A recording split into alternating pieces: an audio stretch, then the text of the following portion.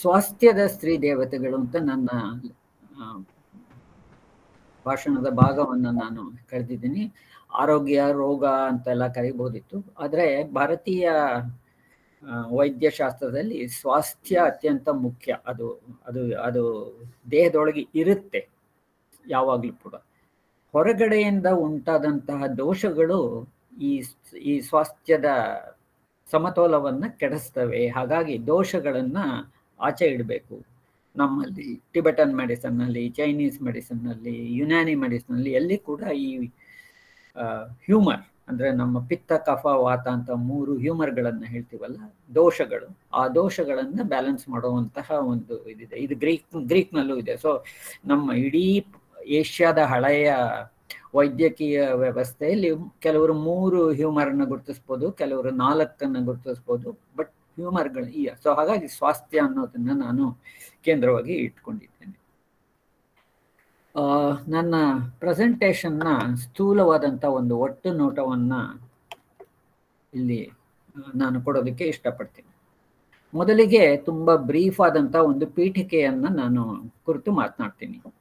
ಎರಡನೇದಾಗಿ ಒಂದು ತಾತ್ವಿಕ, ಇದನ್ನು ನೋಡಬೇಕಾದಂಥ ಒಂದು ತಾತ್ವಿಕ ಚೌಕಟ್ಟನ್ನು ಕುರಿತು ಮಾತನಾಡ್ತೀನಿ. ಈ ತಾತ್ವಿಕ ಚೌಕಟ್ಟಿನ ಭಾಗವನ್ನು ನಾನು ನಿಮ್ಮ ಈ ಉಪನ್ಯಾಸಕ್ಕೋಸ್ಕರ ಸ್ಪೆಷಲ್ ಆಗಿ ಕಳೆದ ಒಂದು 15-20 ದಿವಸದಿಂದ ಮಾಡಿ ಅದನ್ನು ರೂಪಿಸಿದ್ದೀನಿ. ಮತ್ತು ಯಾವುದೇ ಬಗೆಯ ಸಾಂಸ್ಕೃತಿಕ ಅಧ್ಯಯನಕ್ಕೆ ಇಂತಹ ಒಂದು ಚೌಕಟ್ಟು ಮೂಲಭೂತವಾಗಿ ಸಹಾಯ ಮಾಡ್ಬೋದು ಅಂತ ಭಾವಿಸ್ತೀನಿ ನಾನು. ಮೂರನೆಯದಾಗಿ ಮತ್ತೆ ಸಿಡುಬು ಅಂದರೆ ನಾವು ಸ್ಮಾಲ್ ಪಾಕ್ಸ್ ಅಂತ ಏನು ಕರಿತೀವಿ ಅದನ್ನು ಕುರಿತು ಮಾತನಾಡ್ತೀನಿ. ಯಾಕೆಂದರೆ ಈ ಇಡೀ ಜಗತ್ತಿನಲ್ಲಿ ನಾವು ರೋಗಗಳ ಬಗ್ಗೆ ಮಾತನಾಡ್ತಾ ಇದ್ದೀವಿ ಅಂತಂದರೆ ವೈದ್ಯದ ಬಗ್ಗೆ ಮಾತನಾಡ್ತಾ ಇದ್ದೀವಿ, ಇದರ ಪ್ರಸರಣವನ್ನು ಕುರಿತು ಮಾತನಾಡ್ತಾ ಇದ್ದೀವಿ. ಈ ಪ್ರಸರಣ ಆಗಿರೋದು ಮೋಸ್ಟ್ಲಿ ಯುದ್ಧಗಳಿಂದ ಅಥವಾ ವಾಣಿಜ್ಯ ಸಂಪರ್ಕದಿಂದ. ಹಾಗಾಗಿ ನಮಗೆ ಅತ್ಯಂತ ದೊಡ್ಡ ಚರಿತ್ರೆ ಇರುವಂತಹ ಒಂದು ರೋಗ ಅಂತಂದರೆ ಅದು ಸಿಡುಬು. ಕ್ರಿಸ್ತಪೂರ್ವ 2500ರಿಂದ ಅದು 1969ರಲ್ಲಿ ಕಂಪ್ಲೀಟ್ ಆಗಿ ನಿರ್ನಾಮ ಆಗಿದೆ ಅಂತ ಒಂದು ಡಿಕ್ಲರೇಷನ್ ವರ್ಲ್ಡ್ ಹೆಲ್ತ್ ಆರ್ಗನೈಸೇಷನ್ ಮಾಡುತ್ತೆ. ಮತ್ತು ಇದೊಂದೇ ಪ್ರಪಂಚದ ಇತಿಹಾಸದಲ್ಲಿ ಸಂಪೂರ್ಣವಾಗಿ ನಿರ್ಮೂಲನಗೊಂಡಿರುವಂತಹ ಒಂದು ರೋಗ. ಸೊ ಹಾಗಾಗಿ ಅದರ ಚರಿತ್ರೆಯ ಬಗ್ಗೆ ಮತ್ತು ಇದರ ಬಗ್ಗೆ ಇರುವಂಥ ಮಾಹಿತಿ ಹೇರಳ. ಆ ಕಾರಣದಿಂದ ನಾನು ಅದನ್ನು ಮಾತನಾಡ್ತೀನಿ. ಅದನ್ನ ನಂತರದ ಸ್ತ್ರೀ ದೇವತೆಗಳಿಗೆ ಸಂಪರ್ಕ ಮಾಡೋದಕ್ಕೆ ಪ್ರಯತ್ನ ಪಡ್ತೀನಿ. ಮತ್ತು ಅವರೆಲ್ಲರೂ ಒಂದಲ್ಲ ಒಂದು ರೀತಿಯಲ್ಲಿ ಸಿಡುಬಿಗೆ ಸಂಬಂಧಿಸಿದವರು. ಸಿಡುಬು ನಮ್ಮ ಮಧ್ಯಕಾಲೀನ ಭಾರತ, ಮಧ್ಯಕಾಲೀನ ಏಷ್ಯಾ ಖಂಡವನ್ನು ಕಾಡಿದಂಥ ಅತ್ಯಂತ ದೊಡ್ಡ ಸಾಂಕ್ರಾಮಿಕ ರೋಗ. ಹಾಗಾಗಿ ಹಾರೀತಿ ಬೌದ್ಧರ ದೇವತೆ, ಪರ್ಣಶಬರಿ ಬೌದ್ಧರ ದೇವತೆ, ಜ್ಯೇಷ್ಠ ಹಿಂದೂ ದೇವತೆ, ಅಂಬಿಕಾ ಜೈನರ ದೇವತೆ, ಶೀತಲ ಮತ್ತೆ ಹಿಂದೂ ದೇವತೆ, ಮಾರಮ್ಮ, ಇವರಷ್ಟನ್ನು ಕುರಿತು ಒಂದು ಸ್ವಲ್ಪ ಚರ್ಚೆಯನ್ನು ಮಾಡ್ತೀನಿ. ಪೂರ್ಣ ಮಾಡೋದಕ್ಕಾಗಲ್ಲ, ಬಟ್ ಅವರ ಅತ್ಯಂತ ಮುಖ್ಯವಾದ ಅಂಶಗಳನ್ನು ಇಲ್ಲಿ ತರ್ತೀನಿ. ಮತ್ತು ಮಾರಿ ಬಗ್ಗೆ ನಾನು ವಿಶೇಷವಾಗಿ ಮಾತನಾಡೋದಕ್ಕೆ ಹೋಗ್ತಾ ಇಲ್ಲ. ಶೀತಲ ಬಗ್ಗೆ ಮಾತನಾಡಿದ್ದೀನಿ ಅಂದರೆ ಮಾರಿ ಬಗ್ಗೆ ಮಾತನಾಡಿದ್ದೀನಿ ಅಂತ ಅರ್ಥ. ಉತ್ತರ ಭಾರತದಲ್ಲಿ ಶೀತಲ ಅಂತ ಯಾರನ್ನ ಕರೀತಾರೋ, ದಕ್ಷಿಣ ಭಾರತದಲ್ಲಿ ಮಾರಿ ಅಂತ ಕರಿತೀವಿ, ಸ್ವಲ್ಪ ಬದಲಾವಣೆಗಳೊಂದಿಗೆ. ಮೋರೋವರ್ ಮಾರಿಯ ಬಗ್ಗೆ ಒಂದು ಸಪರೇಟ್ ಲೆಕ್ಚರೇ ಇದರಲ್ಲಿ ಅರೇಂಜ್ ಮಾಡಿರೋದ್ರಿಂದ ಅದರ ಬಗ್ಗೆ ನಾನು ಹೆಚ್ಚು ಮಾಹಿತಿಯನ್ನು ಮಾಡೋದಕ್ಕೆ ಹೋಗೋದಿಲ್ಲ. ಕೊನೆಯದಾಗಿ ಇಡೀ ನಾನು ಏನು ಮಾತನಾಡಿದ್ದೀನೋ ಅದನ್ನು ಕುರಿತಾದಂಥ ಒಂದು ಪರಿಚರ್ಚೆಯನ್ನು ಮಾಡ್ತೀನಿ. ಪೀಠಿಕೆ. ಹರಪ್ಪ ಸಂಸ್ಕೃತಿಯಲ್ಲಿ ಸುಮಾರು 20 ಸ್ತ್ರೀಯರು ಎಂದು ಗುರುತಿಸಲಾಗಿರುವ ಟೆರಾಕೋಟಾ ಮೂರ್ತಿಗಳು ಸಿಕ್ಕಿವೆ. ಆವೆ ಮಣ್ಣು ಅಂತ ಕರಿತೀವಲ್ಲ ಅದನ್ನು. ಅವುಗಳನ್ನು ಮಾತೃದೇವತೆಗಳು ಎಂದು ಕರೆದು ಅವುಗಳಿಗೆ ದಕ್ಷಿಣ ಭಾರತದ ಗ್ರಾಮ ದೇವತೆಗಳೊಂದಿಗೆ ಸಂಬಂಧ ಇರಬಹುದು ಎಂದು ವಿದ್ವಾಂಸರು ಊಹಿಸಿದ್ದಾರೆ. ಇದು 1885 ಸುಮಾರಿಗೆ ಮಾಡಿದಂತಹ ಇದು. ಸೊ ದಕ್ಷಿಣ ಭಾರತ ಅನ್ನೋದು ಒಂದು ದೊಡ್ಡ ಎಕ್ಸಾಗರೇಷನ್ನು. ನಮ್ಮ ಗ್ರಾಮ ದೇವತೆಗಳು ಅದಕ್ಕೂ ಸಂಬಂಧ ಇದೆ ಅಂತ. ಮತ್ತು ಈ ವಾದ ನಡೀತಾನೆ ಇದೆ. ಇತ್ತೀಚೆಗೂ ಹೊಸದಾಗಿ ಜೆನೆಟಿಕ್ ರಿಸರ್ಚ್ ಇಂದಾಗಿ ಮತ್ತೆ ನಾವೆಲ್ಲರೂ ದ್ರಾವಿಡಿಯನ್ಸ್ ಎಲ್ಲರೂ ಒಂದು ಭಾಷಿಕವಾದಂತಹ ತಂತನ್ನು ಹಿಡ್ಕೊಂಡು, ಎಳೆಯನ್ನು ಹಿಡ್ಕೊಂಡು, ಭಾಷಿಕ ಎಳೆ ಯಾವತ್ತು ಬೇಕಾದ್ರೂ ಬದಲಾಗ್ಬೋದು, 100 ವರ್ಷದಲ್ಲಿ ಬದಲಾಗಿ ಹೋಗಿದೆ ಭಾಷಿಕ ಎಲೆಗಳು. ನಾವು ಅದರ ಬಗ್ಗೆ ಚರ್ಚೆ ಮಾಡ್ತಿದ್ದೀವಿ. ಸೊ ಇದು ಊಹೆ ಅಷ್ಟೇ ಅಲ್ಲಿ. ಅವುಗಳಲ್ಲಿ ಒಂದು ಸ್ಥೂಲಕಾಯದ ಮೂರ್ತಿಯು ಶಿಶುವನ್ನು ಎದೆಗೆ ಅವಿಚಿಕೊಂಡಿರುವಂತಿದೆ. ನಂತರದ ಚರಿತ್ರೆಯಲ್ಲಿ ಈ ಬಗೆಯ ಸ್ತ್ರೀ ಮಕ್ಕಳ ಮೂರ್ತಿ ಶಿಲ್ಪಗಳು ಸ್ವಾಸ್ಥ್ಯದ ದೇವತೆಗಳನ್ನು ಪ್ರತಿನಿಧೀಕರಿಸುವುದರಿಂದ, ಅಂದ್ರೆ ಸ್ತ್ರೀ ಮತ್ತು ತಾಯಿ ಇರುವಂತಹ ಮೂರ್ತಿಗಳನ್ನ ಸ್ವಾಸ್ಥ್ಯದ ದೇವತೆಗಳ ಪ್ರಾತಿನಿಧಿಕ ದೇವತೆಗಳಾಗಿ ಗಮನಿಸಬಹುದು ನಾವು.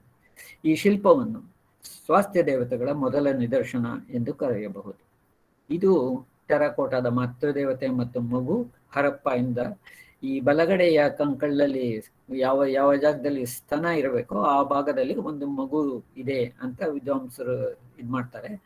ತುಂಬಾ ಆಶ್ಚರ್ಯಕರವಾಗಿ ಗಮನಾರ್ಹವಾದಂತಹ ಒಂದು ಬದಲಾವಣೆ ಅಂದ್ರೆ, ಸಾಮಾನ್ಯವಾಗಿ ಮಕ್ಕಳನ್ನ ಎಡಗಡೆಯ ತೊಡೆಯ ಮೇಲೆ ಕೂರಿಸ್ಕೊಂಡಿರ್ತಾರೆ ಮತ್ತು ಎಡಗಡೆಯ ಮೊಲೆಗೆ ಹತ್ತಿರವಾಗಿ ಇಟ್ಕೊಂಡಿರ್ತಾರೆ ದೇವತೆಗಳು. ಇದೊಂದು ಅದರ ವಿರುದ್ಧವಾದಂತಹ ಇದು ಬಲಗಡೆ ಇರೋದು ಅತ್ಯಂತ ಕುತೂಹಲಕಾರಿಯಾದ ವಿಷಯ. ಅದಕ್ಕೆ ವಿವರಣೆ ನನಗೆ ಕೊಡೋದಕ್ಕಾಗೋದಿಲ್ಲ.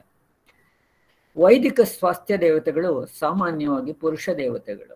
ಧನ್ವಂತರಿ, ಅಶ್ವಿನಿ ದೇವತೆಗಳು, ಜ್ವರದ ದೇವತೆಯಾದ ರುದ್ರ, ನಂತರ ಅವನನ್ನ ಜ್ವರಾಸುರ ಅಂತ ಮತ್ತೆ ಕರೀತಾರೆ. ಅದನ್ನ ಮತ್ತೆ ನೋಡೋಣ ಇದು ಅವಕಾಶ ಸಿಕ್ಕಿದ್ರೆ. ಇದಕ್ಕೆ ನಿದರ್ಶನಗಳು. ಲೆಸ್ನಿಕ್ ಅನ್ನೋರು ಒಬ್ರು ವಿದ್ವಾಂಸರು ಪಶುಪಾಲಕರ ದೇವತೆಗಳ ಬಗ್ಗೆ ಚರ್ಚಿಸುತ್ತಾ, ಭಾರತದ ಬಹುತೇಕ ಪಶುಪಾಲ ಸಂಸ್ಕೃತಿಗಳಲ್ಲಿ ಕುದುರೆಯ ಮೇಲೆ ಕುರಿತಿರುವ ಪುರುಷ ದೇವತೆ ಹಾಗೂ ಪೀಠದ ಮೇಲೆ ಆಸೀನಳಾಗಿರುವ ಸ್ತ್ರೀ ದೇವತೆಯ ಜೋಡಿಯನ್ನು ಗಮನಿಸಿದ್ದಾರೆ. ಇದು ಕರ್ನಾಟಕ, ಆಂಧ್ರ, ತೆಲಂಗಾಣ ಹಾಗೂ ಮಹಾರಾಷ್ಟ್ರದ ಮೈಲಾರ ಮಾಲರ್ಚಿ ಹಾಗೂ ಅವರ ಸಂವಾದಿ ದೇವತೆಗಳಿಗೆ ಅನುಗುಣವಾಗುತ್ತದೆ. ನಮ್ಮ ಹಳೆಗನ್ನಡ ಶಾಸನದಲ್ಲಿ ಮತ್ತು ಕಾವ್ಯದಲ್ಲಿ ಮಾಳಚಿ ಮೈಲಾರನಿಗಿಂತ ಹೆಚ್ಚು ಮುಖ್ಯವಾದಂತಹ ದೇವರು. ಅದನ್ನ ಚರ್ಚೆ ನಾನು ಎತ್ಕೊಳ್ಳಲ್ಲ. ಎರಡನೇದನ್ನ ಅದು ಸ್ವಲ್ಪ ಮೇಲೆ ಹೋಗಿದೆ. ತಾತ್ವಿಕ ಚೌಕಟ್ಟು, ಅದನ್ನ 3 ಮಾದರಿಗಳನ್ನ ನಾನು ತಾತ್ವಿಕ ಚೌಕಟ್ಟಿಗೆ ಉಪಯೋಗಿಸ್ಕೊಳ್ತೀನಿ. ಒಂದನ್ನ ಶಿಲ್ಪ ಮಾದರಿ ಅಂತ ಕರೀತಿದ್ದೀನಿ. ಒಂದು ಶಿಲ್ಪದ ಮೂಲಕ ಒಂದು ಮಾದರಿಯನ್ನ ಕಟ್ಕೊಳ್ಳೋಕೆ ಸಾಧ್ಯವೇ ಅನ್ನೋಂಥ ಒಂದು ಪ್ರಶ್ನೆ. ಇಂತಹ ಅಧ್ಯಯನಕ್ಕೆ ಸೂಕ್ತ ಮಾದರಿಯನ್ನು ಹುಡುಕುವ ಸಲುವಾಗಿ ಶಿಲ್ಪ, ಪವಿತ್ರ ಭೂಗೋಳ, ಸೇಕ್ರೆಡ್ ಜಿಯೋಗ್ರಫಿ ಹಾಗೂ ಹಸ್ತಪ್ರತಿಗಳ ಮೂಲಕ ಚರ್ಚಿಸುತ್ತೇನೆ. ಮೊದಲಿಗೆ ಬೌದ್ಧ ದೇವತೆ ಹಾರೀತಿಯ ಶಿಲ್ಪದತ್ತ ನೋಡೋಣ. ನಂತರದಲ್ಲಿ ಎಲ್ಲೋರದ ಗುಹಾ ದೇವಾಲಯಗಳ ಸ್ಥಳ ವಿನ್ಯಾಸವನ್ನು ನೋಡೋಣ.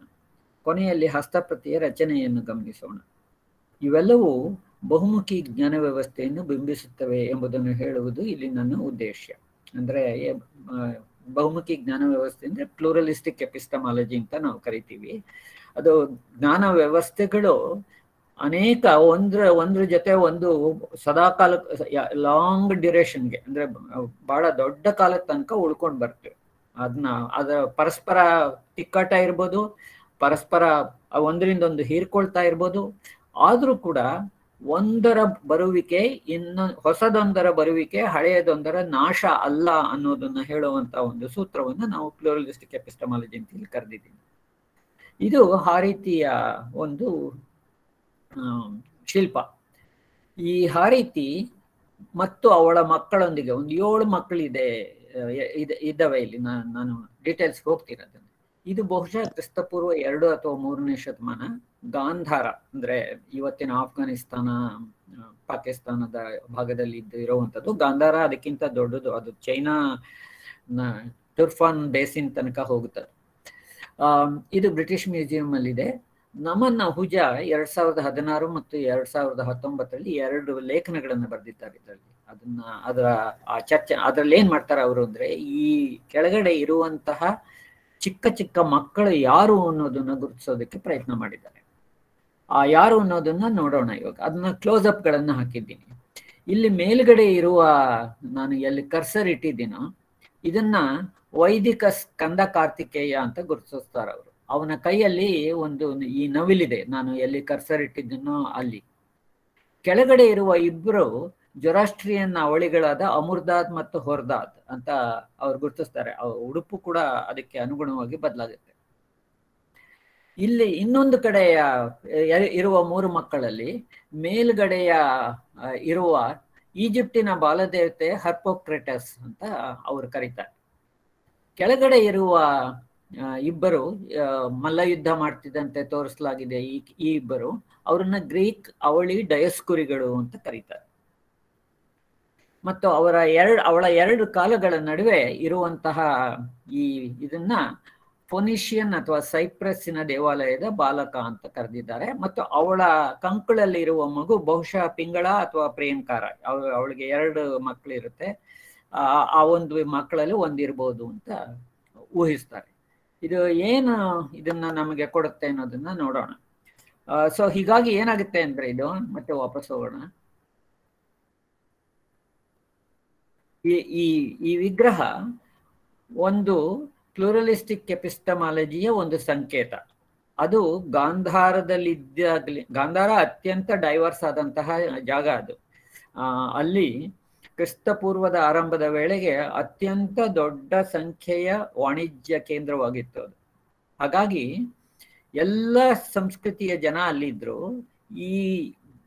ಆ ರೀತಿ ಅದಕ್ಕೆ ಮೊದಲು ಒಬ್ಳು ಜನಪದ ದೇವತೆ, ಅವಳನ್ನ ಯಾವ ಫಾರಂನಲ್ಲಿ ಇದ್ಲೋ ಅದೇ ರೀತಿ ಈ ಗ್ರೀಕ್ ಶಿಲ್ಪದ ನಿಯಮಗಳನ್ನ, ಈ ಶಿಲ್ಪಕ್ಕೆ ಗಾಂಧಾರ ಸ್ಕೂಲ್ ಅಂದ್ರೆ ಹೆಲನಿಸ್ಟಿಕ್ ಅಥವಾ ಗ್ರೀಕ್ ಇನ್ಫ್ಲೂಯೆನ್ಸ್ ಇದೆ ಅಂತ ಅರ್ಥ. ಅದಕ್ಕೆ ಅಲ್ಲಿನ ಎಲ್ಲ ನಿಯಮಗಳನ್ನ ಇದ್ರ ಮೇಲೆ ಆರೋಪಿಸಿ ಅಥವಾ ಅದನ್ನು ಉಪಯೋಗಿಸಿದನ್ನ ಕಳೆದು, ಆದ್ರೆ ಅಲ್ಲಿ ತಂದ ದೇವತೆಗಳನ್ನ, ಈ ಮಕ್ಕಳಿದೆಯಲ್ಲ ಅವು ಭಿನ್ನ ಭಿನ್ನ ಸಂಸ್ಕೃತಿಯ ಮಕ್ಕಳು.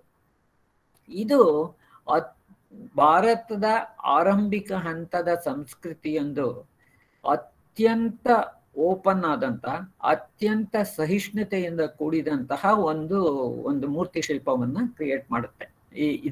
ಇದರ ಹಿನ್ನೆಲೆಯನ್ನ ನೀವು ನೋಡ್ಬೇಕು ಅಂದ್ರೆ ಅಲ್ಲಿ 4 ಭಾಷೆಯನ್ನ ಬಳಸಿದ್ದಾನೆ ಕನಿಷ್ಕ ತನ್ನ ನಾಣ್ಯಗಳ ಮೇಲೆ. ಆರಂಭಿಕ ಸಂಸ್ಕೃತ ಗ್ರಂಥಗಳು ಹುಟ್ಟಿದ್ದಲ್ಲಿ ಅಶ್ವಘೋಷ ಕನಿಷ್ಕನ ಆಸ್ಥಾನದಲ್ಲಿದ್ದಂತಹ ವ್ಯಕ್ತಿ. ಪ್ರಾಕೃತ ಅಲ್ಲಿನ ಭಾಷೆ, ಸಂಸ್ಕೃತ ಅಲ್ಲ. ಅದು ಸಂಸ್ಕೃತ ಕೃತಿ, ಮೊದಲ ಕೃತಿ ಬರೋದು ಅಲ್ಲಿ. ಮತ್ತು ಅದು ಇಲ್ಲಿ ಆಗಿನ ಕಾಲದ ಕೃತಿಗಳು ಚೈನೀಸ್ಗೆ, ಟೊಕೇರಿಯನ್ಗೆ, ಟಿಬೆಟನ್ಗೆ, ಪರ್ಷಿಯನ್ಗೆ ಅನುವಾದ ಆಗಿದೆ. ಸೊ ಅದು ಬೇರೆ ರೀತಿಯ ಓಪನ್ ಆದಂತಹ ಅನುವಾದವನ್ನು ಉಳ್ಳಂತಹ ಸಂಸ್ಕೃತಿ ಅದು. ಇದು ಒಂದು ನಮಗೆ ಮುಂದೆ ಸಿಗಬಹುದಾದಂತ ಒಂದು ಮಾದರಿ. ಈ ಮಾದರಿ ಈ ಕೇವಲ ಗಾಂಧಾರದ್ದು ಮತ್ತು ಒಂದು ಶಿಲ್ಪದ್ದು ಅಂದ್ಬಿಟ್ಟು ಮರೆಯೋದಕ್ಕಾಗೋದಿಲ್ಲ. ಇಂತಹ ಮಾದರಿ ಇದೆಯಲ್ಲ ನಮ್ಮಲ್ಲಿ ಪ್ರತಿ ಒಂದು ಭಾಗದ ಸಾಂಸ್ಕೃತಿಕ ರಚನೆಯಲ್ಲೂ ಕೂಡ ತುಂಬಿ ತುಳುಕ್ತಾ ಇರುತ್ತೆ. ಇದನ್ನ ನಾನು ಎಲ್ಲೋರವನ್ನ ನೋಡೋದಕ್ಕೆ ಪ್ರಯತ್ನ ಮಾಡೋಣ. ಎಲ್ಲೋರದ ಪವಿತ್ರ ಭೂಗೋಳದ ಮಾದರಿ ಅಂತ ಅಂದ್ರೆ, ಇವಾಗ ನಮ್ಮ ಯಾವ್ದಾರು ನೀವು ಹರಿದ್ವಾರ ಅಂತ ಜಾಗ ನೋಡಿದ್ರೆ ಅಲ್ಲಿ ಎಲ್ಲಾ ಅಖಾಡಗಳು ಇವೆ. ಎಲ್ಲ ಮಠದ, ವಾರಣಾಸಿಗೆ ಹೋದ್ರೆ ನೀವು ಕಾಶಿ ವಿಶ್ವನಾಥನ ಕ್ಷೇತ್ರ ಇರ್ಬೋದು, ಬಟ್ ವೈಷ್ಣವ ಮಠಗಳು ಕೂಡ ಅಲ್ಲಿವೆ. ರಾಮಾನುಜಾಚಾರ್ಯರ ಮಠ ಕೂಡ ಅಲ್ಲಿ ಇದೆ. ಸೊ ಹಾಗಾಗಿ ಇಂತಹ ಪವಿತ್ರ ಭೂಗೋಳಗಳು ಏನ್ ಮಾಡ್ತವೆ ಅಂದ್ರೆ ಒಂದು ಬೇರೆ ಬೇರೆ ಧಾರ್ಮಿಕ ನೆಲೆಗಳನ್ನ ತಮ್ಮಲ್ಲಿ ಅಡಕ ಮಾಡ್ಕೊಳ್ತವೆ. ಯಾತಕ್ಕದು ಅಂದ್ರೆ ಮಧ್ಯಕಾಲೀನ ವ್ಯಾಪಾರ ಮತ್ತು ವಾಣಿಜ್ಯದ ಅತ್ಯಂತ ಮುಖ್ಯವಾದಂತಹ ಕೇಂದ್ರಗಳು. ಹಾಗಾಗಿ ಎಲ್ಲ ಬಗೆಯ ಜನ ಅಲ್ಲಿಗೆ ಬರ್ತಿದ್ರು, ಎಲ್ಲ ಬಗೆಯ ಜನ ಅಲ್ಲಿಗೆ ಕಾಣಿಕೆ ಸಲ್ಲಿಸ್ತಿದ್ರು, ಎಲ್ಲ ಬಗೆಯ ವ್ಯಾಪಾರಿಗಳು ದತ್ತಿ ಕೊಡ್ತಾ ಇದ್ರು. ಹೀಗಾಗಿ ಅದಕ್ಕೆ ಒಂದು ಬೇರೆ ಓಪನ್ನೆಸ್ ಅಥವಾ ಸಹಬಾಳ್ವೆಯ ಒಂದು ಮಾದರಿ ಅದಕ್ಕೆ ಸಹಜವಾಗಿದೆ. ಎಲ್ಲೋರದಲ್ಲಿ ಸುಮಾರು 100 ಗುಹಾ ದೇವಾಲಯಗಳಿವೆ. ಅವುಗಳಲ್ಲಿ 34 ಮಾತ್ರ ಸಾರ್ವಜನಿಕರಿಗಾಗಿ ತೆರೆಯಲಾಗಿದೆ. ಅದನ್ನೇ ನಾವು ಹೋಗಿ ನೋಡೋದು. ಆದ್ರೆ ಅವು ಬೌದ್ಧ, ಹಿಂದೂ, ಜೈನರ ಗುಹಾಲಯಗಳು. ಅದನ್ನ ಯುನೆಸ್ಕೋ ಸೈಟ್ ಏನ್ ಹೇಳ್ತಿದ್ರೆ ಸಹಬಾಳ್ವೆಯ ಸಂಕೇತ ಅಂತ ಕರೆಯುತ್ತೆ. ಸೊ ಇನ್ನು ಮಾಡರ್ನ್ ಸೆಕ್ಯುಲರಿಸಮ್ ಅನ್ನುವ ಆರ್ಗ್ಯುಮೆಂಟ್ ನಾವು ಮಾಡ್ತಾ ಇದ್ದೀವಲ್ಲ, ಆ ಹಿನ್ನೆಲೆಯಲ್ಲಿ. ಆದ್ರೆ ನಾವು ಮಂದಟ್ ಮಾಡ್ಕೊಳ್ಬೇಕಾಗಿರೋದು ಏನಂದ್ರೆ, ಈ ಬಗೆಯ ಸಹಬಾಳ್ವಿಕೆಯ ಸ್ಥಿತಿ ಸಹಜವಾಗಿದ್ದು ಇಲ್ಲಿನ ಜನತೆಗೆ ಅಥವಾ ಇಲ್ಲಿನ ಅಲ್ಲಿ ಬದುಕು ಬಾಳ್ತಾ ಇರುವ ಜನರಿಗೆ ಎಲ್ಲ ಕಾಲದಲ್ಲೂ ಕೂಡ ಅದೊಂದು ಸಹಜ ಸ್ಥಿತಿ ಇತ್ತು. ನೀವು ಸೆಕ್ಯುಲರಿಸಂನ ಭಾಷಣವನ್ನ ನಾವು ದೆಕ್ಕನ್ ಜನರಿಗೆ ಹೇಳ್ಬೇಕಾಗಿಲ್ಲ. ಅವರು ಅದರಲ್ಲಿ ಬದುಕಿ ಬಾಳ್ದವರು ಕಳೆದ 400-500 ವರ್ಷಗಳಿಂದ ಇಂಡೋ ಮುಸ್ಲಿಂ ಸಿಂಕ್ರೆಟಿಕ್ ಅಟ್ಮಾಸ್ಫಿಯರ್ ಅಲ್ಲಿ ಬಾಳಿ ಅದನ್ನ ಕಟ್ಟಿದವರು. ಅದರಿಂದಾಗಿ ಅದನ್ನ ಒಂದು ಸೇಕ್ರೆಡ್ ಮಾದರಿ ಅಂತ ಕರಿತೀನಿ. ಅದರಲ್ಲಿ 12 ಹೀನಾಯನ ಬೌದ್ಧ ಗುಹೆಗಳು 1-13 ಅವೆಲ್ಲ ಲೀನಿಯರ್ ಆಗಿವೆ. ಅದು ಅತ್ಯಂತ ಮುಖ್ಯ. ಇವೆಲ್ಲವೂ ಮೋಸ್ಟ್ಲಿ ರಾಷ್ಟ್ರಕೂಟರ ಕಾಲದಲ್ಲಿ ಕಟ್ಟಿದವು, ಕ್ರಿಸ್ತಶಕ 5-8ನೇ ಶತಮಾನದಲ್ಲಿ ಕಟ್ಟಿದವು. ನಂತರ 17 ಹಿಂದೂ ಗುಹೆಗಳಿವೆ. 17 ಹಿಂದೂ ಗುಹೆಗಳು ಬಂತು ಅಂತ 12 ಹೀನಾಯನ ಬೌದ್ಧ ಗುಹೆಗಳನ್ನ ಕಿತ್ತಾಕಿ ಅಲ್ಲಿನ ಏನೋ ಅಲ್ಲಿ ಹಿಂದೂ ಮೂರ್ತಿಗಳನ್ನ ಕಟ್ಟಲಿಲ್ಲ. ನನಗೆ ಅದಕ್ಕೆ ಅಂಬಿಗರ ಚೌಡಯ್ಯ ಅಥವಾ ಅಂಬಿಗರ ಚೌಡಯ್ಯ ಅಲ್ಲ, ಸಾರಿ, ಪುಲಿಗೆರೆ ಆದಯ್ಯನ ರಗಳೆಯನ್ನು ಓದಿದಾಗ ಅವನ ರಗಳೆಗಳಿಗೂ ಮತ್ತು ಅವನ ವಚನಗಳಿಗೂ ಯಾವುದೇ ಸಂಬಂಧ ಇಲ್ಲದೆ ಇರೋದನ್ನು ನೋಡಿ ಸ್ವಲ್ಪ ಆಶ್ಚರ್ಯ ಆಗುತ್ತೆ, ಅದರಲ್ಲಿ ಕಾಣಬರುವ ವಿಧ್ವಂಸನೆಯನ್ನು ಕುರಿತು. ಏನಿಯೋ 17 ಹಿಂದೂ ಗುಹೆಗಳು 13-29ನೆಯ ಗುಹೆಗಳು. ಅವು ರಾಷ್ಟ್ರಕೂಟ ಮತ್ತು ಕಲಚೂರಿಗಳ ಕಾಲದಲ್ಲಿ ಕಟ್ಟಿದ್ದು, ಕ್ರಿಸ್ತಶಕ 7-10ನೇ ಶತಮಾನದ ಅವಧಿಯಲ್ಲಿ ಕಟ್ಟಿದವು. ಕೊನೆಯ 5 ಜೈನ ಗುಹೆಗಳು 30-34 ತನಕ. ಇವು ಯಾದವರ ಕಾಲದಲ್ಲಿ ಕಟ್ಟಿದವು, ಕ್ರಿಸ್ತಶಕ 9-12ನೇ ಶತಮಾನ. ಆದರೆ 3 ಧರ್ಮದ ಗುಹೆಗಳು ಅಕ್ಕಪಕ್ಕದಲ್ಲಿ ಲೀನಿಯರ್ ಆಗಿ ಬಂದವು ಮತ್ತು ಯಾವುದೇ ಬಗೆಯ ಭಗ್ನತೆಗೆ ಒಳಗಾಗದೆ ಇದೆ. ಅದು ಸೇಕ್ರೆಡ್ ಜಿಯೋಗ್ರಫಿಯ ಮಾದರಿ ಇಲ್ಲಿ ನೀವು ನೋಡ್ಬೋದು. ನಾನು ಇಲ್ಲಿ ಇದು ಮಾಡ್ತೀನಿ. ಇತ್ಲ ಕಡೆಯಿಂದ ನೋಡಿದ್ರೆ ಇಲ್ಲಿಂದ ಇಲ್ಲಿಯ ತನಕ ಹಿಂದೂ ಬೌದ್ಧ ಗುಹೆಗಳು, ನಂತರ ಇಲ್ಲಿಂದ ಇಲ್ಲಿಯ ತನಕ ಹಿಂದೂ ಗುಹೆಗಳು, ಇಲ್ಲಿಂದ ಈ ಕೊನೆಯ ತನಕ ಇಲ್ಲಿ ಇವು ಜೈನ ಗುಹೆಗಳು. ಸೊ ಹಾಗಾಗಿ ಎಲ್ಲೋರದ ಸೇಕ್ರೆಡ್ ಜಿಯೋಗ್ರಫಿಯೇ ಒಂದು ಮಾದರಿಯನ್ನು ನಮಗೆ ಕೊಡುತ್ತೆ. ಕೋ ಎಕ್ಸಿಸ್ಟೆನ್ಸ್ ಅಥವಾ ಹೇಗೆ ಪ್ಲೂರಲಿಸ್ಟಿಕ್ ಎಪಿಸ್ಟಮಾಲಜಿ. ಎಲ್ಲೋರ ಯಾತಕ್ಕೆ ಅಂದರೆ Ellora stood in the intersection of 2 ಮುಖ್ಯವಾದ ದಾರಿಗಳನ್ನು ಗುರುತಿಸ್ತಾರೆ. ನಮ್ಮ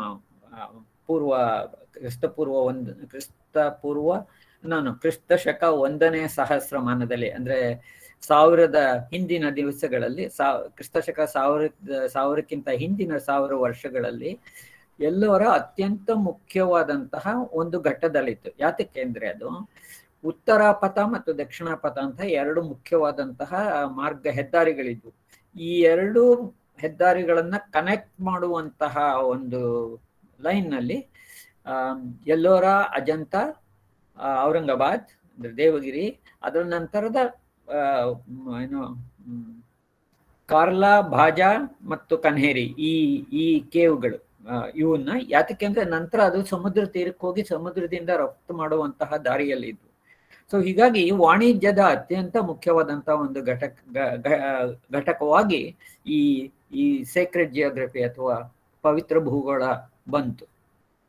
ಈಗ ನಾನು ಒಂದು ಹಸ್ತಪ್ರತಿ ಮಾದರಿಯ ಹೋಗೋದಕ್ಕೆ ಪ್ರಯತ್ನ ಮಾಡ್ತೀನಿ. ಯಾತಕ್ಕೆಂದ್ರೆ ಬೇಸಿಕಲಿ ನಾನು ಸಾಹಿತ್ಯದವನ ಕಾರಣದಿಂದ.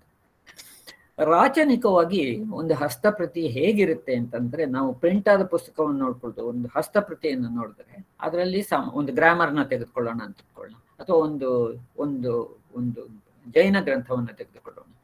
ಅದರಲ್ಲಿ ಮೊದಲಿಗೆ ಒಂದು ಸೂತ್ರ ಇರುತ್ತೆ ಅಥವಾ ಒಂದು ಗಾಹೆ ಇರುತ್ತೆ. ಜೈನ ಗ್ರಂಥವಾಗಿದ್ದರೆ ಗಾಹೆ, ಸಂಸ್ಕೃತ ಗ್ರಂಥವಾಗಿದ್ರೆ ಒಂದು ಸೂತ್ರ, ಇಲ್ಲದೆ ಇದ್ರೆ ಹಳಗನ್ನಡದ ಒಂದು ಕಂದವೋ ಒಂದು ವೃತ್ತವೋ ಇರುತ್ತೆ. ಆ ಸೂತ್ರ ಸುಮ್ಮನೆ ಹಂಗೆ ಇರೋಲ್ಲ, ಅದಕ್ಕೆ ಒಂದು ಅನ್ವಯ ಇರುತ್ತೆ ಅದ್ರ ಕೆಳಗೆ. ಆ ಅನ್ವಯಕ್ಕೆ ಒಂದು ತಾತ್ಪರ್ಯ ಇರುತ್ತೆ. ಆ ತಾತ್ಪರ್ಯ ಆದ ನಂತರ ಲಕ್ಷಣ ಪದ್ಯಗಳಿರ್ತವೆ. ಅದ್ರ ಕೆಳಗೆ ಟೀಕೆ ಇರುತ್ತೆ. ಇವಷ್ಟು ಸೇರಿ ಒಂದು ಹಸ್ತಪ್ರತಿಯ ಮಾದರಿ ಅದನ್ನ ಇದಾಗೋದು. ಮತ್ತು ಇದರಲ್ಲಿ ಯಾವ ಬಗೆಯ ಬಹುಳತೆ ಸೇರ್ಕೊಳ್ಳುತ್ತೆ ಅನ್ನೋದನ್ನ ನಾನು ಇದು ಮಾಡ್ತೀನಿ. ಎರಡನೇದಾಗಿ ಅದರಲ್ಲಿ ಬಹುಭಾಷಿಕತೆ ಇರುತ್ತೆ. ಸಾಮಾನ್ಯವಾಗಿ ನಮ್ಮ ಜೈನ ಗ್ರಂಥಗಳಲ್ಲಿ ಪ್ರಾಕೃತ ಇದ್ದೇ ಇರಬೇಕು, ಗಾಥೆ. ಅದಕ್ಕೋಸ್ಕರ ಒಡ್ಡಾರಾಧನೆಯ ಶುರುವಾಗೋದಕ್ಕೆ ಮೊದಲು ಒಂದು ಗಾಥೆ ಇರುತ್ತೆ, ಮಧ್ಯದಲ್ಲೂ ಗಾಥೆಗಳಿರ್ಬೋದು. ಆ ಗಾಹೆಗಳನ್ನ ಅನ್ವಯ ಮಾಡಿ, ವಿಸ್ತರಿಸಿ, ತಾತ್ಪರ್ಯ ಮಾಡಿ, ಕಥೆ ಸೇರಿಸಿ ಮಾಡುವಂತ ಒಂದಿದು. ಇದನ್ನ ನಾನು ಎಲ್ಲೋ ವ್ರತಕಥಾ ಮಾಡಲ್ಲ ಅನುವಾದ ಅಂತ ಕರೆದಿದ್ದೆ. ಅಂದ್ರೆ ವ್ರತಕಥೆ, ನೋಂಪಿ ಕಥೆಗಳನ್ನು ಮಾದರಿ ಅಂತ ಹೇಳಿದ್ದೀನಿ. ಹೀಗಾಗಿ ಪ್ರಾಕೃತ, ಸಂಸ್ಕೃತ, ಕನ್ನಡ 3 ಭಾಷೆಗಳು ಉಪಯೋಗ ಆಗುತ್ತೆ ನಮ್ಮ ಮೋಸ್ಟ್ ಆಫ್ ದ ಹಸ್ತಪ್ರತಿಗಳಲ್ಲಿ. ಈ ಕಾರಣದಿಂದ ಅದರಲ್ಲಿ ಒಂದು ಅನುವಾದದ ಆಯಾಮ ಕೂಡ ಇರುತ್ತೆ. ಈ ಅನುವಾದ ಅಂತರ್ಭಾಷಿಕವಾಗಿರ್ಬೋದು.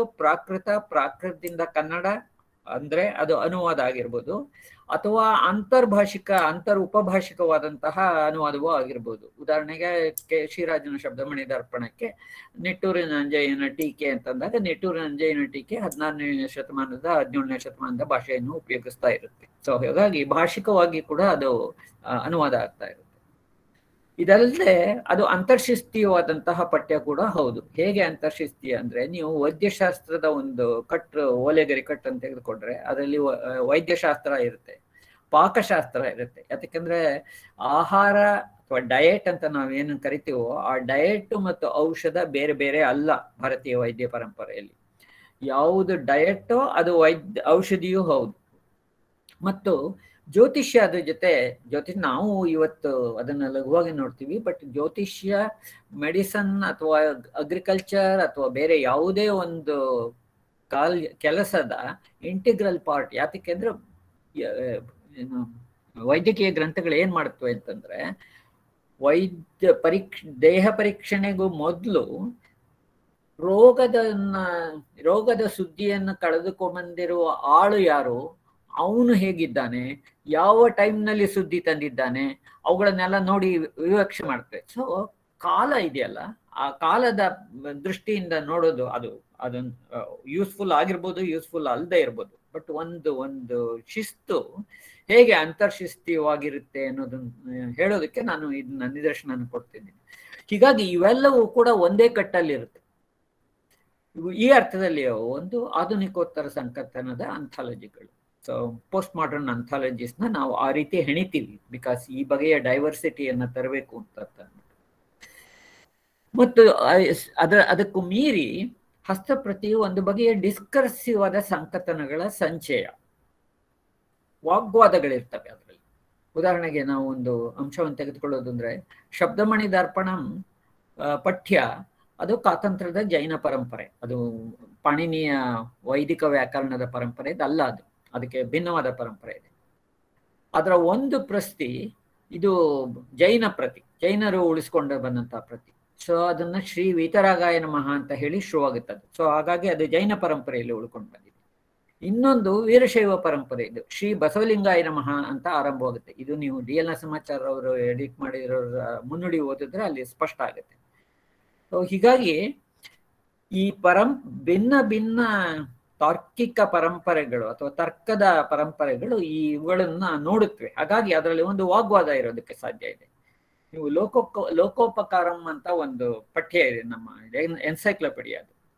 ಆ ಪಠ್ಯವನ್ನು ನೋಡಿದ್ರೆ ಅದರ ಪದ್ಯಗಳ ಅನೇಕದ ಟೀಕೆ ಅದಕ್ಕೆ ಟ್ಯಾಂಜೆನ್ಷಿಯಲ್ ಆಗಿ ಹೋಗ್ತಾ ಇರುತ್ತೆ. ಟ್ಯಾಂಜೆನ್ಷಿಯಲ್ ಅಂದ್ರೆ ನಾವೇನ್ ಅನ್ಕೊಳ್ತೀವಿ, ಟೀಕೆ ಸಾಮಾನ್ಯವಾಗಿ ಯಾವ ಪದ್ಯಕ್ಕೆ ಟೀಕೆ ಬರ್ತಿರುತ್ತೋ ಅದನ್ನ ವಿಸ್ತರಿಸುತ್ತೆ ಅಂತ. ಇದು ಹಾಗೆ ಮಾಡೋಲ್ಲ, ಇದು ಅದನ್ನ ವಿಸ್ತರಿಸ್ಕೊಂಡು ಬೇರೆ ಒಂದು ಡೈರೆಕ್ಷನ್ಗೆ ಹೋಗುತ್ತೆ. ಸೊ ಈ ಅರ್ಥದಲ್ಲಿ ಅದು ಡಿಸ್ಕರ್ಸಿವ್ ಸಂಕಥನ ಮತ್ತು ಅದು ವಾಗ್ವಾದಗಳ ಒಂದು ಕೇಂದ್ರ ಅಂತ ನಾನು ಹೇಳಿದೆ. ಈ ಎಲ್ಲ ಕಾರಣಗಳಿಂದ ಹಸ್ತಪ್ರತಿಯೇ ಒಂದು ಪ್ಲೂರಲಿಸ್ಟಿಕ್ ಎಪಿಸ್ಟಮಾಲಜಿ. ನಾನು ಯಾವುದನ್ನ ಆ ರೀತಿಯಲ್ಲಿ ನೋಡೋಕೆ ಪ್ರಯತ್ನ ಮಾಡ್ತಾ ಇದ್ದೀನಿ, ಯಾವುದನ್ನ ಎಲ್ಲೋರ ಅಂತ ಸೆಕ್ರೆಟ್ ಜಿಯೋಗ್ರಫಿಯಲ್ಲಿ ನೋಡೋಕೆ ಪ್ರಯತ್ನ ಪಡ್ತಿದ್ದೀನಿ, ಅದೇ ರೀತಿ ಇದೊಂದು ಪ್ಲೂರಲಿಸ್ಟಿಕ್ ಎಪಿಸ್ಟಮಾಲಜಿ. ಅಲ್ಲಿ ಒಂದು ಬಹುಮುಖಿ ಜ್ಞಾನ ವ್ಯವಸ್ಥೆ ಇರ್ತದೆ, ಸಹಬಾಳ್ವೆಯ ವ್ಯವಸ್ಥೆ ಇರುತ್ತೆ. They are called as coexisting system, ಜೊತೆ ಬದುಕುವಂತಹ ವ್ಯವಸ್ಥೆ. ಈಗ ಈ ಚಿತ್ರವನ್ನು ನೋಡಿ, ಅದನ್ನು ಸ್ಪಷ್ಟ ಮಾಡ್ಕೊಂಡು ಮೇಲೆ ಸೂತ್ರ ಇರುತ್ತೆ, ಅದು ಪ್ರಾಕೃತ ಸಂಸ್ಕೃತದಲ್ಲಿ ಇರುತ್ತೆ, ಅನ್ವಯ ಕನ್ನಡದಲ್ಲಿ, ತಾತ್ಪರ್ಯ ಕನ್ನಡದಲ್ಲಿ. ಆದರೆ ಸೂತ್ರ ಕನ್ನಡಕ್ಕೆ ಅನ್ವಯ ಮತ್ತು ತಾತ್ಪರ್ಯಗಳಲ್ಲಿ ಮಾಡಿದ ತಕ್ಷಣ ಅದು ಅನುವಾದದ ಒಂದು ಹಂತಕ್ಕೆ ಹೋಗಿದೆ. ಲಕ್ಷ ಪದ್ಯಗಳು ಒಂದು ಬಗೆಯ ಅಂಥಾಲಜಿ, ನಾನು ಪೋಸ್ಟ್ ಮಾಡರ್ನ್ ಅಂಥಾಲಜಿಯ ಲಕ್ಷಣ ಪದ್ಯಗಳು, ಅದನ್ನ ಲಕ್ಷ ಪದ್ಯಗಳು ಒಂದು ಬಗೆಯ ಅಂಥಾಲಜಿ. ಯಾತಕ್ಕೆಂದ್ರೆ ನೀವು ಸೂಕ್ತಿ ಸುಧಾರಣವನ್ನು ನೋಡಿದ್ರೆ, ಸೂಕ್ತಿ ಸುಧಾರಣವ ತಾನು ಸಂಯೋಜಿತಗೊಂಡಂತಹ ಪೂರ್ವದಲ್ಲಿ ಬಂದಂತಹ ಜೈನ, ಬ್ರಾಹ್ಮಣ, ವೀರಶೈವ ಕವಿಗಳ ಅತ್ಯುತ್ತಮ ಅಷ್ಟಾದಶ ವರ್ಣನೆಗಳ ಪದ್ಯಗಳನ್ನ ತನ್ನಲ್ಲಿ ಒಂದು ಅಂಥಾಲಜಿ ರೂಪದಲ್ಲಿ ತರುತ್ತೆ. ಹಾಗಾಗಿ ಒಬ್ಬ ವೀರಶೈವ ಕವಿ ಪಕ್ಕ ಒಬ್ಬ ಜೈನ ಕವಿ ಕೂತಿರ್ತಾನೆ, ಅವನ ನೆಕ್ಸ್ಟ್ ಪದ್ಯ, ಅದ್ರ ನೆಕ್ಸ್ಟ್ ಪದ್ಯ ಒಬ್ಬ ಬ್ರಾಹ್ಮಣ ಕವಿ ಕೂತಿರ್ತಾನೆ. ಸೊ ಈ ಅರ್ಥದಲ್ಲಿ ಇನ್ನೊಂದು ಬಗೆಯ ವಾಟ್ ಐ ಕಾಲ್ ಡಿಸ್ಕರ್ಸಿವ್ ಡಿಸ್ಕೋರ್ಸ್ ಅನ್ನೋದನ್ನ ಕಟ್ಟೋದಕ್ಕೆ ಹುಡುಕೋದಕ್ಕೆ ನಾವು ನೋಡೋದಕ್ಕೆ ಸಾಧ್ಯ ಆಗ್ಬೋದು. ಮತ್ತು ಈ ಹಂತದಲ್ಲಿ ಅದೊಂದು ಎರಡನೇ ಅನುವಾದವನ್ನ ಪಡ್ಕೊಳ್ಳುತ್ತೆ. ಟೀಕೆ ಭಾಷ್ಯ ನಾನು ಮೊದಲೇ ಹೇಳ್ದಂಗೆ ಮೂರನೇ ಹಂತದ ಅನುವಾದವನ್ನ ಪಡ್ಕೊಳ್ಳುತ್ತೆ. ಹೀಗಾಗಿ ನಾವು ಯಾವ ರೀತಿ ಹಿಂದಿನ ಎರಡು ಇನ್ಸ್ಟೆನ್ಸಸ್ ನೋಡಿದ್ವೋ ಅದೇ ರೀತಿ ಹಸ್ತಪ್ರತಿ ಪರಂಪರೆಯ ಕಾವ್ಯ ಶಾಸ್ತ್ರ ಬಹುಳತೆಯ ಜ್ಞಾನ ವ್ಯವಸ್ಥೆ. ಮತ್ತೆ ಈ ಮುಂದೆ ಇನ್ನೂ ಹೇಳ್ಬೇಕು ಅಂದ್ರೆ ಈ ಪ್ಲೂರಲಿಸ್ಟಿಕ್ ಎಪಿಸ್ಟಮಾಲಜಿ ಜೊತೆ ಯಾವಾಗ್ಲೂ ಕೂಡ ಇದರ ಲಿಂಗ ಭೇದ, ಜೆಂಡರ್, ಜಾತಿ, ಕ್ಯಾಸ್ಟ್, ಯಾಕೆಂದ್ರೆ ಇದನ್ನ ಬರೆಯುವ ಮೇಂಟೈನ್ ಮಾಡುವ ನಾಲೆಡ್ಜ್ ಸಿಸ್ಟಮ್ಸ್ ಇದೆಯಲ್ಲ ಅವೆಲ್ಲ ಕ್ಯಾಸ್ಟ್ ಬೇಸ್ಡ್. ಉದಾಹರಣೆಗೆ ಶಿಲ್ಪಿಗಳ ಜಾತಿ ಶಿಲ್ಪದಲ್ಲಿ ತೊಡಗುತ್ತೆ, ಆರ್ಕಿಟೆಕ್ಟ್ಗಳ ಜಾತಿ ಇನ್ನೊಂದು, ಇದಕ್ಕೆ ಹಣ ಕೊಡುವ ವಣಿಕರ ಜಾತಿ ಇನ್ನೊಂದು, ಈ ಹಸ್ತಪ್ರತಿಗಳನ್ನ ಬರೆಯುವ, ಓಲೆಗರಿಗಳನ್ನ ತೆಗೆಯುವ ಪ್ರತಿಯೊಂದಕ್ಕೂ ಭಿನ್ನ ಅದರ ಕಂಠವನ್ನು ತಯಾರು ಮಾಡುವ ಜಾತಿ ಇನ್ನೊಂದು ಸೊ ಹೀಗಾಗಿ ಇವೆಲ್ಲದರ ಹಿನ್ನೆಲೆಯಲ್ಲಿ ಅದಲ್ಲದೆ ಧರ್ಮ ಬೇರೆ ಬೇರೆ, ಇವೆಲ್ಲದರ ಹಿನ್ನೆಲೆಯಲ್ಲಿ ಬೇರೆ ಬೇರೆ ಸೋಷಿಯಲ್ ಎಪಿಸ್ಟಮಾಲಜಿಗಳಿರ್ತವೆ. ಅಂದ್ರೆ ಸಾಮಾಜಿಕ, ಅವೆಲ್ಲ ಮನಾಪಲಿಸ್ಟಿಕ್. ಮಧ್ಯಕಾಲೀನ ಭಾರತದಲ್ಲಿ ಒಂದು ಪ್ರೊಫೆಷನ್ ಇಂದ ಇನ್ನೊಂದು ಪ್ರೊಫೆಷನ್ಗೆ ಬರೋದಕ್ಕೆ ಸಾಧ್ಯವಿಲ್ಲ. ಇವೆಲ್ಲವೂ ಸೇರಿ ಇದೊಂದು ಪ್ಲೂರಲಿಸ್ಟಿಕ್ ಸೋಷಿಯಲ್ ಎಪಿಸ್ಟಮಾಲಜಿ ಆಗ್ತದೆ. ಇದು ನಾವು ಗಮನಿಸಬೇಕಾದ ಅತ್ಯಂತ ಮುಖ್ಯ ಅಂಶ.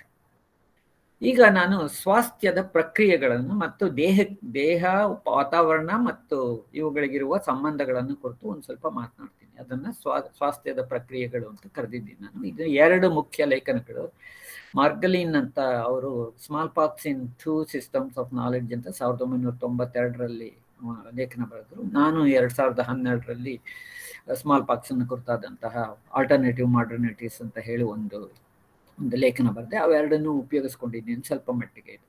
ಇವೆಲ್ಲದರಿಂದ ಇದು ಮಾಡುವ ಅಂಶಗಳೇನು ಅಂದ್ರೆ, ನಮ್ಮಲ್ಲಿ ಕೃಷಿಕ ಪ್ರಕ್ರಿಯೆಗಳು, ದೈಹಿಕ ಪ್ರಕ್ರಿಯೆಗಳು, ರಾಜಕೀಯ ಪ್ರಕ್ರಿಯೆಗಳು ಮತ್ತು ಧಾರ್ಮಿಕ ಪ್ರಕ್ರಿಯೆಗಳು ಇವೆಲ್ಲವೂ ಕೂಡ ಒಂದಕ್ಕೊಂದಕ್ಕೆ ಕೊಂಡಿಯಂತೆ ಬೆಸೆದುಕೊಂಡಿರುತ್ತೆ. ದೇ ಆರ್ ಓವರ್ಲ್ಯಾಪಿಂಗ್ ಸಿಸ್ಟಮ್ಸ್ ಅಂತ. ಅಂದ್ರೆ agricultural processes, bodily processes, political processes and religious processes ಇವೆಲ್ಲವೂ ಒಂದಕ್ಕೊಂದಕ್ಕೆ ಸಂಬಂಧ ಇದೆ. ಉದಾಹರಣೆಗೆ ಕೃಷಿ ಭೂಮಿ, ದೇಹವು ಭೂಮಿಯೇ. ಕೃಷಿಯ ನೀರನ್ನ ಹರಿಸ್ಬೇಕು. ರಾಜ ಒಂದು ಎಲ್ಲಿ ರಾಜಕೀಯ ಪ್ರತಿ ಯಾತಕ್ಕಾಗುತ್ತೆ ಅಂದ್ರೆ ಭೂರಮಣವನ್ನು ಎಲ್ಲ ಮಧ್ಯಕಾಲೀನ ಭಾರತದಲ್ಲಿ ಎಲ್ಲ ಬಗೆಯ ಭೂಮಿಯೂ ಅರಸನಿಗೆ ಸಂಬಂಧಿಸಿದ್ದು. ಅವನ ಪರ್ಮಿಷನ್ ತಗೊಂಡು ದತ್ತಿದಾನ ಕೊಡೋದು. ಹೀಗಾಗಿ ಅರಸ ಹೊಸದಾದ ಭೂಮಿಯನ್ನ ಗೆದ್ದು ಅದರಲ್ಲಿರುವುದನ್ನ ಹರಿಸ್ತಾನೆ, ಅಲ್ಲಿ ನೀರನ್ನ ಹರಿಸಿ ಭೂಮಿಯನ್ನ ರೆಡಿ ಮಾಡ್ತಾನೆ. ಆ ಭೂಮಿಯನ್ನ ಪಾರಂಪರಿಕವಾಗಿ ಬ್ರಾಹ್ಮಣನಿಗೆ ದಾನ ಕೊಡ್ತಾನೆ. ಆ ಬ್ರಾಹ್ಮಣನಿಗೆ ದಾನ ಕೊಟ್ಟ ಭೂಮಿಯಲ್ಲಿ ಕೃಷಿಯ ಪ್ರೋಸೆಸ್ ಅನ್ನು ಶುರು ಮಾಡ್ತಾನೆ. ಆದ್ರೆ ಈ ಕೃಷಿಯ ಪ್ರೋಸೆಸ್ ನಿಂದ ಬಂದಂತಹ ಬೆಳೆ ಇದೆಯಲ್ಲ, ಆ ಬೆಳೆ ದೇಹದ ಸ್ವಾಸ್ಥ್ಯಕ್ಕೆ, ನರಿಶ್ಮೆಂಟ್ಗೆ ಉಪಯೋಗ ಆಗುತ್ತೆ. ಹೀಗಾಗಿ ಅದು ಆ ಹಂತದಲ್ಲಿ ಅದು ವೈದ್ಯದ ಕ್ವಿಸೈನ್ ಒಂದತ್ತ, ಅಂದ್ರೆ ಪಾಕಶಾಸ್ತ್ರ ಒಂದತ್ತ, ವೈದ್ಯಶಾಸ್ತ್ರ ಇನ್ನೊಂದತ್ತ, ಎರಡು ಅಂಶಗಳಿಗೆ ಹೋಗುತ್ತೆ. ಇವೆಲ್ಲವೂ ಕೂಡ ಕಾಂಪ್ಲೆಕ್ಸ್ ಆದಂತಹ ಧಾರ್ಮಿಕ ಪ್ರಕ್ರಿಯೆಗಳೊಂದಿಗೆ ಕರೆದಿದೆ. ಉದಾಹರಣೆಗೆ ಭೂಮಿ ಉಳೋದು ಅಂದ್ರೆ ಒಂದು ರಿಚುವಲ್. ಅದು ಭೂಮಿಯನ್ನು ಉಳೋದು, ಕೂರಿಗೆಯನ್ನ ನೀವು ಸುಮ್ಮನೆ ತಿರುಗಿಸಿ ನೋಡಿದ್ರೆ ಅದರ ಇದು ಸ್ತ್ರೀಯ ಜನನೇಂದ್ರಿಯದ ಒಂದು ಸಂಕೇತವನ್ನು ಇದು ಮಾಡುತ್ತೆ. ಅಲ್ಲಿಂದ ಉಳೋದದು, ಮೇಲಿನಿಂದ ಬೀಜ ಹಾಕೋದು, ಹೆಣ್ಣು ಉಡಿಯಲ್ಲಿ ಕಟ್ಟಿದಂತಹ ಒಂದು ಬೀಜದ ಮಡಿಲಲ್ಲಿ ತೆಗೆದು ಹಾಕ್ತಾ ಹೋಗ್ಬೇಕು. ಸೊ ಹೀಗಾಗಿ ಸ್ತ್ರೀ ದೇಹದ ಪ್ರತಿಮೆ ಪ್ರತಿಯೊಂದು ಹಂತದಲ್ಲೂ ಕೂಡ ಈ ಎಲ್ಲ ರಿಚುವಲ್ಗಳಲ್ಲಿ ಭೂಮಿಗೆ ಪ್ರತಿಯೊಂದಕ್ಕೂ ಸಂಬಂಧಿಸ್ಕೊಳ್ಳುತ್ತೆ. ಇದಲ್ಲದೆ ನೋಡಿ, ಒಂದು ಲೂಮ್ ಅಂದ್ರೆ ಒಂದು ಮಗ್ಗ ಸ್ತ್ರೀ ದೇಹದ ಪ್ರತೀಕ, ಒಂದು ಕುಲುಮೆ ಇನ್ನು ಸ್ತ್ರೀ ದೇಹದ ಪ್ರತೀಕ. ಕಾಳಿಯ ದೇಹ ಊಂಬ್ ಅಂದ್ರೆ ಕಾಳಿಯ ಗರ್ಭಕೋಶದಲ್ಲಿ ಅದಿರು ಮೆಲ್ಟ್ ಆಗೋದು. ಸೊ ಹೀಗಾಗಿ ಇವೆಲ್ಲವೂ ಕೂಡ ಪರಸ್ಪರ ಒಂದಕ್ಕೊಂದಕ್ಕೆ ಸಂಬಂಧಿಸಿದಂತಹ ಪ್ರಕ್ರಿಯೆಗಳು. ಹಾಗಿದ್ರೆ ರೋಗ ಏನು? ಈ ಸ್ವಾಸ್ಥ್ಯವಿರುವಂತಹ ದೇಹ ಸಮತೋಲದಲ್ಲಿದೆ ಅಂದ್ರೆ ರೋಗ ಏನು ಅಂದ್ರೆ ಪಿತ್ತ, ಕಫ, ವಾತಗಳಲ್ಲೇ ಉಂಟಾಗುವ ಈ ಏರುಪೇರು. ಹಾಗಾಗಿ ಈ ಏರುಪೇರನ್ನ ಸರಿತೂಗಿಸಬೇಕು. ಟಿಬೆಟನ್ ಬುದ್ಧಿಸಂನಲ್ಲಿ ಇದು ಕರ್ಮಕ್ಕೆ ಸಂಬಂಧಿಸುತ್ತೆ. ಹಾಗಾಗಿ ಕರ್ಮದಿಂದ ಏನು ಈ ಏರುಪೇರಾಗುತ್ತೆ ಅಂತ ಅವರು ಭಾವಿಸ್ತಾರೆ. ಮತ್ತೆ ಅದಕ್ಕೆ ಏನ್ ಮಾಡ್ಬೇಕು ಅನ್ನೋದು ವಿವರಗಳನ್ನ ಅವ್ರು ಕೊಡ್ತಾರೆ ಟಿಬೆಟನ್ ಮೆಡಿಸಿನ್ ಅಲ್ಲಿ ಅದಿದೆ. ಸೊ ಹಾಗಾಗಿ ದೇವರ ಅಥವಾ ಒಂದು ದೇವಿಯ ಇಂಟರ್ವೆನ್ಷನ್ ಈ ಎಲ್ಲ ಪ್ರೋಸೆಸ್ಗಳಲ್ಲೂ ಒಂದಲ್ಲ ಒಂದು ಅರ್ಥದಲ್ಲಿ ಸೇರ್ಕೊಳ್ತಾ ಹೋಗ್ತದೆ. ಹೀಗಾಗಿ ಔಷಧಿ, ಪಥ್ಯ ಮತ್ತು ಧಾರ್ಮಿಕ ಆಚರಣೆ ಇವು ಮೂರರ ನಡುವೆ ಬೇಸಿಕಲಿ ವ್ಯತ್ಯಾಸಗಳು ಇರೋದಿಲ್ಲ. ಇವೆಲ್ಲವೂ ಸಹ ವ್ಯವಸ್ಥೆಗಳು. ನಾನು ಹಿಂದೆ ಹೇಳಿದಾಗೆ overlapping systems, pluralistic epistemology. So ಹೀಗಾಗಿ ನಾನು ಇದರಲ್ಲಿ ಸ್ವಾಸ್ಥ್ಯ, ಕಾಯ, ಧರ್ಮ ಮತ್ತು ಪರಿಸರವನ್ನ ಹೇಗೆ ಒಳಗೂಡಿಸಿಕೊಳ್ಳುತ್ತೆ ಅನ್ನೋದಕ್ಕೆ ಒಂದು ಫಿಗರ್ ಹಾಕಿ ತೋರಿಸಿದ್ದೇನೆ. ಇವೆಲ್ಲದರ ನಡುವೆ ಪರ್ಮಿಯಬಿಲಿಟಿ ಇದೆ, ಡಬಲ್ ಲೈನ್ ಇರೋದೇ ಎಲ್ಲವೂ ಕೂಡ ಪರ್ಮಿಯಬಿಲಿಟಿ. ಸೊ ಹಾಗಾಗಿ ಸ್ವಾಸ್ಥ್ಯವನ್ನ ಸರಿಯಾಗಿ ಇಟ್ಕೊಳ್ಬೇಕು ಅಂದ್ರೆ ನಾನು ಈ ತನಕ ಮಾಡಿರೋ ಚರ್ಚೆಯನ್ನ ಅನುಗುಣವಾಗಿ ಕಾಯ, ದೇಹ ಇದೆಯಲ್ಲ, ದೇಹದಿಂದ ಸ್ವಾಸ್ಥ್ಯ ಸಾಧ್ಯ ಅನ್ನೋದಿದೆ. ಅದ್ರ ಜೊತೆ ಪರಿಸರ, ಧರ್ಮ ಮತ್ತು ಕಾಯ ಇವು ಮೂರು ಕೂಡ ಇಂಟರಾಕ್ಟ್ ಆಗೋದ್ರ ಮೂಲಕ ಅದು ಸಾಧ್ಯ ಆಗತ್ತೆ ಅಂತ ಭಾವಿಸುತ್ತೆ. ಈಗ ಸ್ವಲ್ಪ ಬ್ರೀಫ್ ಆಗಿ ಸಿಡುಬನ್ನ ಕುರಿತು ನೋಡೋಣ. ನಾನು ಮೊದಲೇ ಹೇಳಿದ್ದೇನೆ ಇದನ್ನ. ಸಿಡುಬು ಅತ್ಯಂತ ಪ್ರಾಚೀನವಾದ ಸಾಂಕ್ರಾಮಿಕ ರೋಗ. ಅದು ವಾಣಿಜ್ಯ ಅಥವಾ ದಂಡಯಾತ್ರೆಗಳಿಂದ, ಅಂದ್ರೆ ಬೇಸಿಕಲಿ ಚಲನೆಯ ಮೂಲಕ ಹಬ್ಬುತ್ತದೆ. ಇದು ಅತ್ಯಂತ ಸುಲಭವಾಗಿ ದೃಷ್ಟಿಗೆ ಗೋಚರವಾಗುವ ರೋಗ. ಕಣ್ಣಿಂದ ನೋಡಿದ ತಕ್ಷಣ ಹೇಳ್ಬೋದು. ಅಷ್ಟೇ ಮಾರಕತೆ ಹೆಚ್ಚು. ಅದರಲ್ಲಿ ಈ ಮಾರಕತೆ ಯಾತಕ್ಕೆ ಹೆಚ್ಚು ಅಂದ್ರೆ ಅದರಲ್ಲಿ 2 ವೆರೈಟಿಗಳಿದೆ ಅಂತ ವಿಜ್ಞಾನಿಗಳು ಗುರುತಿಸ್ತಾರೆ. ವೇರಿಯೋಲಾ ಅಂದ್ರೆ ಸಿಡುಬು ಅಂತ, ವೇರಿಯೋಲಾ ಮೇಜರ್ ಮತ್ತು ವೇರಿಯೋಲಾ ಮೈನರ್ ಅಂತ. ಯುರೋಪಿನ ದೇಶಗಳಲ್ಲಿ ಬಂದಂತಹ ಸಿಡುಬು, ಆಲ್ದೋ 13ನೇ ಶತಮಾನದ ಸಿಡುಬು ಕೆಲವು ಮಿಲಿಯನ್ ಜನರನ್ನ ಕೊಲ್ಲುತ್ತದು. ನಾನು ಅದ್ರ ಡೀಟೇಲ್ಸ್ ಹೋಗೋದಿಲ್ಲ. ಇನ್ನು ಭಾರತದಲ್ಲಿ ಇದ್ದದ್ದು ವೇರಿಯೋಲಾ ಮೇಜರ್ ಅನ್ನೋ ಕಾರಣದಿಂದ ಹೇಳ್ತಾರೆ. ಮೇಜರ್ ಅಂದ್ರೆ ಅದು ದೊಡ್ಡ ಇದು. ಯಾತಕ್ಕೆ ಹಾಗಾಯ್ತು ಅನ್ನೋದನ್ನ ಮುಂದಿನ ಸ್ಲೈಡ್ ನಲ್ಲಿ ನೋಡ್ತೀವಿ. ಇದನ್ನ ಪಾರಂಪರಿಕವಾಗಿ ಸಿಡುಬನ್ನ ಟ್ರೀಟ್ ಮಾಡೋದಕ್ಕೆ ಏನು ಇರ್ಲಿಲ್ಲ ಅಂತ, ಇದು ತುಂಬಾ ಕಾಂಟ್ರವರ್ಷಿಯಲ್ ಆದಂಥದ್ದು. ಏನು ಅಂಥದ್ದೇನು ಮೆಡಿಸನ್ ಇರ್ಲಿಲ್ಲ ಅಂತ ಕೆಲವರು ಹೇಳ್ತಾರೆ. ಕೆಲವರು ಪ್ರಾಚೀನ ಭಾರತದಲ್ಲಿ ಇಂಥ ಒಂದು ಮೆಡಿಸನ್ ಅವರು ಮಾಸ್ಟರ್ ಮಾಡ್ಕೊಂಡಿದ್ರು ಅಂತ ಕೆಲವರು ಹೇಳ್ತಾರೆ. ಸೊ ಹೀಗೆ ಅದನ್ನ ವೇರಿಯೋಲೇಷನ್ ಅಂತ ಕರೀತಾರೆ. ಏನು ವೇರಿಯೋಲೇಷನ್ ಅಂದ್ರೆ ಸಿಡುಬು ಬಂದಾಗ ಬರುವ ಲಸಿಕೆ ಇದೆಯಲ್ಲ, ಅಥವಾ ಅದರ ಯೂಸ್ ಆಗುವ ಲಿಕ್ವಿಡ್, ಆ ಲಿಕ್ವಿಡ್ ನ ತೆಗೆದು 1 ವರ್ಷ ಇಡೋದು. ಅದು ಹಳೆಯದಾದಾಗ ಆ ಲಸಿಕೆಯನ್ನ ಗೀರುವಿಕೆ, ಬಾಚಣಿಗೆ ಅಂತ ಒಂದು ವಸ್ತುವನ್ನ ತೆಗೆದುಕೊಂಡು ಮರದ ಬಾಚಣಿಗೆ ಅಂತ ಇದರಿಂದ ಗೀರ್ತಾ ಇದ್ರು ಅಂತ ಹೇಳ್ತಾರೆ. ಅಥವಾ ಗೊಬ್ಬಳಿ ಮುಳ್ಳು ಅಥವಾ ಸೂಜಿಯನ್ನ ತಗೊಂಡು ಚುಚ್ಚುತ್ತಾ ಇದ್ರು ಅಂತ ಹೇಳ್ತಾರೆ. ಅಥವಾ ಅದರ ಪುಡಿಯನ್ನು ಮೂಗಿಗೆ ಹಚ್ಕೋತಾ ಇದ್ರು ನಶಿತರ ಅಂತ ಹೇಳ್ತಾರೆ. ಇದು ಹೇಗೆ ಸಾಧ್ಯವಾಗ್ತಾ ಇತ್ತು ಅಂದ್ರೆ, ಸುಗ್ಗಿಯ ನಂತರದಲ್ಲೇ ಈ ರೋಗ ಉಲ್ಬಣಗೊಳ್ಳೋದು. ಅದಕ್ಕೆ one of the names for ಸಿಡುಬು ಈಸ್ ಬಸಂತಿ. ಆ ದೇವಿಗೆ ಬಸಂತಿ ಅಂತ ಕರೀತಾರೆ. ವಸಂತ ಕಾಲದ ಇದು. ಸುಗ್ಗಿಯ ನಂತರ ದೇವಿಯ ಜೊತೆಯಲ್ಲಿ ಮನೆ ಮನೆಗೆ ಲಸಿಕಾ ಯಾತ್ರೆ ನಡೀತಿತ್ತು. ಕೆಳವರ್ಗದ ಜನ, ಅದು ಕೆಳವರ್ಗ ಅಂತಾರೆ, ಮೇಲ್ವರ್ಗ ಅಂತಾರೆ. 19ನೇ ಶತಮಾನದಲ್ಲಿ ಇರುವ ಬಂಗಾಳದ ರಿಪೋರ್ಟ್ ನೋಡಿದ್ರೆ ಬ್ರಾಹ್ಮಣರು ಮಾಡ್ತಿದ್ರು ಅದನ್ನ ಅಂತ ಹೇಳ್ತಾರೆ. ಇವರು ಸ್ಪಷ್ಟ ಇಲ್ಲ. ನನ್ನ ಪ್ರಕಾರ ಇಂತಹ ವೃತ್ತಿಗಳಿದ್ದದ್ದು ನಮ್ಮಲ್ಲಿ ಇವತ್ತು ಮಾರಿಯ ಆಚರಣೆ ಕೆಳವರ್ಗದ ಕೈಯಲ್ಲೇ ಇದೆ. ಮಾರಿಯ ಆಚರಣೆಯ ಜೊತೆ ಈ ಬಗೆಯ ಲಸಿಕಾದಾರರು ಹೋಗ್ತಾ ಇದ್ರು. ಅವರು ಮಕ್ಕಳಿಗೆ, ಹೊಸದಾಗಿ ಹುಟ್ಟಿದ ಮಕ್ಕಳಿಗೆ ಲಸಿಕೆಯನ್ನು ಹಾಕ್ತಿದ್ರು. ಹಾಗಾಗಿ ಇದರ ಎಫಿಕೆಸಿ ಅಥವಾ ಇದರ ಪರಿಣಾಮ 80% ನಷ್ಟಿತ್ತು ಅಂತ. 63% ನಷ್ಟು ಎಫಿಕೆಸಿನ ವರ್ಲ್ಡ್ ಹೆಲ್ತ್ ಆರ್ಗನೈಸೇಷನ್ 63ರಲ್ಲಿ ಪ್ರಪಂಚದ ಎರಾಡಿಕೇಶನ್ ಪ್ರೋಗ್ರಾಮ್ನ ಶುರು ಮಾಡಿದಾಗ ಆಯ್ತು. ಗುರಿ ಇಟ್ಕೊಂಡಿದ್ರು. 36 ಕೂಡ ದಾಟ್ಲಿಲ್ಲ. ಸೊ ಅವ್ರು ಏನ್ ಮಾಡಿದ್ರು ಅಂದ್ರೆ, ಪಾರಂಪರಿಕವಾಗಿ ಹೇಗೆ ಮಾಡ್ತಿದ್ವು ಈ ಸಂಸ್ಕೃತಿಗಳು ಅಂತ, ಇದೊಂದು ದೊಡ್ಡ ಹಿಸ್ಟ್ರಿ. ಅದನ್ನ ನಾನು ಇಲ್ಲಿ ಮಾಡೋಕ್ ಹೋಗಲ್ಲ. ಬ್ರಿಟಿಷರು ಅದನ್ನ ವಿರೋಧಿಸ್ತಾರೆ, ನಮ್ಮ ಹಳೆಯ ಲಸಿಕಾ ಪದ್ಧತಿಗಳನ್ನ ನಾಶ ಮಾಡ್ತಾರೆ. ಇದೆಲ್ಲ ತುಂಬಾ ಡಾಮಿನೇಷನ್ ಆಫ್ ನಾಲೆಡ್ಜ್ ಅಂತ, ಅದೊಂದು ದೊಡ್ಡ ಕತೆ. ಅದನ್ನ ಬೇರೆ ಇನ್ಯಾವಾಗ್ಲಾರು ಮಾಡಿ ಹೇಳ್ತೀನಿ. ಈ ಮೂಗಿನ ಪುಡಿಯನ್ನ ಹಚ್ಚೋದಕ್ಕೆ ಅತ್ಯಂತ ದೊಡ್ಡ ದಾಖಲೆ ಅಂದ್ರೆ 1801ರಲ್ಲೋ 2ರಲ್ಲೋ ಬಂದಂತ ಮೈಸೂರಿನ ಮನೆತನದ ರಾಣಿ ಮತ್ತು ಇದು ಚಾಮರಾಜ ಒಡೆಯರ ಹೆಂಡತಿ. ಚಾಮರಾಜ ಒಡೆಯರ ಇದರಿಂದ ಸಿಡುಬಿನಿಂದಲೇ ತೀರ್ಕೊಂಡಿರ್ತಾರೆ. ಸೊ ಅರಮನೆ ಅದನ್ನ ಇನಿಷಿಯೇಟಿವ್ ತಗೊಳ್ತಾರೆ. ಇದ್ರ ಬಗ್ಗೆ ಅಬೆ ಡುಬಾಯ್ಸ್ ಅತ್ಯಂತ ಮುಖ್ಯವಾದಂತಹ ಪಾತ್ರವನ್ನು ವಹಿಸ್ತಾನೆ. ಅವನು ಈ ಒಂದು ಸಿಡುಬಿನ ಮ್ಯಾನ್ಯುಯಲ್ ಅನ್ನ ಕನ್ನಡಕ್ಕೆ ಅನುವಾದ ಮಾಡ್ದ ಅನ್ನೋ ಮಾಹಿತಿ ಕೂಡ ಇದೆ. ಅದು ನನಗೆ ಸಿಕ್ಕಿಲ್ಲ, ಬಟ್ ಇವೆಲ್ಲವೂ ಕೂಡ ಚಾರಿತ್ರಿಕವು ಅತ್ಯಂತ ಮುಖ್ಯವಾದಂತಹ ಇದೆ. ಸೊ ಒಂದು ನಿಮಿಷ, ಇಲ್ಲಿ ನಾಯಿ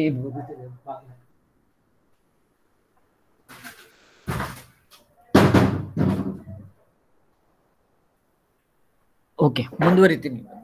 ಸೊ ಈ ಬಗೆಯ ಮಾರಿಯ ಜೊತೆಯಲ್ಲಿ ಹೋದ ಲಸಿಕಾ ಯಾತ್ರೆ ಅವರಿಗೆ ಈ ಯಾವ್ದಾದ್ರು ಒಂದು ಬಗೆಯಿಂದ ಅದನ್ನ don't leave dum at the back, they start barking. ಅದ್ರ ಮನೆಗೆ ಲಸಿಕಾ ಯಾತ್ರೆಯನ್ನು ಮಾಡಿ ಈ ಹೊಸದಾದಂತಹ ಜನರಿಗೆ ಲಸಿಕೆಯನ್ನು ನೀಡ್ತಾ ಇದ್ರು ಅಂತ ಒಂದು ಮಾಹಿತಿ ಇದೆ. ಇದು ಭಾರತದಲ್ಲಿ ಅಂತಹ ಪದ್ಧತಿ ಅಷ್ಟು ಪರಿಣಾಮಕಾರಿಯಾಗಿರ್ಲಿಲ್ಲ, ಅಲ್ಲಿ ಏನು ಇರ್ಲಿಲ್ಲ. ಇದು ಚೈನಾದಿಂದ ಡೆವಲಪ್ ಆಯ್ತು ಅಂತ ಒಂದು ಲೇಖನ ಹೇಳಿದ್ರೆ, ಇನ್ನೊಂದು ಲೇಖನ ಭಾರತದಲ್ಲಿ 3 ಬಗೆಯ ಈ ಗೀರುವಿಕೆ, ಚುಚ್ಚುವಿಕೆ, ಪುಡಿಯನ್ನು ಮೂಗಿ ಹಚ್ಚುವಿಕೆ ಇರೋದೇ ಸೂಚಿಸುತ್ತೆ. ಮತ್ತು ಅವರಾಗಲೇ 13-14ನೇ ಶತಮಾನದ ವೇಳೆಗೆ ಆಯುರ್ವೇದ ವೈದ್ಯಕೀಯ ಗ್ರಂಥಗಳಲ್ಲಿ ಇದರ ಬಗ್ಗೆ ಪ್ರಸ್ತಾಪ ಇರೋದನ್ನು ಕೂಡ ಜನ ತೋರಿಸಿಕೊಟ್ಟಿದ್ದಾರೆ. ಇವೆಲ್ಲವೂ ಇಲ್ಲಿ.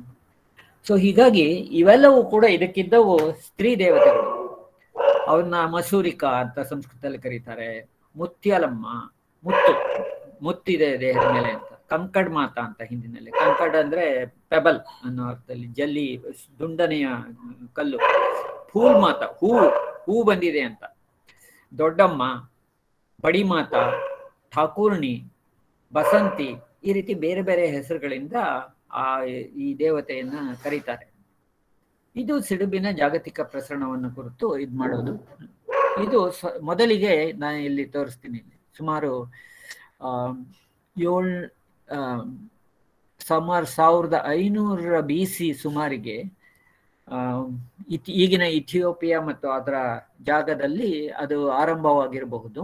ನಂತರ ಟ್ರೇಡ್ ಲಿಂಕ್ಸ್ ಮೂಲಕ 1000 BC ಅಂದ್ರೆ ಕ್ರಿಸ್ತ ಪೂರ್ವ 1ನೇ ಸಹಸ್ರಮಾನದ ಆರಂಭದ ವೇಳೆಗೆ ಅದು ಭಾರತಕ್ಕೆ ಬಂದು ಗ್ಯಾಂಜೆಟಿಕ್ ಪ್ಲೇನ್ ನಲ್ಲಿ ಹಬ್ಬಿಕೊಂಡಿತು ಅಂತ. ಮತ್ತೆ ಇಲ್ಲಿ ಎಂಡಿಮಿಕ್ ಆಯ್ತು, ಅಂದ್ರೆ ಸ್ಥಳೀಯವಾಗಿ ಉತ್ಪಾದನೆ ಆಗುವಂತ ಇದು. ಅದು ಒಂದು BC ಅಂದ್ರೆ ಕ್ರಿಸ್ತ ಪೂರ್ವ 1ನೇ ಶತಮಾನದ ವೇಳೆಗೆ ಆಫ್ಘಾನಿಸ್ತಾನದ ಏರಿಯಾಗೆ ಹೋಗುತ್ತೆ. ಕತೆ ಜನ ಏನ್ ಹೇಳ್ತಾರೆ ಅಂದ್ರೆ, ಮೋಸ್ಟ್ ಪ್ರಾಬಬಲಿ ಅಲೆಕ್ಸಾಂಡರ್ ಸಟ್ಲೆಸ್ ನದಿಯನ್ನ ಯಾತಕ್ಕೆ ಹೋಗ್ಲಿಲ್ಲ ಅಂದ್ರೆ, ಅವನ ಕ್ಯಾಂಪ್ ನಲ್ಲಿ ಈ ಎಪಿಡೆಮಿಕ್ ಬ್ರೇಕ್ ಆಯ್ತು. ಹಾಗಾಗಿ ಅವನು ವಾಪಸ್ ಹೋಗ್ಬೇಕಾಗಿ ಬಂತು ಅಂತ. ನಂತರ ಅವನು ವಾಪಸ್ ತಗೊಂಡು, ನಂತರ ಅದೇ ಕಾಲದಲ್ಲಿ ಸಿಲ್ಕ್ ರೂಟ್ ನಿಂದಾಗಿ AD 48 ವೇಳೆಗೆ ಚೈನಾಗೆ ಅದು ಹೋಗುತ್ತೆ. ಚೈನಾನಲ್ಲಿ 200 ವೇಳೆಗೆ ಎಂಡಿಮಿಕ್, ಅಲ್ಲಿಂದ ಜಪಾನ್ಗೆ 583 ವೇಳೆಗೆ ತಲುಪುತ್ತೆ. ಇನ್ನೊಂದು ಹಂತದಲ್ಲಿ ಇತ್ಲ ಕಡೆಯಿಂದ ಈ ಆಫ್ಘಾನಿಸ್ತಾನ ಹೇಳಿದ್ನಲ್ಲ, ಅಲ್ಲಿಂದ ಮುಂದಕ್ಕೆ ಇನ್ನೊಂದು ವೇವ್ ಇಥಿಯೋಪಿಯನ್ ಮತ್ತು ಅರಬ್ ಯುದ್ಧದಲ್ಲಿ ಮತ್ತೆ ಆಫ್ರಿಕಾದಿಂದ ಅರಬ್ ವರ್ಲ್ಡ್ ಬರುತ್ತೆ. ಒನ್ಸ್ ಅರಬ್ ವರ್ಲ್ಡ್ ಬಂದ್ಮೇಲೆ ಮುಂದಿನ 2 ಶತಮಾನ ಇಸ್ಲಾಮಿಕ್ ಎಕ್ಸ್ಪಾನ್ಷನಲಿಸಮ್, ಮತ್ತು ಅದು 5-6ನೇ ಶತಮಾನಗಳಲ್ಲಿ ಯುರೋಪು ಮತ್ತು ಯುರೋಪಿನ ಸಂಪೂರ್ಣ ಭಾಗಕ್ಕೆ ಅದು ಆವರಿಸ್ಕೊಳ್ಳುತ್ತೆ. ನಂತರದ ಕತೆ ನಮಗೆ ಗೊತ್ತೇ ಇದೆ. ಕ್ರೂಸೈಡ್ಗಳು ಆಯ್ತು ಅಂದ್ರೆ ಒಂದು ಜಾಗದಿಂದ ಇನ್ನೊಂದು ಜಾಗಕ್ಕೆ ಈ ಎಪಿಡೆಮಿಕ್ಸ್ ಮೂವ್ ಆಗೋದು. 15-16ನೇ ಶತಮಾನದ ವೇಳೆಗೆ ವರ್ಲ್ಡ್ ವೈಡ್ ಟ್ರೇಡ್ ಶುರು ಆಗುತ್ತೆ. ಹೊಸ ಹಾಯಿ ದೋಣಿಗಳಲ್ಲಿ ಬರೋದು.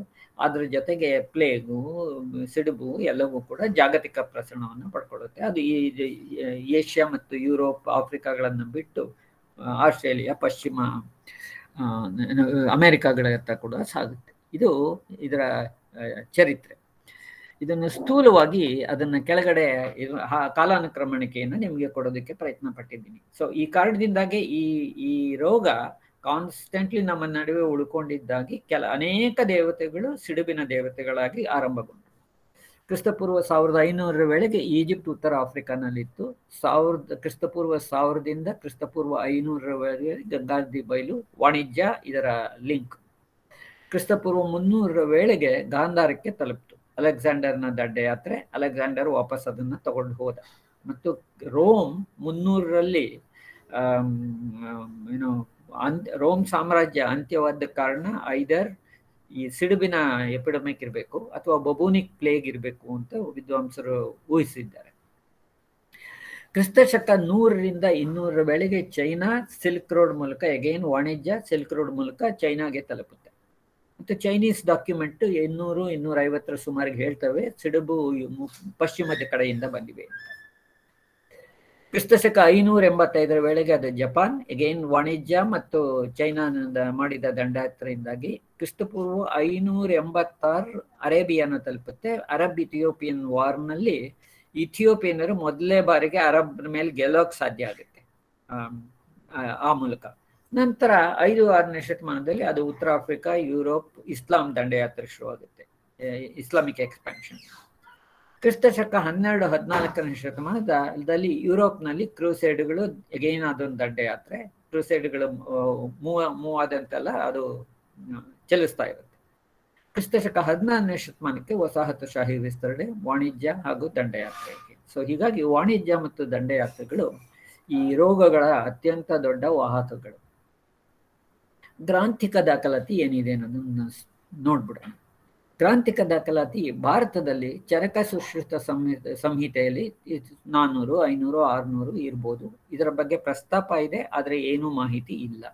ಅದಕ್ಕೆ ಹಿಂದಿನ ಅಥರ್ವವೇದ ನಮ್ಮ ಫಸ್ಟ್ ಮೆಡಿಕಲ್ ಡಾಕ್ಯುಮೆಂಟ್ ಅಂತ ನಾವು ಹೇಳ್ತೀವಿ, ಇದ್ರ ಬಗ್ಗೆ ಪ್ರಸ್ತಾಪವೇ ಇಲ್ಲ.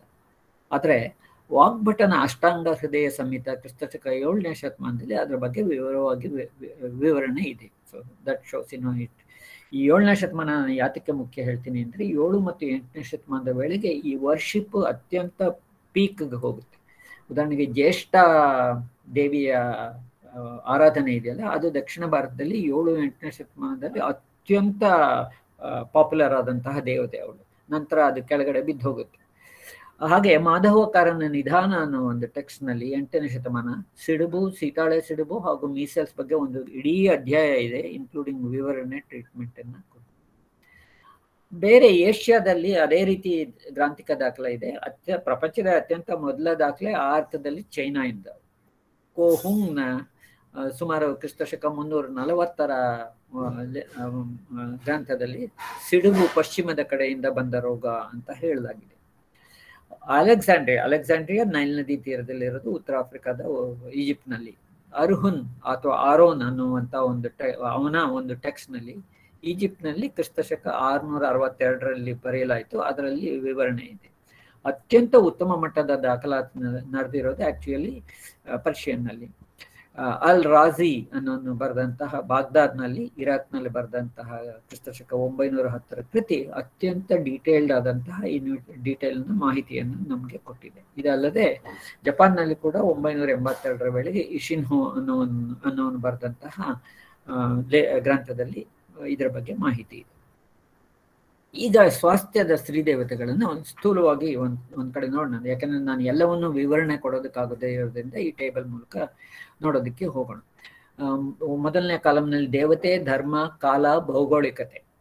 ಆ ರೀತಿ ಗಾಂಧಾರ ಬೌದ್ಧ ಧರ್ಮದಲ್ಲಿ ಕ್ರಿಸ್ತಪೂರ್ವ 200ರಿಂದ ಕ್ರಿಸ್ತಶಕ 1000 ತನಕ ಅಲ್ಲಿ ಇದ್ದದಕ್ಕೆ ದಾಖಲೆ ಇದೆ. ಇಡೀ ಏಷ್ಯಾನಲ್ಲಿ ಆ ರೀತಿಯನ್ನ ಆಚರಣೆ ಕಂಡು ಬರ್ತದೆ. ವರ್ಣ ಶಬರಿ ಅವಳು ಮಹಾಯಾನ ಬುದ್ಧಿಸ್ಟ್ ದೇವತೆಯೇ, ಆದರೆ ವಜ್ರಯಾನ ಬುದ್ಧಿಸಂ ಅವಳನ್ನ ತುಂಬಾ ಪುರಸ್ಕಾರ ಮಾಡುತ್ತೆ. ಕ್ರಿಸ್ತಶಕ 1000ಕ್ಕಿಂತ ಮೊದಲಿನ ಪೀರಿಯಡ್ ಅಲ್ಲಿ ಅವಳ ಆರಾಧನೆ ಮತ್ತು ವಿಗ್ರಹ ಮೂರ್ತಿಗಳನ್ನು ನಾವು ಕಾಣ್ತೀವಿ. ಇದು ನಮಗೆ ಇವತ್ತು ತಿಳಿದಿರೋ ಮಟ್ಟಿಗೆ ಪೂರ್ವ ಭಾರತ ಅಂದ್ರೆ ಬಾಂಗ್ಲಾದೇಶ್, ಅಸ್ಸಾಂ, ಬೆಂಗಾಲ್, ಬಿಹಾರ್ ಮತ್ತು ಆ ಭಾಗದಲ್ಲಿ ಮತ್ತು ಟಿಬೆಟ್ನಲ್ಲಿ ಇಂದಿಗೂ ಕೂಡ ಟಿಬೆಟ್ ಮತ್ತು ಚೀನಾದಲ್ಲಿ ಪರ್ಣಶಬರಿ ಇವತ್ತಿಗೂ ಕೂಡ ಬೇರೆ ಬೇರೆ ಹೆಸರಿನಿಂದ ಪೂಜಿತವಾಗುವಂತಹ ಸ್ವಾಸ್ಥ್ಯ ದೇವತೆ. ಜ್ಯೇಷ್ಠ ಬ್ರಾಹ್ಮಣ ಅಂತ ಕರೀಲೋ, ಹಿಂದೂ ಅಂತ ಕರೀಲೋ, ಇದು ಬ್ರಾಹ್ಮಣ ಅಂತ ಕರೆಯೋದು ಸೂಕ್ತ. ಕ್ರಿಸ್ತಪೂರ್ವ 300ರಿಂದ ಕ್ರಿಸ್ತಶಕ 800ರ ತನಕ ತುಂಬಾ ಪ್ರವರ್ಧಮಾನದಲ್ಲಿದ್ದಂತಹ ದೇವತೆ ಇಡೀ ಭಾರತದಲ್ಲಿತ್ತು. ನೋಡಿ, ಸಮಯ ನೋಡಿ, ಆ ರೀತಿ ಯಾವ ಕಾಲದಲ್ಲಿ ಪೂಜೆಗೆ ಬರ್ತಾಳೋ ಅದೇ ಕಾಲದಲ್ಲಿ ಜ್ಯೇಷ್ಠ ಕೂಡ ಬರ್ತಾಳೆ. ವಿದ್ವಾಂಸರು ಏನ್ ಹೇಳ್ತಾರೆ ಅಂದ್ರೆ ಇವರೆಲ್ಲರೂ ಅದಕ್ಕಿಂತ ಇವರು ಬುದ್ಧಿಸ್ಟ್ ದೇವತೆಗಳೆಲ್ಲ, ಬ್ರಾಹ್ಮಣ ದೇವತೆಗಳೆಲ್ಲ ಅದಕ್ಕೆ ಹಿಂದೆ ಇದ್ದಂತಹ ಫೋಕ್ ದೇವತೆಗಳು ಅಂದ್ರೆ ಜನಪದ ಮತ್ತು ಜನಪ್ರಿಯ ದೇವತೆಗಳು, ಅವ್ರನ್ನ ಈ ಧರ್ಮಗಳು ತಮ್ಮಲ್ಲಿ ಸೇರಿಸ್ಕೊಳ್ತವೆ. ಬಿಕಾಸ್ ಅವರ ಅದರ ಪಾಪ್ಯುಲಾರಿಟಿ ಅಷ್ಟಿರುತ್ತೆ ಮತ್ತು ಅವರು ಡೂ ಈ ಸ್ವಾಸ್ಥ್ಯದ ಕೆಲಸವನ್ನ ತುಂಬಾ ಎಫಿಷಿಯೆಂಟ್ ಆಗಿ ಮಾಡ್ತಾ ಇದ್ರು ಆ ಕಾರಣದಿಂದ ಅಂತ ಹೇಳ್ತಾರೆ. ಭಾರತ ಮತ್ತು ಅಲಕ್ಷ್ಮಿ ಅಂತ ನಾವೇನು ಕರಿತೀವೋ, ನಾವು ಮುಂದೆ ಹೋಗೋಣ. ನಂತರ ಶೀತಲ, ಹಿಂದೂ, ಜಾನಪದ, ಶಿಷ್ಟ, ಜನಪ್ರಿಯ 3 ಲೆವೆಲ್ಗಳಲ್ಲಿ ಇರುವಂತಹ ಉತ್ತರ ಭಾರತದ ಜನಪ್ರಿಯ ಸಿಡುಬಿನ ದೇವತೆ. ಅದು ಬೇರೆದಕ್ಕೂ ಅವಳನ್ನು ವರ್ಷಿಪ್ ಮಾಡ್ತಾರೆ. ಕ್ರಿಸ್ತಶಕ 14ನೇ ಶತಮಾನದ ವೇಳೆಗೆ ಅವಳು ಬಂದಿರುವಂತೆ ಕಾಣಿಸುತ್ತೆ ಉತ್ತರ ಭಾರತದಿಂದ. ಸಪ್ತ ಮಾತೃಕೆಯರು ಅಂತ ನಾವೇನ್ ಕರಿತೀವೋ, 7 ಸಿಸ್ಟರ್ಸ್ ಅಂತ, ಅಥವಾ 7 ಜನ ಅಕ್ಕ ತಂಗಿಯರು ಅಂತ ಏನ್ ಕರಿತೀವೋ, ಗ್ರಾಮ ದೇವತೆಗಳು ಅಂತ ಏನ್ ಕರಿತೀವೋ, ಅವುಗಳು ನಾನು ಸ್ಥೂಲವಾಗಿ ಹಿಂದೂ ಹೊಂದಿದ್ದೀನಿ. ಬಟ್ ಅವು ಇಡೀ ಚಾರಿತ್ರಿಕ ಕಾಲಕ್ಕೆ ಹಬ್ಬಿಕೊಂಡಿವೆ. Earliest example actually come from Lothal, Indus valley civilisation. ಅದನ್ನ ನಾವು ಹೋಗೋಣ. ಮತ್ತು ಇದರ ಭಾರತ, ಆಗ್ನೇಯ ಏಷ್ಯಾ ಎರಡೂ ಭಾಗದಲ್ಲಿ ಕಂಡು ಬರ್ತದೆ. ಮಾರಿ ಅಂತ ನಾವೇನ್ ಕರಿತೀವೋ ಅದು ಹಿಂದೂ, ಜಾನಪದ ಏನಾದ್ರು ಇಲ್ಲಿ ಕ್ರಿಸ್ತಶಕ 1000 ನಂತರ ಪ್ರಸ್ತಾಪ ಇದೆ ಮತ್ತು ದಕ್ಷಿಣ ಭಾರತಕ್ಕೆ ಸೀಮಿತವಾದಂತಹ ಇದು. ಶೀತಲ ಬಗ್ಗೆ ಎಷ್ಟು ಅಧ್ಯಯನಗಳಾಗಿವೆಯೋ ಅಷ್ಟು ಅಧ್ಯಯನ ಮಾರಿಯ ಬಗ್ಗೆ ಆಗಿಲ್ಲ. ಮಾರಿಯ ಬಗ್ಗೆ ಸ್ವಲ್ಪ ಅಧ್ಯಯನ ತಮಿಳುನಾಡಿನಲ್ಲಿ ಆಗಿದೆ, ಒಂದು ಥೀಸಿಸ್ ಬಂತು ಮತ್ತು ಅದರ ಬಗ್ಗೆ ಲೇಖನ. ಕನ್ನಡದಲ್ಲಿ ನಾವು ಈ ತನಕ ಅದನ್ನು ನೋಡೋಕೆ ಹೋಗಿಲ್ಲ. ಇದು ಈಗ ಸುಮ್ಮನೆ ವಿಗ್ರಹಗಳನ್ನ ನೋಡ್ಬಿಡೋಣ. ಅದನ್ನ ನಾನು ಹಾರೀತಿಯ ಒಂದು ವಿಗ್ರಹವನ್ನ ಹಿಂದೆನೆ ಹೇಳಿದ್ದೆ. ಇದು ಗಾಂಧಾರ, ಕ್ರಿಸ್ತಪೂರ್ವ 1ನೇ ಶತಮಾನದ್ದು. ಹಾರೀತಿ ನಿಂತಿದ್ದಾಳೆ. ಅವಳ ಕನ್ಸಾರ್ಟ್ ಅಂದ್ರೆ ಅವಳ ಗಂಡು ಪಾರ್ಟ್ನರ್ ಜೊತೆನೂ ತೋರಿಸ್ತಾರೆ. ಬಟ್ ಆ ತರದಿಲ್ಲ. ಇಲ್ಲಿ ನೋಡಿ, ಒಂದು ಮಗುವನ್ನ ತನ್ನ ಎದೆಯ ಹತ್ರ ಎಡಗಡೆಯ ಮಲೆಯ ಹತ್ರ ಹಿಡ್ಕೊಂಡಿದ್ದಾಳೆ. ಒಬ್ಬ ಅವಳ ಭುಜದ ಹತ್ರ ಇದೆ, ಒಬ್ಬ ಬಲಭಾಗದಲ್ಲಿದ್ದಾನೆ, ಒಬ್ಬ ಅದೇ ಸೈಪ್ರಿಸ್ಟ್ ಟೆಂಪಲ್ ಬಾಯ್ ಅವನು 2 ಕಾಲುಗಳ ನಡುವೆ ಕೂತಿದ್ದಾನೆ. ಅವಳದೊಂದು ಸುಮಾರು 300-400 ವಿಗ್ರಹ ಸಿಕ್ಕುತ್ತೆ. ಅವೆಲ್ಲದರಲ್ಲೂ ಕೂಡ ಹೆಚ್ಚು ಕಮ್ಮಿ ಈ ದೇಹ ಈ ರೀತಿಯ ಡೀಟೇಲ್ಸು ಕೆಲವು ಕಡೆ ಜಾಸ್ತಿ ಇರ್ಬೋದು, ಕೆಲವು ಕಡೆ ಕಮ್ಮಿ ಇರ್ಬೋದು. ಇದು ಹಾರೀತಿ ಫ್ರಮ್ ಡನಾಂಗ್. ನಿಮ್ಗೆ ಗೊತ್ತಿರಬೇಕು, ಇನ್ನು ಇದು ಸೆಂಟ್ರಲ್ ಏಷ್ಯಾದ ಮುಗಿಯುತ್ತದ ಚೈನಾ ಆರಂಭವಾಗುವಂತಹ ಜಾಗದಲ್ಲಿರುವ ಅತ್ಯಂತ ಇಂಪಾರ್ಟೆಂಟ್ ಆದಂತಹ ಒಂದು ಜಾಗ. ಇಲ್ಲಿ ಅನೇಕ ಹಸ್ತಪ್ರತಿಗಳು 1000 ಕ್ರಿಸ್ತಪೂರ್ವದಿಂದ ಸಿಕ್ಕಿದೆ. ಅತ್ಯಂತ ಹಳೆಯ ಹಸ್ತಪ್ರತಿ ಸಿಕ್ಕಿರೋದು ಅಲ್ಲಿ ಬಾರ್ಚ್ ಪತ್ರದ ಮೇಲೆ ಬರೆದಿರುವಂತಹ ಅತ್ಯಂತ, ಅದು ಅಶೋಘೋಷನ ಒಂದು ಕಾಮೆಂಟ್ರಿ ಅಂತ ಅದನ್ನ ಇದು ಮಾಡಿದ್ದಾರೆ. ಇದು ಹಾರೀತಿ ಶಿಜಿಮೋನ್, ಕೀ ತೆಗಿಬೇಕು. ಶಿಜಿಮೋನ್ನ ಜಪಾನ್ನಿಂದ ಇದು ಮಾಡಿರೋದು. ಇದು ಹಾರೀತಿ ಮೆಂಡುಟ್ ಫ್ರಮ್ ಜಾವಾ, ಕ್ರಿಸ್ತಪೂರ್ವ 9ನೇ ಶತಮಾನ. ಇಲ್ಲಿ ನೋಡಿ, ಇದು ಒಂದು ಮಗುವನ್ನು ಕೂರಿಸ್ಕೊಂಡಿದ್ದಾಳೆ. ಅಕ್ಕಪಕ್ಕ ಮಕ್ಕಳುಗಳಿವೆ. ಮುಂದೆ ಒಂದು ಬುಟ್ಟಿಯಲ್ಲಿ ಮಾವಿನ ಹಣ್ಣಿದೆ. ಈ ಮಾವಿನ ಹಣ್ಣು ಆಕ್ಚುಲಿ ಅಂಬಿಕಾ ಸಂಕೇತ. ಅಂಬಿಕಾ ಜೈನ ಯಕ್ಷಿಯ ಜೊತೆ ಮಾವಿನ ಹಣ್ಣು ಇರಬೇಕು, ಅವಳು ಮಾವಿನ ಮರದಲ್ಲಿ ಇರಬೇಕು ಅಂತ. ಇದು ತುಂಬಾ ಕಾಂಪ್ಲಿಕೇಟ್ ಆಗುತ್ತೆ, ನಾನು ಕೊನೆಗೆ ಹೋಗ್ತೀನಿ. ಇಲ್ಲಿ ಅಕ್ಕಪಕ್ಕ ಚಿತ್ರಿತವಾಗಿರುವ 2 ಮರಗಳು, ಅವು ಮಾವಿನ ಮರಗಳು. ಮಾವಿನ ಮರದ ಡೀಟೇಲ್ ಹಿಂಗಿದೆ, ನಾನು ಮುಂದೆ ರಾಗಮಾಲಾ ಪೇಂಟಿಂಗ್ಸ್ ಹೋದಾಗ ತೋರಿಸ್ತೀನಿ.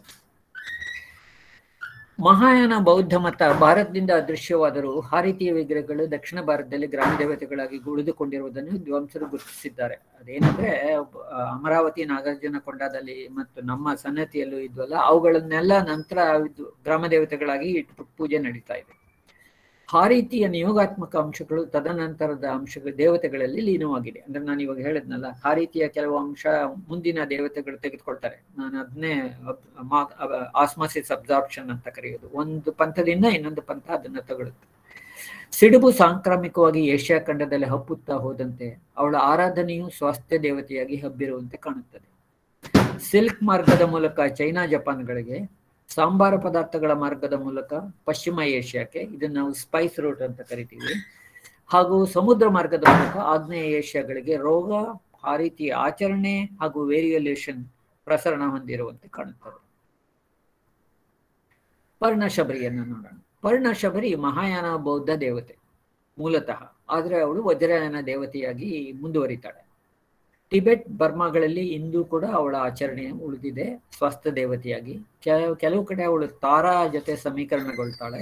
ನಮ್ಗೆ ಗೊತ್ತಿದೆ ತಾರಾ ಬುದ್ಧಿಸ್ಟ್ ದೇವತೆ ಅಂತ. ಇದರ ಅತ್ಯಂತ ಮುಖ್ಯವಾದ ಅಂಶ ಅಂದ್ರೆ ಇದು ಶಬರ ಮೂಲ, ಅಂದ್ರೆ ಒಂದು ಟ್ರೈಬಲ್ ಆರಿಜಿನ್ ಸಂಕೇತಿಸುತ್ತೆ. ಅವಳು ಸಾಮಾನ್ಯವಾಗಿ ಹುಲಿಯ ಚರ್ಮ ಮತ್ತು ಎಲೆಗಳ ಉಡುಗೆಯನ್ನ ಇರಬೇಕು ಅಂತ. ಈ ಎಲೆ ಮಾವಿನ ಎಲೆ ಅಂತ ನನ್ನ ಪ್ರಶ್ನೆ. ಯಾಕಂದ್ರೆ ಮಾವಿನ ಎಲೆ ಒಂದು ಅತ್ಯಂತ ಮುಖ್ಯವಾದಂತಹ ಘಟಕ ನಮ್ಮಲ್ಲಿ. ಬುಡಕಟ್ಟು ಆರಾಧನೆಯಿಂದ ಬಂದ ದೇವತೆ. 10ನೇ ಶತಮಾನದ ನಂತರ ಅದೃಶ್ಯವಾದ ಆರಾಧನೆ, ಅಂದ್ರೆ ಅದರ ನಂತರ ನಮ್ಗೆ ಕಂಡು ಬರುವಲ್ಲ. ಈ ಅವಳ ಮೂರ್ತಿ ಶಿಲ್ಪ ಇದೆಯಲ್ಲ, ನಾವು ಹಿಂದೆ ನೋಡಿರುವಂತಹ ಸ್ಥಾನಿಕ, ಆಸೀನ ಅಥವಾ ಅಭಯಹಸ್ತದ ಮೂರ್ತಿಗಳಲ್ಲ ಇವು ಉಗ್ರ ಮತ್ತು ದಮನದ ಮೂರ್ತಿ, ಮಹಿಷಾಸುರ ಮರ್ದಿನಿ ತರ ಸಂಕೀರ್ಣವಾದ ಮೂರ್ತಿ ಶಿಲ್ಪ.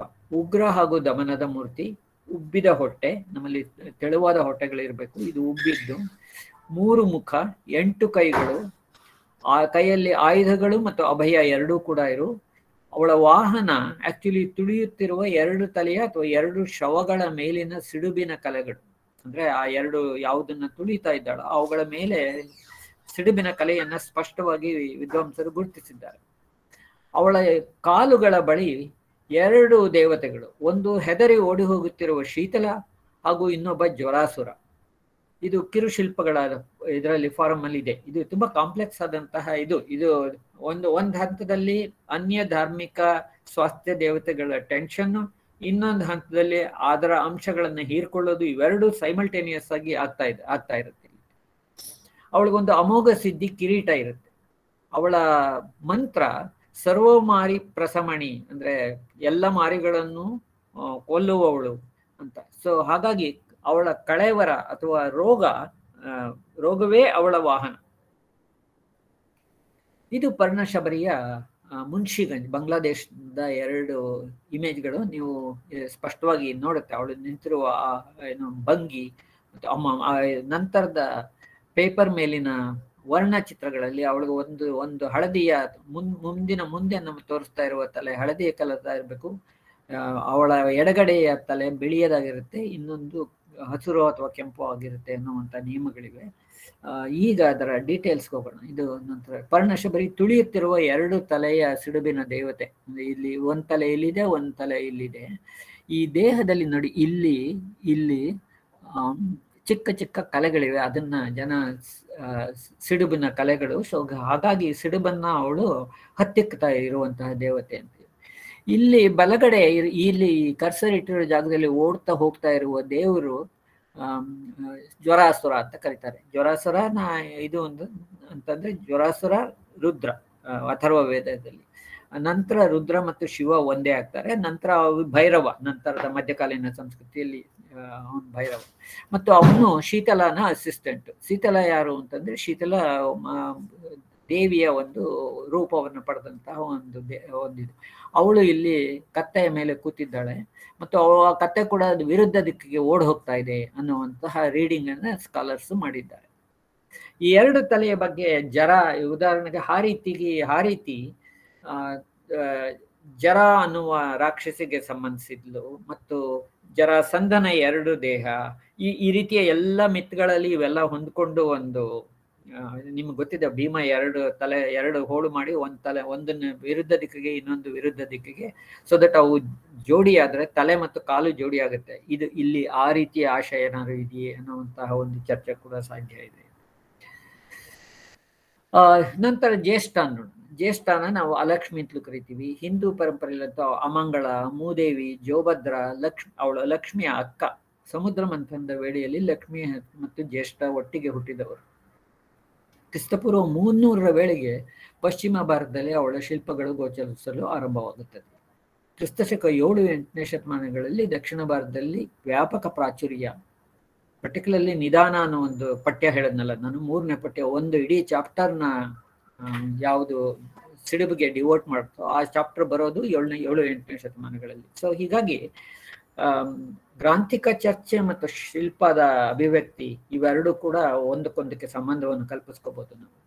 ಕ್ರಿಸ್ತಶಕ 10ನೇ ಶತಮಾನದ ವೇಳೆಗೆ ಅವನತಿ, ಆ ನಂತರ ಜ್ಯೇಷ್ಠ ವಿಗ್ರಹಗಳನ್ನು ಒಡೆದು ಅವುಗಳನ್ನ ಮಣ್ಣಲ್ಲಿ ನೀರಲ್ಲಿ ಮುಚ್ಚಿಬಿಡ್ತಾರೆ. ಇದಕ್ಕೆ ಸಾಧ್ಯವಾದ ಒಂದು.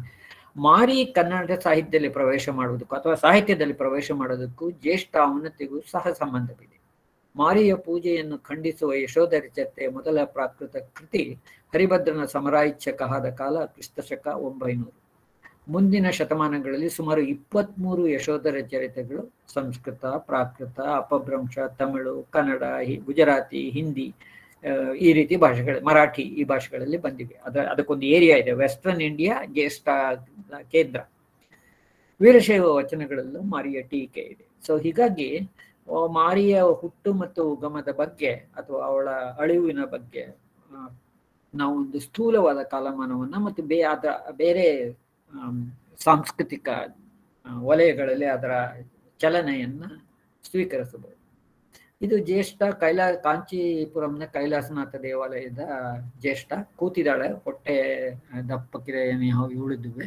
ಅವಳ 2 ಮಕ್ಕಳು ಅಕ್ಕಪಕ್ಕ ಇದ್ದಾರೆ, ಬೇಕಾದಷ್ಟು ಇದೆ ಇವುಗಳನ್ನ. ನಾನು ಇಲ್ಲಿ ಪರ್ಟಿಕ್ಯುಲರ್ಲಿ ತಗೊಳಕ್ ಇಷ್ಟಪಡೋದು ಅಂತಂದ್ರೆ, ಇದು 1850ರಲ್ಲಿ ದಕ್ಷಿಣ ಭಾರತದಿಂದ ಕಮಿಷನ್ ಮಾಡಲಾದ ಅಥವಾ ಈಸ್ಟ್ ಇಂಡಿಯಾ ಕಂಪನಿ ಕಮಿಷನ್ ಮಾಡಲಾದ ಒಂದು ಇದು ಮೆಕೆನ್ಸಿ ಕಲೆಕ್ಷನ್ ಇಂದ ಹೋಗಿರ್ಬೋದು. ಇದು ಕೆಳಗೆಲ್ಲ ಇಂಗ್ಲಿಷ್ನಲ್ಲಿ ವಿವರಣೆಗಳಿವೆ. ಇದು ಸಮುದ್ರ ಮಂಥನದ ಒಂದಿದು. ಇಲ್ಲಿ ಲಕ್ಷ್ಮಿ, ಅದೇ ಇಲ್ಲಿ ಉಚ್ಚೈಶ್ರವಸ್ಸು, ಕಾಮಧೇನು, ಉಚ್ಚೈಶ್ರವಸ್ಸು, ಐರಾವತ, ಆ ರೀತಿ ಕಲ್ಪವೃಕ್ಷ ಎಲ್ಲವೂ ಇದೆ. ಇಲ್ಲಿ ನಾನು ಇದಿಟ್ಟಿರೋದಲ್ಲಿ ಇಲ್ಲಿ ಅಲಕ್ಷ್ಮಿ ಅಥವಾ ಜ್ಯೇಷ್ಠ ಇದ್ದಾಳೆ. ಅವಳು ಒಂದು ಚಿಕ್ಕ ಬಿಳಿ ಸೀರೆ, ತುಂಡು ಸೀರೆ, ಒಂದು ಕೈಯಲ್ಲಿ ಪೊರಕೆ, ಒಂದು ಕೈಯಲ್ಲಿ ಮೊರ. ಈ ಪೊರಕೆ ಮರ ಆಕ್ಚುಲಿ ಶೀತಲ ಲಕ್ಷಣ. ದಕ್ಷಿಣ ಭಾರತದಲ್ಲಿ ಹೀಗಿತ್ತೋ ಏನೋ ಅನ್ನೋದು ನಮ್ಗೆ ನಾವು ಇವಾಗ ವಿಚಾರಿಸ್ಬೇಕು. ಮಾರಿ ರೀತಿಯನ್ನ ರೆಪ್ರೆಸೆಂಟ್ ಮಾಡೋಲ್ಲ ನಾವು. ಆ ಪೊರಕೆಯಲ್ಲಿ ಅವಳು ಮೊರದಲ್ಲಿ ಸಿಡಿಬಿನ ಪುಸ್ಟ್ಯೂಲ್ಸ್ ಅವುಗಳನ್ನ ಇಟ್ಟಿರ್ತಾಳೆ. ಒಂದು ಬಾಟಲ್ ಇರ್ಬೋದು, ಒಂದು ಕುಂಭ ಇರ್ಬೋದು. ಇದರಿಂದ ಈ ಮೊರದಲ್ಲಿ ಅದನ್ನ ಬಿತ್ತುತ್ತಾ ಹೋಗ್ತಾಳೆ, ಈ ಪೊರಕೆಯಲ್ಲಿ ಅದನ್ನ ಗುಡಿಸ್ತಾಳೆ. So she is a disease management deity ಅಂತ. ಅವಳು ಡಿಸೀಸ್ ಅನ್ನ ತರೋಳು ಅವಳೆ, ಕ್ಯೂರ್ ಮಾಡೋಳು ಅವಳೆ ಅನ್ನುವಂಥ ಒಂದು ವ್ಯವಸ್ಥೆಯಲ್ಲಿ ಅವಳನ್ನ ಅಂಡರ್ಸ್ಟ್ಯಾಂಡ್ ಮಾಡ್ಕೊಳ್ತೀವಿ. ಮುಂದೆ ಅದ್ರ ಬಗ್ಗೆ ಇದನ್ನ ಪ್ರಸ್ತಾಪ ಮಾಡ್ತೀನಿ. ಮತ್ತು ಅವಳನ್ನು ಒಂದು ಕಾರ್ನರ್ನಲ್ಲಿ ಚಿತ್ರಿಸಲಾಗಿದೆ. ಇದು ನೆಕ್ಸ್ಟ್ ಅದರ ಡೀಟೇಲ್ ಇದೆ ನೋಡಿ. ಜ್ಯೇಷ್ಠ ಸಮುದ್ರ ಮಂಥನದಲ್ಲಿ ಅವಳ ಕಪ್ಪು ದೇಹ, ಶೀತಲಾದೇವಿಯ ಗುರುತಾದ ಪೊರಕೆ ಮತ್ತು ಮೊರ ಕೈಯಲ್ಲಿ. ನಂತರ ಮುಂದಕ್ಕೆ ಹೊರಟೋಗ್ತಾನೆ. ಇದು ಶೀತಲ 19ನೇ ಶತಮಾನದ ಬಂಗಾಳದ ಕಂಪನಿ ಸ್ಟೈಲ್. ಇವಳ ಕೈಯಲ್ಲೂ ಒಂದು ಮೊರ ಇದೆ, ಕತ್ತೆಯ ಮೇಲೆ ಇದ್ದಾಳೆ ಅವಳು. ಒಂದು ಕೈಯಲ್ಲಿ ಇಲ್ಲಿ ಬಾಟಲ್ ಇದೆ, ಬಾಟಲ್ನಲ್ಲಿ ಕಪ್ಪು ಬಗೆಯ ದ್ರವ, ಅದು ಪುಷ್ಟ್ಯೂಲ್ ಅಂದ್ರೆ ಲಸಿಕೆ, ಅದನ್ನ ಹರಡ್ತಾಳೆ ಅಂತ. ಇದು ತುಂಬಾ ಕಾಂಪ್ಲಿಕೇಟೆಡ್ ಆದಂತ ಒಂದು ಐಕನೋಗ್ರಫಿ, ಒಂದು ಮ್ಯಾನೇಜ್ಮೆಂಟ್ ಸಿಸ್ಟಮ್ ಅದು. ಕುದುರೆಯ ಮೇಲೆ, ಕತ್ತೆಯ ಮೇಲೆ ಅವಳು ಕೂತಿರೋದು. ಅವಳು she is an itinerary god. ಮಾರಿಯನ್ನ ಯಾರು ಕೂಡ ಬಂದು ಊರಲ್ಲಿ ಹೋಗೋ ಮಾರಿಯನ್ನ ಮನೆ ಕರೀತಾರೆ ಅನ್ನೋ ಒಂದು ಗಾದೆ ಇದೆ. ಮಾರಿಯನ್ನ ವರ್ಷಿಪ್ ಮಾಡೋದು ಅಂತಂದ್ರೆ ಅವಳನ್ನ ಪೂಜಿಸಿ ಅಪೀಸ್ ಮಾಡಿ ನೆಕ್ಸ್ಟ್ ಊರಿಗೆ ಗಡಿಯಲ್ಲಿ ಸಾಗ್ ಹಾಕ್ಬೇಕಂತ. ಸೊ ಹೀಗಾಗಿ ಅವಳು ಇಟಿನರಿ ದೇವತೆ, ಎಟರ್ನಲಿ. ಕಾಗೆ ಅವಳ ವಾಹನವಾಗಿರ್ಬೇಕು. ಕಾಗೆ is the sign of death. ಒಂದು ಕೈಯಲ್ಲಿ ಪೊರಕೆ, ಅದರಿಂದ ಅವಳು ಎಡಗೈಯಲ್ಲಿ ಅವಳ ಕೈಯಲ್ಲಿ ಈ ಸಿಡುಬಿನ ಬಿತ್ತುತ್ತಾಳೆ, ಬಲಗೈಯಲ್ಲಿ ಅದನ್ನ ಗುಡಿಸ್ತಾಳೆ. ಸೊ ಹಾಗಾಗಿ she is A perfect disease management system. So ಅದು ಮತ್ತು ಅದರಲ್ಲಿ ಅನೇಕ ಹಂತದ ಅರ್ಥಗಳು ಅಡಗಿರ್ತವೆ. ಮುಂದಕ್ಕೆ ಹೋಗೋಣ, ಅಂಬಿಕಾಗೆ ಹೋಗ್ತೀನಿ ಇವಾಗ. ಸೊ ಜೈನ ದೇವತೆ ಅದರಿಂದ ಸ್ವಲ್ಪ ಜಾಸ್ತಿ ಡೀಟೇಲ್. ಜೈನ ದೇವತೆ ಇವಳನ್ನ ಅಂಬೈ, ಅಂಬಾ, ಕೂಷ್ಮಾಂಡಿಲಿ, ಆಮ್ರ ಕೂಷ್ಮಾಂಡಿನಿ. ಆಮ್ರ ಅನ್ನಂದ್ರೆ ಇಲ್ಲಿ ಮಾವು ಅಂತ, ಮಾವಿನ ಕೂಷ್ಮಾಂಡಿನಿ. 22ನೇ ತೀರ್ಥಂಕರ ನೇಮಿನಾಥನ ಯಕ್ಷಿ ಹಾಗೂ ಶಾಸನ ದೇವಿ. ಹೊಂಬಣ್ಣ ಅವಳು ಮೈ ಇರಬೇಕು ಅಂತ ನಿಯಮ ಇದೆ. ಶಿಲ್ಪದಲ್ಲಿ ಇಲ್ಲ, ಬಟ್ ಕಾಗದದ ಪೇಂಟಿಂಗ್ಸ್ ಗಳಲ್ಲಿ ಇದೆ. ಮತ್ತು ಅವಳು ಸಿಂಹವಾಹಿನಿ. ಇಲ್ಲಿ ಅವಳು ದುರ್ಗಾನ ನಮ್ಗೆ ಇದ್ ಮಾಡ್ತಾಳೆ. 4 ಕೈಗಳು, ಒಂದು ಕೈಯಲ್ಲಿ ಮಾವಿನ ಕೊಂಬೆ, ಇನ್ನೊಂದು ಕೈಯಲ್ಲಿ ಮಾವಿನ ಹಣ್ಣು. ಅವಳ 2 ಮಕ್ಕಳಾದ ಪ್ರಿಯಂಕರ ಮತ್ತು ಶುಭಕರರು ತೊಡೆಯ ಮೇಲೆ ಅಥವಾ ಅಕ್ಕಪಕ್ಕದಲ್ಲಿ ಇರುತ್ತಾರೆ. ಈ ಮಾವಿನ ಹಣ್ಣಿಗೆ ನಾನು ಇದು ಮಾಡ್ತೀನಿ. ಮಾವು ನಮ್ಮ ಭಾರತದ ಪ್ರಕಾರ, ನಮ್ಮ ಭಾರತದಿಂದ ಭಾರತವೇ ಉತ್ಪಾದಿಸಿದಂತಹ ಒಂದು ಇದು. ಕ್ರಿಸ್ತ ಪೂರ್ವ 15,000 ಮೊದಲೇ ಅದರ ಜೆನೆಟಿಕ್ ಕೋಡ್ ತ್ರಿಪುರಾದಲ್ಲಿ ಯಾವುದೋ ಒಂದು ಎಕ್ಸ್ಕವೇಷನ್ ಅಲ್ಲಿ ಗುರುತಿಸಿದ್ದಾರೆ. ಸೊ ಇಡೀ ಅದರ ಆರಿಜಿನ್ ಬಹುಶಃ ಭಾರತ ಇರಬೇಕಿದೆ. ಆ ಕಾರಣದಿಂದಲೇ ಮಾವಿನ ತೋಪು, ಅಶೋಕನ ಕಾಲದಿಂದ ಮಾವಿನ ತೋಪುಗಳನ್ನ ನಡೋದು ಮುಖ್ಯವಾದ್ದು. ಮಾವಿಗೆ ಅತ್ಯಂತ ದೊಡ್ಡ ಔಷಧೀಯ ಗುಣಗಳಿದ್ದು ಇತ್ತೀಚೆಗೆ ಆಯುರ್ವೇದಿಕ್ ಮೆಡಿಸನ್ ಅಲ್ಲಿ ಟೈಫಾಯ್ಡ್ನ ಟ್ರೀಟ್ ಮಾಡೋಕ್ಕೆ ಅದು ಅತ್ಯಂತ ಮುಖ್ಯವಾದಂಥ ಒಂದು ಇದು ಮಾಡಿದ್ದಾರೆ. ಏನೇಹೋ ಅಂಬಿಕಾದೇವಿ ಕಲ್ಪ ಅವಳ ಕಥೆ ನಿರೂಪಿಸುತ್ತದೆ. ಆ ಕಥೆಗೀತೆಗೆ ನಾನು ಹೋಗೋಲ್ಲ. ನಾವು ಯಾತಕ್ಕೆ ಮುಖ್ಯವಾಗಿ ನೋಡ್ಬೇಕು ಅಂದ್ರೆ ಮಾವಿನ ಮರ ಮತ್ತು ಹಣ್ಣು, ನಾವು ಹಿಂದೆನೇ ಹೇಳಿದೆ ಜಾವಾದ ಹಾರೀತಿ ಮತ್ತು ಭೈರವಿ ರಾಗಮಾಲಾದ ಚಿತ್ರಗಳಲ್ಲಿ ಮಾವಿನ ಹಣ್ಣು ಮಾವು ಇಂಟಗ್ರಲ್ ಪಾರ್ಟ್ ಅಂತ. ಜಾವಾದ ಹಾರೀತಿಯನ್ನು ನಾನು ಮೊದಲೇ ನಿಮ್ಗೆ ತೋರಿಸಿದ್ದೆ. ಇದಲ್ಲದೆ ಬೇರೆ ಕಾಡಿಗೆ ಸಂಬಂಧಿಸಿದಂಥ ಬನಶಂಕರಿ, ಬನದಮ್ಮ, ಬಾದುಬ್ಬೆ, ಬನ್ ಬೀಬಿ, ಇದು ಏನು ಬಂಗಾಳದ ದೇವತೆ ಫಾತಿಮಾ ಬನ್ ಬೀಬಿ ಆಗ್ತಾಳಲ್ಲಿ, ವನದೇವತೆ ತೋಟದಮ್ಮ, ಈ ರೀತಿಯ ಬೇಕಾದಷ್ಟು ದೇವತೆಗಳಿಗೆ ಸಂಪರ್ಕ ಕಲ್ಪಿಸೋದಕ್ಕೆ ಸಾಧ್ಯತೆ ಇದೆ. ಇದೊಂದು ರಾಗಿಣಿ ಭೈರವಿಯಲ್ಲಿ ಮಾವಿನ ಮರ ಯಾವಾಗಲೂ ಇದ್ದೇ ಇರಬೇಕು ಅಂತ ಒಂದು ನಿಯಮ ಇದೆ. ನಾನು ಸುಮಾರು ಒಂದು 40 ಇಂಥ ಪಟಗಳನ್ನು ಇಟ್ಕೊಂಡಿದ್ದೀನಿ. ಇದನ್ನ ಯಾತಕ್ಕೆ ಹಾಕಿದ್ದೀನಿ ಅಂತಂದ್ರೆ, ಇದು ದಕ್ಷಿಣ ಭಾರತದಲ್ಲಿ ಅತ್ಯಂತ ಕೆಳಗಡೆ ಸಿಕ್ಕುವಂತಹ ರಾಗಮಾಲಾ ಪೇಂಟಿಂಗ್ ಇದು. ಇದರ ಕಾಲ 1755, ಪನಪರ್ತಿಯದು ಇದು, ಮತ್ತು ದಕ್ಕನಿ ಶೈಲಿಯಲ್ಲಿದೆ. ರಾಗಿಣಿ ಭೈರವಿ ಅದರ ಒಂದು ಮೇಲೆ, ಈ ಮೇಲೆ ಇದರಲ್ಲಿ ಅದು ಕನ್ನಡ ತೆಲುಗು ಲಿಪಿಯಲ್ಲಿ ಈ ಮೇಲೆ ಶ್ಲೋಕ ಕೇಳಿ ಚಿತ್ರ, ಸಂಸ್ಕೃತ ಶ್ಲೋಕ ಇದೆಯಲ್ಲ ಅದಿದೆ. ಅದರ ಅನುವಾದವನ್ನು ಅದರಲ್ಲಿ ಏನು ಸಾಮಾನ್ಯವಾಗಿರುತ್ತೆ ಅಂದ್ರೆ, ಮಾವಿನ ಮರದ ಕೆಳಗಿರುವ ಶಿವನನ್ನ ಅರ್ಚಿಸ್ತಾ ದೇವಿ ಗೌರಿ ಅಥವಾ ಯಾರಾದರೂ ಅವಳ ಹೆಸರು ಇರ್ಬೋದು ಇರಬೇಕು ಅಂತ. ಅದಕ್ಕೆ ಬೇರೆ ಇದು ಸರೋವರದಲ್ಲಿ, ಸ್ಫಟಿಕ ಮಂಟಪದಲ್ಲಿ ವಿವಿಧ ವಾದ್ಯಗಳಿಂದ ಇದು ಮಾಡ್ತಾ ಭೈರವಿ ರಾಗವನ್ನ ಹಾಡ್ತಾ ಇರುವ ಗೌರಿಯನ್ನ ನಾನು ನಮಿಸುತ್ತೇನೆ ಅಂತ ಒಂದು ಪದ್ಯ ಇದ್ರೆ, ಈ ಪದ್ಯ ನೋಡಿ. ಇದನ್ನ ಕೈಯಲ್ಲಿ ಬಗೆಯ ಆಯುಧಗಳನ್ನು ಹಿಡಿದ ಭಂಗಿಗಳಿಂದ ಕೂಡಿ ಹಣೆಯಲ್ಲಿ 3ನೆಯ ಕಣ್ಣುಳ್ಳವನ ಸಹವಾಸದಲ್ಲಿ ಇದ್ದುಕೊಂಡು ಮಾವಿನ ಮರದ ನೆರಳಿನಲ್ಲಿರುತ್ತಾ ಮಾರನನ್ನು ಕಾಳಗದಲ್ಲಿ ಮೀರಿಸುವ ಆ ದೇವಿಯನ್ನು ನಾನು ಮನದಲ್ಲಿ ನೆನೆಯುತ್ತೇನೆ. ಮಾರನನ್ನು ಕಾಳಗದಲ್ಲಿ ಮೀರಿಸುವ, ಯಾಕೆಂದ್ರೆ ಮಾರ ಶಿವನನ್ನ ಸೋಲ್ಸೋಕ್ಕಾಗಲಿಲ್ಲ, ಸೋತ್ ಹೋದ. ಆದ್ರೆ ಇವಳು ಅವನನ್ನು ಸೋಲ್ಸಿದ್ದಾಳು. ಹಾಗಾಗಿ ಈ ಪದ್ಯ ಇದನ್ನ ಮುಂದಕ್ಕೂ ಹೋಗ್ಬೋದು ನೋಡಿ. ಇದು ಎಡಗಡೆ ಇರೋದು ಒಂದು ಪರ್ಷಿಯನ್ ಲಿಪಿಯಲ್ಲಿದೆ, ಆದ್ರೆ ಅದರ ಪದ್ಯ ಸಂಸ್ಕೃತ ಪದ್ಯ. ಅದು ಬಲಗಡೆಯಲ್ಲಿ ಎಗೇನ್ ಇದು ಮಾವಿನ ಹಣ್ಣು, ಮಾವಿನ ಮರ, ಇದು ಮಾವಿನ ಮರ. ನಾವು ಮಾವಿನ ಮರ ಅಂಬಿಕೆಯ ಒಂದು ಸಿಗ್ನಿಫಿಕೇಶನ್. ನಾವು ಮಾವಿನ ಹಣ್ಣು ಮತ್ತು ಮಾವಿನ ಮರವನ್ನು ಹಾರೀತಿಯಲ್ಲಿ ಜಾವಾದಲ್ಲಿ ನೋಡಿದ್ದೇವೆ. ಇವುಗಳೆಲ್ಲ ಮಿಕ್ಸ್ ಆಗ್ತಾ ಹೋಗುವ ಅಥವಾ ಪರಸ್ಪರ ಹೀರ್ಕೊಳ್ತಾ ಹೋಗುವ ಅಂಶಗಳು. ಇದು ಜೈನ ಯಕ್ಷಂಬಿಕಾ ಎಲ್ಲೋರ ಕ್ರಿಸ್ತ ಶಕ 9ನೇ ಶತಮಾನದ್ದು. ಇಲ್ಲಿ ಮೇಲೆ ಮಾವಿನ ಮರ ಮತ್ತು ಹಣ್ಣು ಎರಡು ಇದೆ. ನಾನು ಕರ್ಸರ್ ಅಲ್ಲಿ ಇಟ್ಟಿದ್ದಾನೋ ಅಲ್ಲಿ ಮಾವಿನ ಮರ ಮತ್ತು ಹಣ್ಣು ಎರಡು ಇದೆ. ಅಥವಾ ಇನ್ನೂ ಕ್ಲಿಯರ್ ಆಗಬೇಕು ಅಂತಂದ್ರೆ, ಇಲ್ಲಿ ಕೈಯಲ್ಲೇ ಅವಳು ಒಂದು ಗೊಂಚಲಿನಲ್ಲಿ ಮಾವಿನ ಹಣ್ಣು ಇಟ್ಕೊಂಡ್ಬಿಟ್ಟಿದ್ದಾಳೆ. ಇದ್ರ ಕೈಯಲ್ಲಿ ಒಂದು ಕೈಯಲ್ಲಿ ಮಗು. ಇದು ಯಕ್ಷಿ ಅಂಬಿಕಾ. ಇದು ಮಾವಿನ ಮರ ಇಲ್ಲಿದೆ, ಹಣ್ಣುಗಳು ಇಲ್ಲಿವೆ.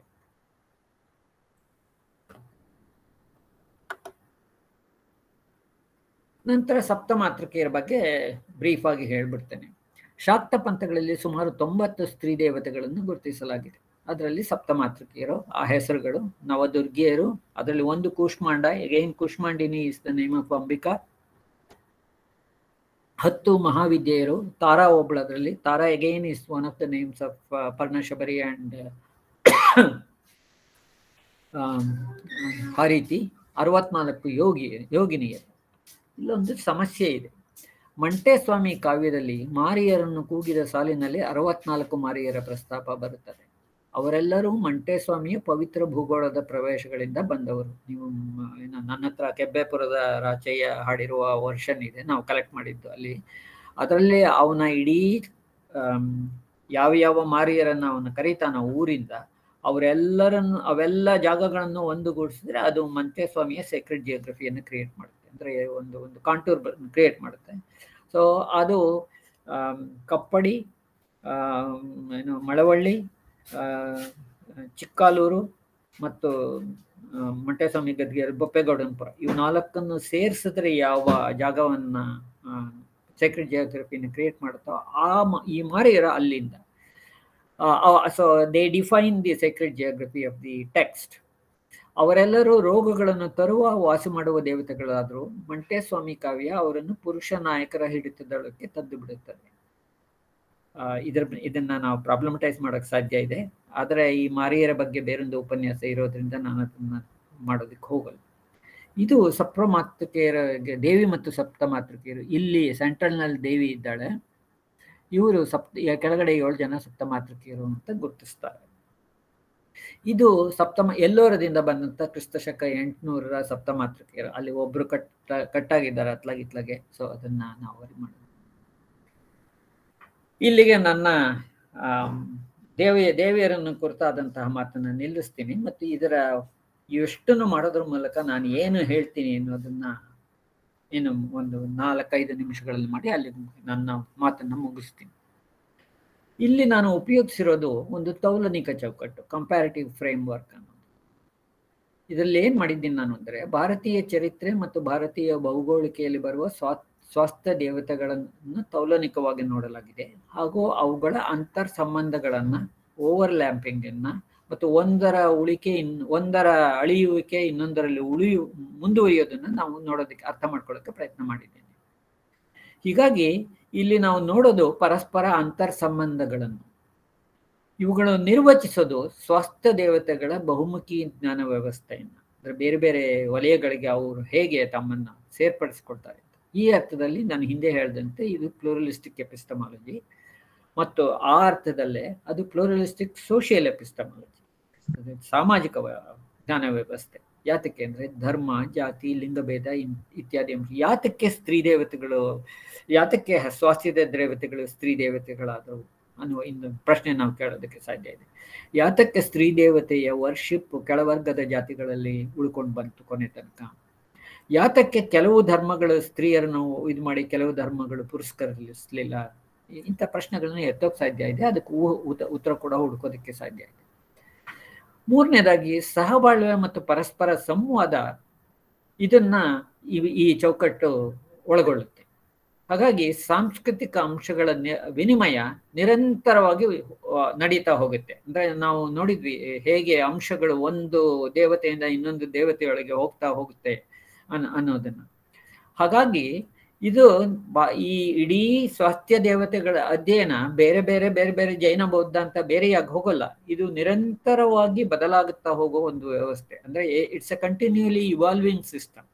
ಇದನ್ನ ನಾವು ಮಾಡರ್ನಿಸಮ್ನ ಹಳತು ಹೊಸತು, ಟ್ರೆಡಿಷನಲ್ ಮಾಡರ್ನ್, ಬೌದ್ಧ ಜೈನ, ಈ ರೀತಿ ಒಡೆದು ನೋಡುವಂತಹ ಒಂದು ಮೆಥಡಾಲಜಿಯನ್ನು ನಾವು ಇಲ್ಲಿ ಉಪಯೋಗಿಸಬಾರ್ದು.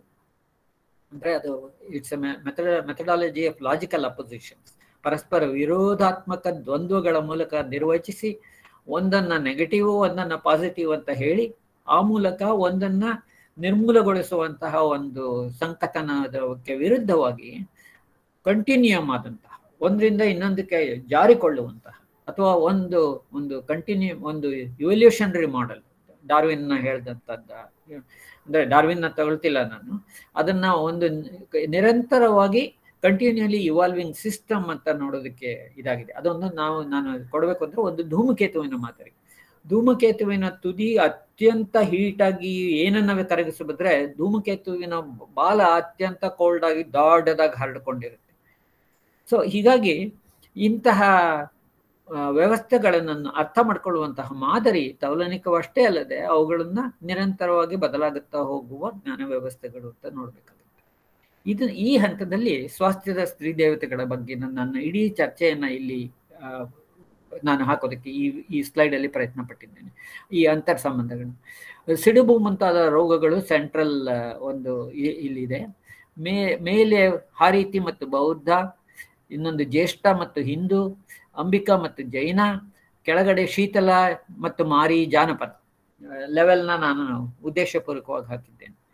ಇವುಗಳಿಗೆ ಸಪ್ತಮಾತೃಕೆಯರು ಒಂದತ್ತ ಶಿಷ್ಟ ಪರಂಪರೆಯಿಂದ ಒಂದತ್ತ ಜನಪದ ಪರಂಪರೆಯಿಂದ ಎರಡೂ ಕಡೆಯಿಂದ ಬಂದು ಸೇರ್ಕೊಳ್ತಾರೆ. ಇಲ್ಲಿ ಅಂದ್ರೆ ಈ ಯಾರೋ ಕೆಳಗಡೆ ಇರೋದ್ರಿಂದ ಕೇವಲ ಜಾನಪದಕ್ಕೆ ಮಾರಿಗೆ ಬಂದು ಸೇರ್ಕೊಳ್ಳಲ್ಲ, ಅವು ಅಂಬಿಕಾನಲ್ಲಿ ಹೋಗ್ಬೋದು, ಜ್ಯೇಷ್ಠನಲ್ಲಿ ಕೂಡ ಹೋಗೋದಕ್ಕೆ ಸಾಧ್ಯತೆ ಇದೆ. ಹೀಗಾಗಿ ಈ ಇಡೀ ವ್ಯವಸ್ಥೆ ಒಂದು ಅಂತರ್ ಸಂಬಂಧಿತ ಜಾಲ ವ್ಯವಸ್ಥೆಯ ರೂಪದಲ್ಲಿ ನಾವು ಇದನ್ನ ನೋಡ್ಬೇಕು, ಅರ್ಥ ಮಾಡ್ಕೊಳ್ಬೇಕು ಅಂತ ನಾನು ಸಜೆಸ್ಟ್ ಮಾಡ್ತಾ ಇದ್ದೀನಿ. ಎರಡನೆಯದಾಗಿ ಇದೊಂದು ಅಂತರ್ಮಾಧ್ಯಮ ಅಧ್ಯಯನ ಅಂತ ಹೇಳಿದ್ದೀನಿ.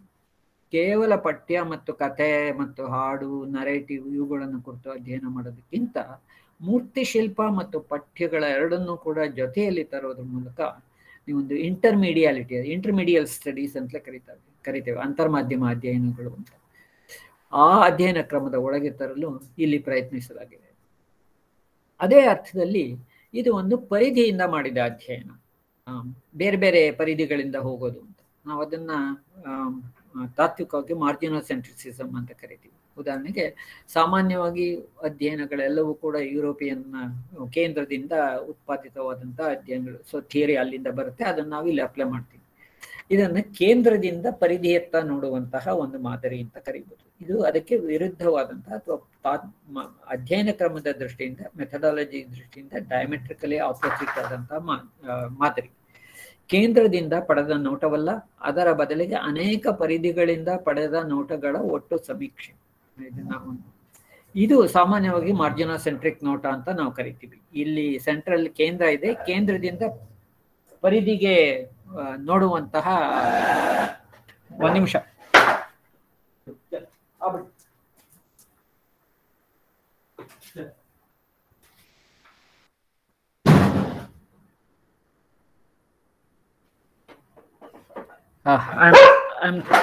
ಐ ಸಾರಿ, 2 ನಿಮಿಷ ಮುಗಿಸ್ಬಿಡ್ತೀನಿ. ಪರಿಧಿಗಳು ಅನೇಕ, ಕೇಂದ್ರ ಯಾವಾಗಲೂ ಒಂದು. ಸೊ ಒಂದು ಅರ್ಥದಲ್ಲಿ ಈ ಕೇಂದ್ರದಿಂದ ಪರಿಧಿಯನ್ನು ನೋಡುವಂತಹ ಒಂದು ಸಾಮಾನ್ಯವಾದಂತಹ ಥಿಯರಿಟಿಕಲ್ ನೋಟ ಇದೆ. ಆದರೆ ಅದನ್ನು ರಿವರ್ಸ್ ಮಾಡೋದ್ರ ಮೂಲಕ ಪರಿಧಿಯಿಂದ ಕೇಂದ್ರವನ್ನು ನೋಡ್ಬೋದು ಅನ್ನುವಂಥ ಒಂದು ಸಾಧ್ಯತೆಯನ್ನು ಅದು ಕ್ರಿಯೇಟ್ ಮಾಡುತ್ತೆ. ಆದರೆ ನಾನು ಇಲ್ಲಿ ಉಪಯೋಗಿಸಿರುವಂತಹ ಮಾದರಿ ಏನಂದ್ರೆ ಅನೇಕ ಪರಿಧಿಗಳಂತ. ಇದು ಮಾರ್ಜಿನೋಸೆಂಟ್ರಿಕ್ ನೋಟಗಳು ಪರ್ಯಾಯವಾದಂಥ. ಯಾಕೆಂದ್ರೆ ನಮ್ಮ ಭಾರತದಂಥ ದೇಶದಲ್ಲಿ ಇಷ್ಟೊಂದು ಭಾಷೆ, ಇಷ್ಟೊಂದು ಲ್ಯಾಂಗ್ವೇಜ್, ಇಷ್ಟೊಂದು ಧರ್ಮ, ಇಷ್ಟೊಂದು ಇರೋದ್ರಿಂದ ಒಂದು ಕೇಂದ್ರ ಇದ್ರೂ ಕೂಡ ಬಹುತೇಕ ಪರಿಧಿಗಳಿವೆ. ಇದನ್ನ ಈ ಒಂದೊಂದು ಪರಿಧಿಗೂ ತನ್ನದೇ ಆದ ಕೇಂದ್ರ ಮತ್ತು ಅದರ ಪರಿಧಿಗಳಿರುತ್ತೆ. ಉದಾಹರಣೆಗೆ ಕನ್ನಡ ಒಂದು ಭಾಷೆ ಅಂತ ತೆಗೆದುಕೊಂಡ್ರೆ ಇಲ್ಲಿರುವ ಉಪಭಾಷೆಗಳು ಬೇರೆ ಬೇರೆ ಇದೆ ಮತ್ತು ಬೇರೆ ಬೇರೆ ಭಾಷೆಗಳು ಬರುತ್ತಿವೆ. ಇಲ್ಲಿ ಕೊಡವ ಇರ್ಬೋದು. ಆದ್ರಿಂದ ಹಾಗಾಗಿ ಇಲ್ಲಿ ಇಂತಹ ಮಾದರಿಯಲ್ಲಿ ಏನ್ ಮಾಡುತ್ತೆ ಅಂದ್ರೆ ಪರಿಧಿ ಕೇಂದ್ರದ ಜೊತೆಗೆ ಸಂವಾದವನ್ನ ಮಾಡೋದಿರ್ಲಿ, ಈ ಪರಿಧಿಯ ಕೇಂದ್ರಗಳು ಪರಿಧಿಗಳು ತಮ್ಮಲ್ಲೇ ಕೂಡ ಸಂವಾದ ಮಾಡೋದಕ್ಕೆ ಸಾಧ್ಯ ಇದೆ. ಸೊ ಹೀಗಾಗಿ ನಾನು ಇಲ್ಲಿ ಉಪಯೋಗಿಸ್ತಾ ಇರುವಂತಹ ಮಾದರಿ ಈ ಬಗೆಯ ಮಾರ್ಜಿನೋಸೆಂಟ್ರಿಕ್, ಎರಡನೇ ಪರ್ಯಾಯ ಮಾರ್ಜಿನೋಸೆಂಟ್ರಿಕ್ ಪರ್ಸ್ಪೆಕ್ಟಿವ್ ಅಂತ ಅದನ್ನ ಕರೆದಿದ್ದೀನಿ. ಇದನ್ನ ಇಲ್ಲಿನ ವಸ್ತುವನ್ನ ನಾನು ಹುಡುಕುವ ವಿಧಾನವನ್ನು ಕುರಿತು ಒಂದು ಮಾತು ಹೇಳೋದಿದೆ. ಅದನ್ನ ನಾನು ನಕ್ಷತ್ರ ಪುಂಜ ಮಾದರಿ ಅಂತ ಕರಿತೀನಿ, ಅಂದ್ರೆ ಕಾನ್ಸ್ಟಲೇಷನ್ ಮಾದರಿ ಅಂತ. ಸಾಮಾನ್ಯವಾಗಿ ಮಾದರಿಗಳು ಏನ್ ಮಾಡ್ತವೆ ಅಂದ್ರೆ ಒಂದು ಸರ್ಕಲ್ ನಲ್ಲಿ ಹಾಕ್ಬಿಟ್ರೆ ಅಥವಾ 2 ಬ್ಲಾಕ್ನ ಇಟ್ಟುಬಿಟ್ರೆ ಆ 2 ಬ್ಲಾಕ್ನ ಒಂದು ಮಿತಿ. ಇವು ಉದಾಹರಣೆಗೆ ಇಂಟರ್ಡಿಸಿಪ್ಲಿನ್ ಅಂದ್ರೆ 2 ಸರ್ಕಲ್ನ ಓವರ್ಲ್ಯಾಪಿಂಗ್ ಆಗಿ ತೋರಿಸ್ತೀವಿ ನಾವು. ಆ ಓವರ್ಲ್ಯಾಪಿಂಗ್ ಜಾಗ ಇಂಟರ್ಡಿಸಿಪ್ಲಿನ್ ಇದೆ. ಆದ್ರೆ ಸರ್ಕಲ್ ಇದೆಯಲ್ಲ ಅದೇ ಒಂದು ಬೌಂಡ್ರಿ, ವಾಟರ್ ಟೈಟ್ ಕಂಪಾರ್ಟ್ಮೆಂಟ್ ಬೌಂಡ್ರಿನಲ್ಲಿ. ಸೊ ಸಿಸ್ಟಿಗೆ ಒಂದು ವಾಟರ್ ಟೈಟ್ ಕಂಪಾರ್ಟ್ಮೆಂಟ್ ಬೌಂಡ್ರಿನ 2 ಸರ್ಕಲ್ ಮೂಲಕ ಸೂಚಿಸ್ತೀವಿ. ಸೊ ನಾವು ಒಂದು ಡಿಫೈನ್ ಮಾಡುವಾಗ್ಲೇ ಅದರ ವಾಟರ್ ಟೈಟ್ ಕಂಪಾರ್ಟ್ಮೆಂಟ್ನೆಸ್ ನ ಡಿಫೈನ್ ಮಾಡ್ತಾ ಇದ್ದೀವಿ, ಕೋಣೀಕೃತ ಅಧ್ಯಯನ ಮಾಡ್ತಾ ಇದ್ದೀವಿ. ಮತ್ತು ಆದ್ರೆ ಮಾತನಾಡ್ತಾ ಇರೋದು ನಾವು ಅಂತರ್ಶಿಸ್ತೀಯ ಅಧ್ಯಯನದ ಬಗ್ಗೆ. ಇದೊಂದು ವಿರೋಧಾಭಾಸ. ಅಂಥದ್ದನ್ನ ನಿವಾರಿಸಿಕೊಳ್ಳಕ್ಕೆ ನಕ್ಷತ್ರ ಪುಂಜ ಮಾದರಿ ಒಂದು ವಸ್ತು ಇದು ಏನ್ ಮಾಡುತ್ತೆ ಅಂದ್ರೆ ಒಂದು ವಸ್ತು ಅಥವಾ ಒಂದು ಬಗೆಯ ಪಠ್ಯಗಳು, ಒಂದು ಬಗೆಯ ದೇವತೆಗಳು, ಒಂದು ಬಗೆಯ ಸಾಹಿತ್ಯ ರೂಪಗಳು, ಒಂದು ಬಗೆಯ ಪೇಂಟಿಂಗ್ ಸಿಸ್ಟಮ್, ಇವುಗಳನ್ನ ನೆಟ್ವರ್ಕ್ ಆಗಿ ಕನೆಕ್ಟ್ ಮಾಡ್ತಾ ಹೋಗುದು. ಹೀಗಾಗಿ ಆ ಜಾಲ ಅವು ತಮ್ಮನ್ನೇ ತಾವು ವಸ್ತುವಿನ ದೃಷ್ಟಿಯಿಂದ ಅಥವಾ ಭೂಗೋಳದ ದೃಷ್ಟಿಯಿಂದ ಯಾವುದೋ ಒಂದು ದೃಷ್ಟಿಯಿಂದ ಹಣ್ಕೊಳ್ತವೆ. ಹೀಗಾಗಿ ಇವು ವಸ್ತುವಿನಿಂದ ನಿರ್ದೇಶಿತವಾದ ಅಥವಾ ಏಜೆನ್ಸಿಯಿಂದ, ಇಲ್ಲಿನ ಏಜೆನ್ಸಿ ಯಾವುದು ಅಂದ್ರೆ ವಾಣಿಜ್ಯ ಮತ್ತು ದಂಡಯಾತ್ರೆ. ನಾನು ಏನ್ ಮಾಡಿದ್ದೀನಿ ಇಲ್ಲಿ ಅಂತಂದ್ರೆ ವಾಣಿಜ್ಯ ಮತ್ತು ದಂಡಯಾತ್ರೆಯ ಹಿಂದೆ ಹುಡುಕಿಕೊಂಡು ಹೋಗಿದ್ದೀನಿ. ಅದೊಂದು ಇಂಪಾರ್ಟೆಂಟ್ ಏಜೆನ್ಸಿ ಅನ್ನೋ ಒಂದು ಬೇಸಿಕ್ ಅಸಂಪ್ಷನ್ ಇಟ್ಕೊಂಡು ಅವುಗಳು ಈ ಹಾರೀತಿ ಅಥವಾ ಈ ದೇವತೆಗಳು ಹರಡಿದಂತಹ ಜಾಲವೊಂದನ್ನು ಸೃಷ್ಟಿ ಮಾಡುತ್ತೆ. ಈ ಜಾಲಕ್ಕೆ ಶೇಪ್ ಇಲ್ಲ. ಆ ಜಾಲ ತನ್ನನ್ನೇ ತಾನು ಸ್ವಯಂ ನಿರ್ವಚಿಸಿಕೊಳ್ಳುವಂತಹ ಜಾಲ, ಅಂದ್ರೆ ಅದೊಂದು ಯಾದೃಚ್ಛಿಕ ಜಾಲ ವ್ಯವಸ್ಥೆ ಮತ್ತು ಅದು ಸಂಸ್ಕೃತಿ ನಿರ್ದಿಷ್ಟ ಹಾಗೂ ಭೌಗೋಳಿಕತೆಯ ಛಾಪನ್ನು ಉಳಿಸ್ಕೊಳ್ಳುತ್ತೆ. ಹೀಗಾಗಿ ಇದೊಂದು ಬಹುಳತೆಯಿಂದ ಕೂಡಿದ ವಿವರಣೆ. ಇದರಿಂದ ಏನಾಗುತ್ತೆ ಅಂದ್ರೆ ವಿಶ್ವಾತ್ಮಕ ಓದಿನ ಬದಲಿಗೆ ಕಾಸ್ಮೋಪಾಲಿಟನ್ ಅನ್ಬೋದು ಅಥವಾ ಯೂರೋಸೆಂಟ್ರಿಕ್ ಅನ್ಬೋದು, ಅದರ ಬದಲಿಗೆ ಇದು ನಮಗೆ ಒಂದು ಸಂಸ್ಕೃತಿ ಬದ್ಧ ಓದನ್ನು ಕೊಡೋದಕ್ಕೆ ಸಾಧ್ಯವಾಗುತ್ತೆ. ನಿಮ್ಗೊಂದು ಚಿತ್ರ ತೋರಿಸ್ತೀನಿ, ನಕ್ಷತ್ರ ಪುಂಜ ಮಾದರಿಯ ಮುಕ್ತತೆಯನ್ನು ಗೊತ್ತು. ಇದು ನಿಮ್ಮೆಲ್ಲರಿಗೂ ಗೊತ್ತಿದೆ, ಸಪ್ತರ್ಷಿ ಮಂಡಲ. 7 ಜನ ಅಕ್ಕ ತಂಗಿರು ಅಂತ ಕರಿಬೋದು. ಒಂದು ಕತೆ ಇದೆ, ಒಂದು ಈ 4 ನಕ್ಷತ್ರಗಳ ಮೇಲೆ ಅಜ್ಜಿ ಮಲಗಿದಾಳೆ, ಇವನು ಕೊನೆಯಲ್ಲೇ ಕಳ್ಳ ಕಾಯ್ತಾ ಇದ್ದಾನೆ ದುಡ್ಡು ಎತ್ಕೊಂಡು ಹೋಗೋಕೆ ಅನ್ನುವಂತ ಒಂದು ಜನಪದ ಕಥೆ ಕನ್ನಡದಲ್ಲೂ ಇದೆ. ಎನಿಹೌ, ಅದನ್ನ ಇರಲಿ. ಇದನ್ನ ಈ ಶೇಪ್ ಇಲ್ವೇ ಇಲ್ಲ ವಾಸ್ತವಿಕವಾಗಿ. ಈ ನಕ್ಷತ್ರಗಳಿಗೆ ಒಂದಕ್ಕೊಂದಕ್ಕೆ ಸಂಬಂಧವೂ ಇಲ್ಲ. ಅವು ಎಲ್ಲ ನಮ್ಮ 3rd ಡೈಮೆನ್ಷನ್ ನಲ್ಲಿ ಬೇರೆ ಬೇರೆ ದೂರದಲ್ಲಿದೆ. ನಮ್ಮ ಕಣ್ಣಿಗೆ ಒಂದು ಶೇಪ್ ನ ಕಾಣಿಸ್ತಿದೆ, ನಾವು ಅದನ್ನ ಸಪ್ತರ್ಷಿ ಮಂಡಲ ಅಂತ ಕರಿತೀವಿ. ಬೇರೆ ಬೇರೆ ಸಂಸ್ಕೃತಿಗಳು ಅದನ್ನು ಕರಡಿ ಅಂತ ಕರೆದಿದೆ, ಗ್ರೇಟ್ ಬೇರ್ ಅಂತಾರೆ, ಅದನ್ನ ವ್ಯಾಗನ್ ಅಂತಾರೆ, ನೇಗಿಲು ಅಂತಾರೆ. ಸೊ ಹೀಗಾಗಿ ಸಂಸ್ಕೃತಿ ನಿರ್ದಿಷ್ಟವಾದಂತಹ ನಿರ್ವಚನಗಳು ಮತ್ತು ಅವುಗಳು ಸ್ಟುಪಿಡ್ ಆಗಿರ್ಬೋದು ಅಥವಾ ಬೇರೆ ಬೇರೆ ಆಗಿರ್ಬೋದು, ಇವುಗಳು ಈ ಬಗೆಯ ನಕ್ಷತ್ರ ಪುಂಜ ಮಾದರಿಯಲ್ಲಿ ರೂಪಿಸಿಕೊಳ್ಳೋದಕ್ಕೆ ಸಾಧ್ಯ ಅನ್ನುವಂಥ ಮಾತನ್ನ ಇಲ್ಲಿ ಇದು ಮಾಡ್ಬೋದು. ಹೀಗಾಗಿ ಇಷ್ಟರ ಮೇಲೆ ಇಂತಹ ನಾನು ಇಲ್ಲಿ ಮಾಡಿರುವ ಅಧ್ಯಯನ ದಟ್ಟವಾದ ಮಾಹಿತಿ ಕಣಜದ ಆಧಾರದ ಮೇಲೆ ಮಾಡಿದ್ದೆ ಅಧ್ಯಯನ. ನಾನು ಶಿಲ್ಪಕ್ಕೆ ಹೋಗಿದ್ದೇನೆ, ಪಠ್ಯಗಳಿಗೆ ಹೋಗಿದ್ದೇನೆ, ಮಾದರಿಗಳಿಗೆ ಹೋಗಿದ್ದೇನೆ. ಸೊ ಹೀಗಾಗಿ ಒಂದು ಇಂತಹ ಸ್ತ್ರೀದೇವತೆಗಳ ಮಾಡುವ ಒಂದು ಅಧ್ಯಯನ ಒಂದು ದಟ್ಟವಾದ ಮಾಹಿತಿ ಕಣಜವನ್ನು ಕಟ್ಕೋಬೇಕಾಗತ್ತೆ ಅಂತ. ಇದ್ರ ಬಗ್ಗೆ ನಾನು 20 ವರ್ಷದಿಂದ ಕೆಲಸ ಮಾಡ್ತಿದ್ದೀನಿ ಮತ್ತು ಮುಗಿಸಿಲ್ವಾದ್ರಿಂದ ಇಂತಹ ಮಾಹಿತಿಯನ್ನು ಇದು ಮಾಡಿ ಇಷ್ಟೆಲ್ಲ ಆದ್ಮೇಲೆ ಕೊನೆಯದಾಗಿ ಇಂತಹ ಮಾದರಿ ಏನ್ ಮಾಡುತ್ತೆ ಅಂದ್ರೆ ಒಂದು ವಿಕೇಂದ್ರೀಕರಣದ ಮಾದರಿಯನ್ನು ಸೂಚನೆ ಮಾಡುತ್ತೆ. ಪಠ್ಯವನ್ನಾಗ್ಲಿ, ತಾತ್ವಿಕತೆಯನ್ನಾಗ್ಲಿ, ಅಧ್ಯಯನ ಕ್ರಮವಾಗಲಿ, ಯಾವುದೇ ಇಂತಹ ಯಾವುದೇ ವಿಷಯಗಳ ಯಜಮಾನಿಕೆಯ ಮತ್ತು ಅದರ ತಾತ್ವಿಕ ಚೌಕಟ್ಟನ್ನು ಪ್ರಶ್ನಿಸಿ ಪುನರ್ ನಿರೂಪಿಸಿಕೊಳ್ಳುವಂತ ಒಂದು ಪ್ರಯತ್ನವನ್ನ ಈ ರೀತಿ ಅಧ್ಯಯನ ಮಾಡೋದಕ್ಕೆ ಸಾಧ್ಯ ಇದೆ ಅಂತ ಹೇಳಿ ಐ ಥಿಂಕ್ ನನ್ನ ಮಾತುಗಳನ್ನ ಮುಗಿಸ್ತೀನಿ. ಜಾಸ್ತಿ ಟೈಮ್ ತಗೊಂಡ ನಾನು. ಪರವಾಗಿಲ್ಲ ಸರ್, ಪರವಾಗಿಲ್ಲ. ನಮಸ್ಕಾರ ಎಲ್ರಿಗೂ. ವಂದನೆಗಳು. Thank you sir. ಇದುವರೆಗೂ ಸ್ವಾಸ್ಥ್ಯದ ದೇವತೆಗಳು ಎಂಬ ವಿಷಯವಾಗಿ ಪ್ರಬಂಧವನ್ನು ಮಂಡಿಸಿದಂತಹ ಸತ್ಯನಾಥ್ TS ಅವರಿಗೆ ಧನ್ಯವಾದಗಳು. ಈ ಒಂದು ಪ್ರಬಂಧದಲ್ಲಿ, ಈ ಒಂದು ವಿಷಯದಲ್ಲಿ ಬಹಳಷ್ಟು ಮಹತ್ವವಾದಂತಹ ಅಂಶಗಳು ಪರಿಚಯಿಸಿದ್ರಿ ಮತ್ತು ತುಂಬಾ ಇಂಟ್ರೆಸ್ಟಿಂಗ್ ಆಗಿತ್ತು. ಸಮಯ ಹೋಗಿದ್ದೆ ಗೊತ್ತಾಗಿಲ್ಲ. ಈಗ ಸಮಯ ತುಂಬಾ ಕಡಿಮೆ ಇರೋದ್ರಿಂದ ಕೆಲವೇ ಪ್ರಶ್ನೆಗಳನ್ನ ತಗೊಳ್ಬಹುದು ಅಂತ ನಾನು ಅನ್ಕೊಳ್ತೀನಿ.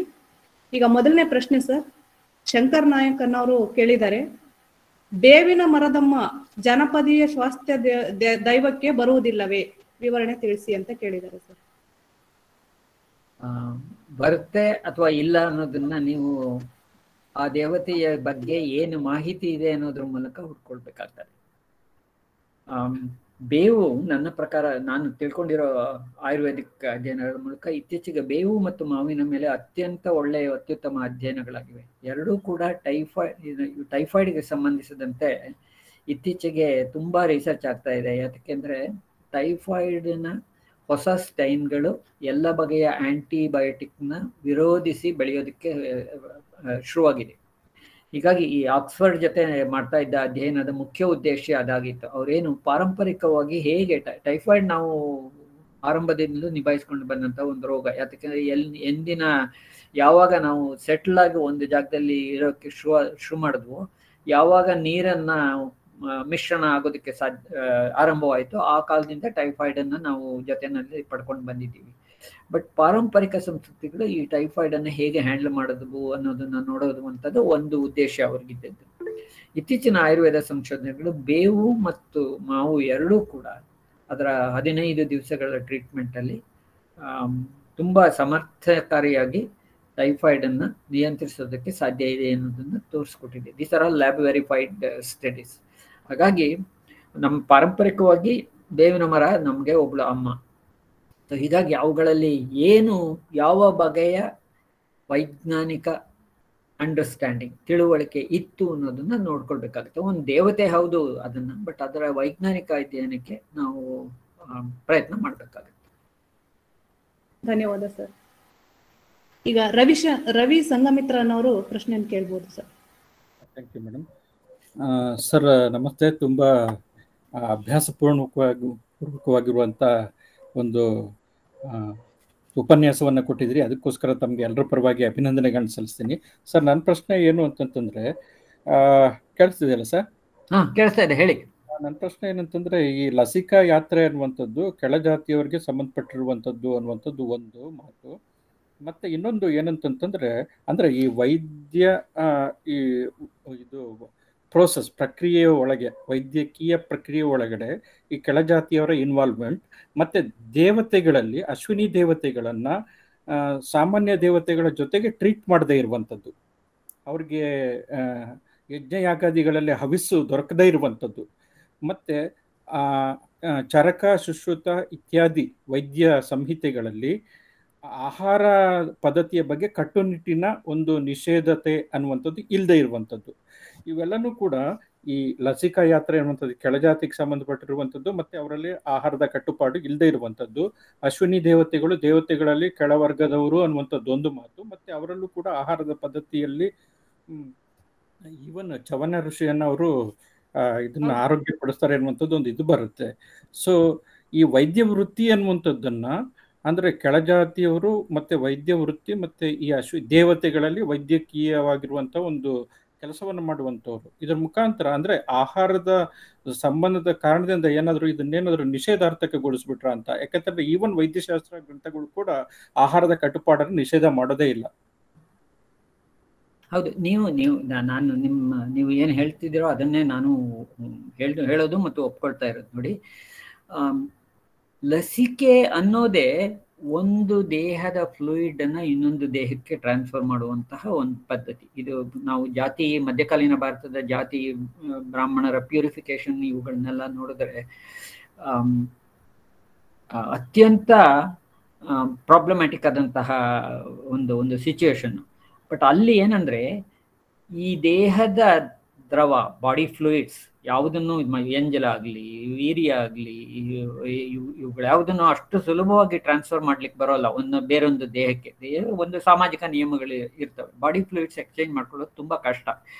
ಬಟ್ ಇಲ್ಲಿ ವಿವರಣೆ ಏನಿದೆ ಅಂತಂದ್ರೆ, ಅದು ದೇವಿಯ ಮೂಲಕ ಮಿಡಿಯೇಟ್ ಆದ್ರಿಂದ ಇದು ಸಾಧ್ಯ. ಇದನ್ನ ಹಾಕ್ತಾ ಇರೋನು ಕೆಳವರ್ಗದವನಾಗಿರ್ಬೋದು ಅಥವಾ ಯುರೋಪಿಯನ್ ರೆಕಾರ್ಡ್ಸ್ ಹೇಳುವಂತೆ ಬ್ರಾಹ್ಮಣ ಆಗಿರ್ಬೋದು. ಇವಾಗ ಏನಾಗುತ್ತೆ ಅಂತಂದ್ರೆ ನೋಡಿ, ಕೆಳವರ್ಗದವರೇ ಇದು ಕೆಲಸ ಮಾಡ್ತಿದ್ರು ಅನ್ನೋದನ್ನ ನಾವು ಸ್ಪೆಕ್ಯುಲೇಟಿವ್ ಆಗಿ ನಮ್ಮ ವಿದ್ವಾಂಸರು ಹೇಳ್ತಾರೆ. ಯಾಕೆಂದ್ರೆ ಮಾರಿ ಪೂಜೆ ಮಾಡ್ತಾ ಇದ್ದವರೇ ಕೆಳವರ್ಗದ ಆಸಾದಿಗಳು. ಆದ್ರೆ 19ನೇ ಶತಮಾನದ ದಾಖಲೆಗಳಲ್ಲಿ ಮೇಲುವರ್ಗದವರು ಈ ಕೆಲಸ ಮಾಡ್ತಿದ್ದಕ್ಕೆ ದಾಖಲೆ ಇದೆ. ಸೊ ಯುರೋಪಿಯನ್ ವಿದ್ವಾಂಸರು ಅಥವಾ ಪಾಶ್ಚಾತ್ಯ ವಿದ್ವಾಂಸರು ಏನು ಭಾವಿಸ್ತಾರೆ ಅಂತಂದ್ರೆ, ನಮಗೆ ದಾಖಲೆ ಅತ್ಯಂತ ಮುಖ್ಯ ಅಂತ. ನಾವು ಏನ್ ಮಾಡ್ತೀವಿ, ಸ್ಪೆಕ್ಯುಲೇಟಿವ್ ಆದಂತಹ ಪಾರಂಪರಿಕ ತಂತ್ರಜ್ಞಾನ ಮತ್ತು ಅದು ಯಾವ ರೀತಿ ಹರಿಯುತ್ತೆ. ಇವಾಗ ಉದಾಹರಣೆಗೆ ಎಲ್ಲರೂ ಹೋಗಿ ಮಾರಿ ಪೂಜೆ ಮಾಡೋದಕ್ಕಾಗೋದಿಲ್ಲ, ಅದೇ ಜಾತಿಗೆ ಸಂಬಂಧಿಸಿರ್ಬೇಕು ಅಥವಾ ಯಾವುದೋ ಒಂದು ಪರ್ಟಿಕ್ಯುಲರ್ ದೀಕ್ಷೆ ಇರುತ್ತೆ, ಅದನ್ನು ತೆಗೆದುಕೋಬೇಕು. ಸೊ ಹೀಗಾಗಿ ಈ ಯಾವ ಕನ್ಸ್ಟ್ರೆಂಟ್ಸ್ ಇದೆಯೋ ಜಾತಿಯನ್ನ ಕ್ರಾಸ್ ಮಾಡೋದಕ್ಕೆ, ಮತ್ತು ಮಧ್ಯಕಾಲೀನ ಭಾರತದಲ್ಲಿ ಇಂಥ ಜಾತಿಯನ್ನ ಕ್ರಾಸ್ ಮಾಡೋಕೆ ಕನ್ಸ್ಟ್ರೆಂಟ್ ಇರಲಿಲ್ಲ. ಆದ್ರೂ 15ನೇ ಶತಮಾನದ ವೇಳೆಗೆ ಇದು ಸಾಧ್ಯ ಆಗ್ತಿತ್ತು ಅನ್ನೋದನ್ನು ವಿದ್ವಾಂಸರು ಗಮನಿಸಿದ್ದಾರೆ. ಉದಾಹರಣೆಗೆ ಕಾಟನ್ ಅಥವಾ ಹತ್ತಿ ಬಟ್ಟೆಗೆ ಬೇಡಿಕೆ ಬಂದಾಗ ಯುರೋಪಿಯನ್ ಮಾರ್ಕೆಟ್ನಿಂದ ಕೃಷಿಕರು ಕೂಡ ಹತ್ತಿ ಬಟ್ಟೆ ನೇಯುವಂತ ಕೆಲಸಕ್ಕೆ ಶಿಫ್ಟ್ ಆದಕ್ಕೆ ದಾಖಲೆ ಇದೆ ನಮ್ಮಲ್ಲಿ. ಫೈನ್. ಬಟ್ ಈ ರೀತಿಯ ಜಾತಿಯನ್ನ ದಾಟುವಿಕೆ ಇದೆಯಲ್ಲ, ಅದು ಅತ್ಯಂತ ದೊಡ್ಡದಾದಂತಹ ಹರ್ಡಲ್ಲೂ ಅಲ್ಲ ಮತ್ತು ಅತ್ಯಂತ ಸುಲಭವಾದದ್ದು ಅಲ್ಲ. ನಾರ್ಮಲ್ ಕಂಡೀಷನ್ ಅಲ್ಲಿ ಇದು ಸಾಧ್ಯ ಆಗೋದಿಲ್ಲ. ಬಟ್ ಅಬ್ನಾರ್ಮಲ್ ಕಂಡೀಷನ್ಸ್ ನಲ್ಲಿ ಈ ತರದ ಸಾಧ್ಯತೆಗಳನ್ನ ನಾವು ನೋಡಿದ್ದೇವೆ. ಸೊ ಬೇಸಿಕಲಿ ನಾನು ಈ ವೈದ್ಯಕೀಯ ಆಯುರ್ವೇದದ ವೃತ್ತಿ ಮಾಡ್ತಿದ್ರಲ್ಲ, ಅವ್ರು ನೋಡಿ, ಅವರು ಮುಟ್ಟೋದಲ್ಲ ಅಷ್ಟೇ ಅಲ್ಲ, ಮಲ ಪರೀಕ್ಷೆ, ದೃಷ್ಟಿ ಪರೀಕ್ಷೆ, ಸಲೈವಾ ಪರೀಕ್ಷೆ, ಜಲ್ಲು ಪರೀಕ್ಷೆ, ಇವುಗಳೆಲ್ಲ ಅತ್ಯಂತ ಪಲ್ಯೂಟಿಂಗ್ ಎಲಿಮೆಂಟ್ಸ್ ಯಾವುದೇ ನಮ್ಮ ಭಾರತೀಯ ಸಂಸ್ಕೃತಿಯಲ್ಲಿ ಇವನ್ನೆಲ್ಲ ಮಾಡಬೇಕು ಅವರು. ಸೊ ಹೀಗಾಗಿ ಈ ಆಯುರ್ವೇದಕ್ಕೂ ಮತ್ತು ಬ್ರಾಹ್ಮಣಿಕೆಗೂ ಈ ಜೋಡಿ ಹಾಕೋದಿದೆಯಲ್ಲ, ಆ ಪ್ರೋಸೆಸ್ನೇ ನಾನು ಸ್ವಲ್ಪ ಪ್ರಾಬ್ಲಮ್ಯಾಟಿಕ್ ಅಂತ ಕರಿತೀನಿ. ಎರಡನೆಯದಾಗಿ ಈ ಎಲ್ಲ ಜ್ಞಾನ ವ್ಯವಸ್ಥೆ ಇದ್ದದ್ದು ದೇಶಿ ಭಾಷೆಗಳಲ್ಲಿ. ಅಂದ್ರೆ ಇದಕ್ಕೆ ಥಿಯೋರಿ ಇಲ್ಲ. ನೀವು ಯಾವುದೇ ಆಯುರ್ವೇದದ ಪುಸ್ತಕ ತೆಗೆದುಕೊಂಡ್ರೆ ನಿಮ್ಗೆ ಥಿಯೋರಿ ಸಿಕ್ಕೋಲ್ಲ. ಅಲ್ಲಿ ಏನು ಮಾಡಬೇಕು ಅನ್ನೋದನ್ನ ಹೇಳುತ್ತೆ ಅಷ್ಟೇ. ಅದು ಆ ಜ್ಞಾನ ಇದ್ದದ್ದು ಯಾರು ಪ್ರಾಕ್ಟೀಸ್ ಮಾಡ್ತಿದ್ರು ಅವ್ರ ಹತ್ರ.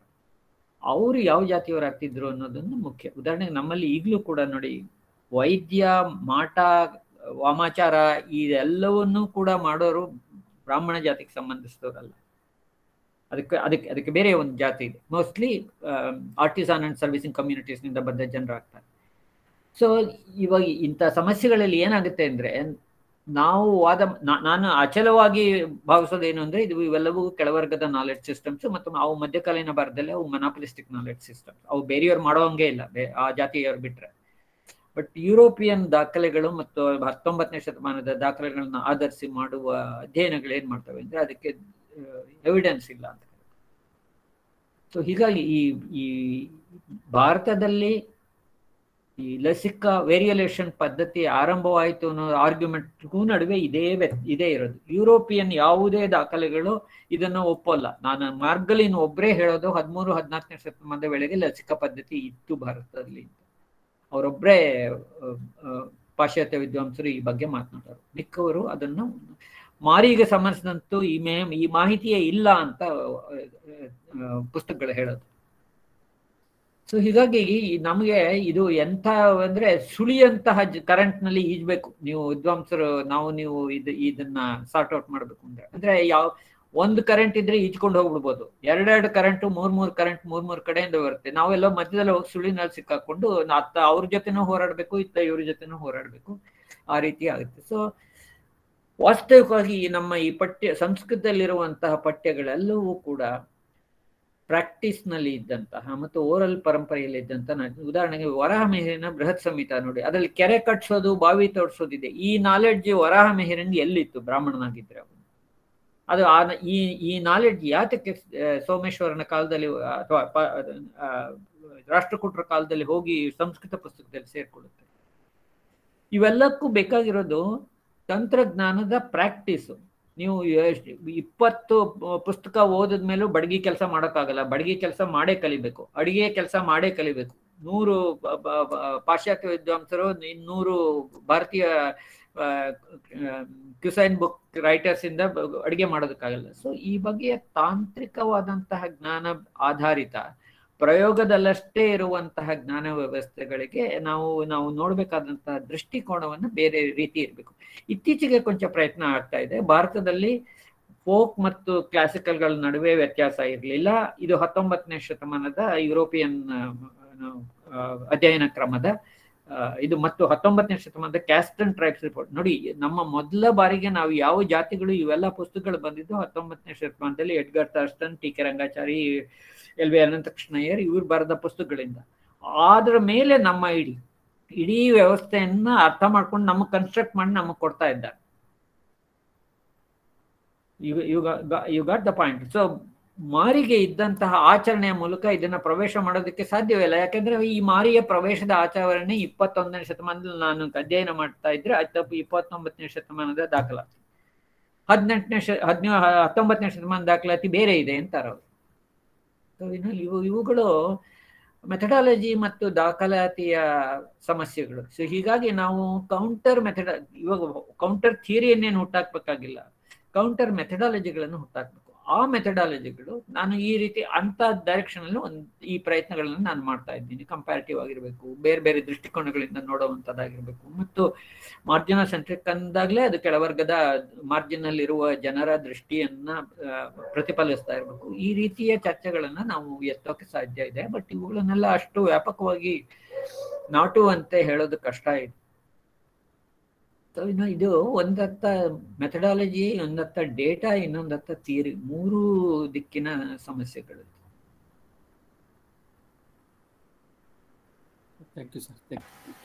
ಧನ್ಯವಾದ ಸರ್. ಸಮಯ 9 ಗಂಟೆ ಮೇಲಾಗಿದೆ. ಪ್ರಶ್ನೆಗಳು ಇನ್ನೂ ತುಂಬಾ ಇದಾವೆ. ನೀವು ಅಭ್ಯಂತರ ಇಲ್ಲ ಅಂದ್ರೆ ಕೊನೆಯದಾಗಿ ಇನ್ನೊಂದು ಪ್ರಶ್ನೆನ ಕೇಳ್ತೀನಿ. ನನಗೇನು ಅಭ್ಯಂತರ ಇಲ್ಲ, ನಾನು ಕಲಿತೀನಿ ಇಂಥ ಪ್ರಶ್ನೆಗಳಿಂದ. ನನ್ನ ಹೊಸ ಪಾಠಗಳನ್ನ ಕಲಿಯೋದಕ್ಕೆ ಶುರು ಮಾಡ್ತೀನಿ. ಸರಿ ಸರ್. ಶ್ರೀಧರ ಮೂರ್ತಿ ಅನ್ನೋರು ಒಂದು ಪ್ರಶ್ನೆ ಕೇಳಿದ್ದಾರೆ. ಬುಡಕಟ್ಟು ಸಮುದಾಯ ಅಥವಾ ಜನಪದರಲ್ಲಿ ಯಾವುದೇ ರೋಗ ರುಜಿನ ಉಂಟಾದರೆ ಶಿಷ್ಟ ದೇವತೆಗಳ ಮೊರೆ ಹೋಗುವುದು ಕಡಿಮೆ, ಕಾರಣ ತಿಳಿಸಿ ಅಂತ ಹೇಳಿದ್ರು. ಇಷ್ಟ ದೇವತೆಗಳ ಮೊರೆ ಹೋಗುವುದಿಲ್ಲ? ಅವುಗಳನ್ನ ಇಷ್ಟು ಸುಲಭೀಕರಿಸೋದು ಕಷ್ಟ. ಎಗ್ಮೋರ್ ಅನ್ನೋರು ಒಂದು ಲೇಖನ ಬರೀತಾರ. ಅವರು ತಮಿಳುನಾಡಿನಲ್ಲಿ ಒಂದು ರೋಗ ಬಂದ ವ್ಯಕ್ತಿ ಸಿದ್ಧ ಮೆಡಿಸಿನ್ ಹತ್ರಕ್ಕೆ ಹೋಗಿ ಸಿದ್ಧ ಮೆಡಿಸಿನ್ ತಗೊಳ್ತಾನೆ, ಅಲೋಪತಿ ಡಾಕ್ಟರ್ ಹತ್ರಕ್ಕೆ ಹೋಗಿ ಅಲೋಪತಿ ಡಾಕ್ಟರ್ ಹತ್ರ ತಗೊಳ್ತಾನೆ, ಮನೆ ಹಿಂದೆ ಹೋಗಿ ಮಾರಿಯಮ್ಮನ್ಗೆ ಒಂದು ದೀಪ ಹಚ್ಚಿ ಬರ್ತಾನೆ. ಸೊ ಹೀಗಾಗಿ ಇವುಗಳನ್ನ ಪರಸ್ಪರ ವಿರೋಧಗಳು ಅಂತ ನಾವು ನೋಡ್ಬಾರ್ದು. ಈ ಮಲ್ಟಿಪಲ್ ಸಿಸ್ಟಮ್ಸ್ಗಳು ನಮ್ಮ ಕೈ ಅಳತೆಯಲ್ಲಿ ಇದ್ರೆ ಈ ಎಲ್ಲ ಮಲ್ಟಿಪಲ್ ಸಿಸ್ಟಮ್ಸ್ಗಳನ್ನು ನಾವು ಏಕಕಾಲದಲ್ಲಿ ಉಪಯೋಗಿಸಿಕೊಳ್ಳುವಂತಹ ಸಾಮರ್ಥ್ಯ ಹಾಗೂ ಅದೃಷ್ಟ ಎರಡೂ ಕೂಡ ನಮ್ಮ ಹತ್ರ ಇರುತ್ತೆ. ಸೊ ಈ ರೀತಿಯ ಪ್ಲೂರಲಿಸ್ಟಿಕ್ ಎಪಿಸ್ಟಮಾಲಜಿ ಅಂತ ನಾನು ಏನು ಹೇಳಿದ್ನೋ ಅದರ ಒಂದು ಲಕ್ಷಣ ಏನಂತಂದ್ರೆ, ಒಂದಕ್ಕಿಂತ ಹೆಚ್ಚಾದಂತಹ ಮೆಡಿಕಲ್ ಸಿಸ್ಟಮ್ ನಮ್ಮ ಕೈ ಅಳತೆಯಲ್ಲಿ ಇರುವಂತಹ ಒಂದು ಸಾಧ್ಯತೆ. ಈ ಬಗೆಯ ಸಾಧ್ಯತೆ ಮಾನೋಜೆನೆಟಿಕ್ ಕಲ್ಚರ್ಸ್ ಅಂದ್ರೆ ಏಕಮುಖಿ ಸಂಸ್ಕೃತಿಗಳಲ್ಲಿ ಸಾಮಾನ್ಯವಾಗಿ ಸಿಗೋಲ್ಲ. ಹಾಗಾಗಿ ಇದು ನಮ್ಮ ಅಡ್ವಾಂಟೇಜ್. ನಾವು ಇದನ್ನ ಫೋಕ್ ಮತ್ತು ಆಯುರ್ವೇದ, ಫೋಕ್ ಮತ್ತು ಇಲೀಟ್ ಅಂತ ಡಿಫ್ರೆನ್ಶಿಯೇಟ್ ಮಾಡೋದಕ್ಕಿಂತ ಸಾಮಾನ್ಯ ಜನತೆ ಏನ್ ಮಾಡ್ತಾರೆ ಅಂತ ಸಿಡಿಬಿನ ವ್ಯಾಕ್ಸಿನ್ ಹಾಕಿಸ್ಕೊಂಡು 11 ದಿನ ಕಳೆದ ಮೇಲೆ ಮಾರಿ ದೇವಸ್ಥಾನಕ್ಕೆ ಹೋಗಿ ಮೊಸರು ತೊಳೆದು ತಂಬಿಟ್ಟು ದೀಪ ಹಚ್ಚಿ ಬರ್ತೀವಿ. ನನ್ನ ಬಾಲ್ಯದಲ್ಲಿ ಈ ರೀತಿ ಮಾಡೋದು ಸಾಮಾನ್ಯವಾಗಿ ವಾಡಿಕೆಯಾಗಿತ್ತು. ಅಥವಾ ಒಂದು ಸೀತಾಳೆ ಸಿಡುಬು ಬಂದ್ರೆ ಅದು ಪೂರ್ತಿ ಆದ್ಮೇಲೆ ಹೋಗಿ ಮಾರಮ್ಮನ ದೇವಸ್ಥಾನಕ್ಕೆ ಹೋಗಿ ತಂಬಿಟ್ಟು ದೀಪ ಹಚ್ಚಿ ಇಟ್ಬಿಟ್ಟು ಮೊಸರು ಸುರಿದು ಬರುವಂತ ರೂಢಿ ಇತ್ತು. ಸೊ ಇದು ಕ್ಯೂರ್ ಯಾವುದರಿಂದ ಆಗತ್ತೆ ಅನ್ನೋದು ಮುಖ್ಯ ಅಲ್ಲ. ಒಂದು ಮಾನಸಿಕ ಸ್ವಾಸ್ಥ್ಯಕ್ಕೆ ತೀರಾ ಅಗತ್ಯ, ಇನ್ನೊಂದು ದೈಹಿಕ ಸ್ವಾಸ್ಥ್ಯಕ್ಕೆ ತೀರಾ ಅಗತ್ಯ. ಮಾನಸಿಕ ಮತ್ತು ದೈಹಿಕ ಸ್ವಾಸ್ಥ್ಯಗಳು ಒಂದು 2 ಸರ್ಕಲ್ ತೋರಿಸಿ ಬೇರೆ ಬೇರೆ ಅನ್ಬೋದು. ಬಟ್ ಆದ್ರೆ ಅದು ದೇಹದಲ್ಲಿ ಇರೋದು. ದೇಹ, ಮನಸ್ಸು ಮತ್ತು ದೇಹದ ನಡುವೆ ಯಾವುದೇ ಬಗೆಯ ಒಂದು ವಾಟರ್ ಟೈಟ್ ಕಂಪಾರ್ಟ್ಮೆಂಟ್ ಇಲ್ಲ ಅಥವಾ ಒಂದು ಗೋಡೆ ಇಲ್ಲ. ಹೀಗಾಗಿ ಇವುಗಳನ್ನ ನಾವು ಬೇರೆ ರೀತಿ ಅರ್ಥ ಮಾಡ್ಕೊಳ್ಳುವ ಯೋಚನೆಗಳನ್ನು ಶುರು ಮಾಡಬೇಕು ಅಂತ ಅನ್ಸುತ್ತೆ. ಓಕೆ, ಧನ್ಯವಾದ ಸರ್. ಈಗ ಇನ್ನೊಂದು ಪ್ರಶ್ನೆ ಪ್ರಸಾದ್ ಗೌಡ ಅನ್ನುವಂಥವರು ಕೇಳಿದ್ದಾರೆ. ಹಲಗೂರಿನ ಬಸವನ ಬೆಟ್ಟ ಅಥವಾ ಹೆಬ್ಬೆಟ್ಟದಲ್ಲಿ ಇರುವ ದೇವಸ್ಥಾನದ ಮೇಲೆ ಜರದಯ್ಯ ಅಂತ ಒಂದು ಮೂರ್ತಿ ಇದೆ.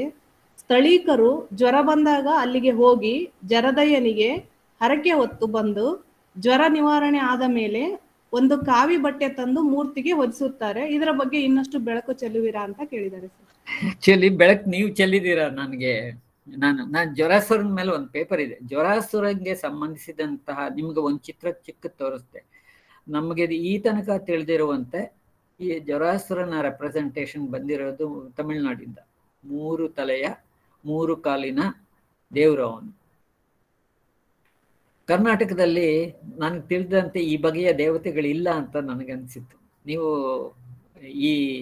ಈ ಮಾಹಿತಿ ಕೊಟ್ಟಿರೋದು ನೆಕ್ಸ್ಟ್ ಬಾರಿ ಅತ್ಲಾಗೆ ಹೋದ್ರೆ ಅಲ್ಲಿಗೆ ಹೋಗಿ ನೋಡ್ಕೊಂಡು ಬರುವ ಅವಕಾಶವನ್ನು ಕೊಟ್ಟಿದ್ದೀರಾ. ಇದ್ರ ಬಗ್ಗೆ ಏನು ಇದು ಮಾಡ್ಬೇಕಾಗಿಲ್ಲ.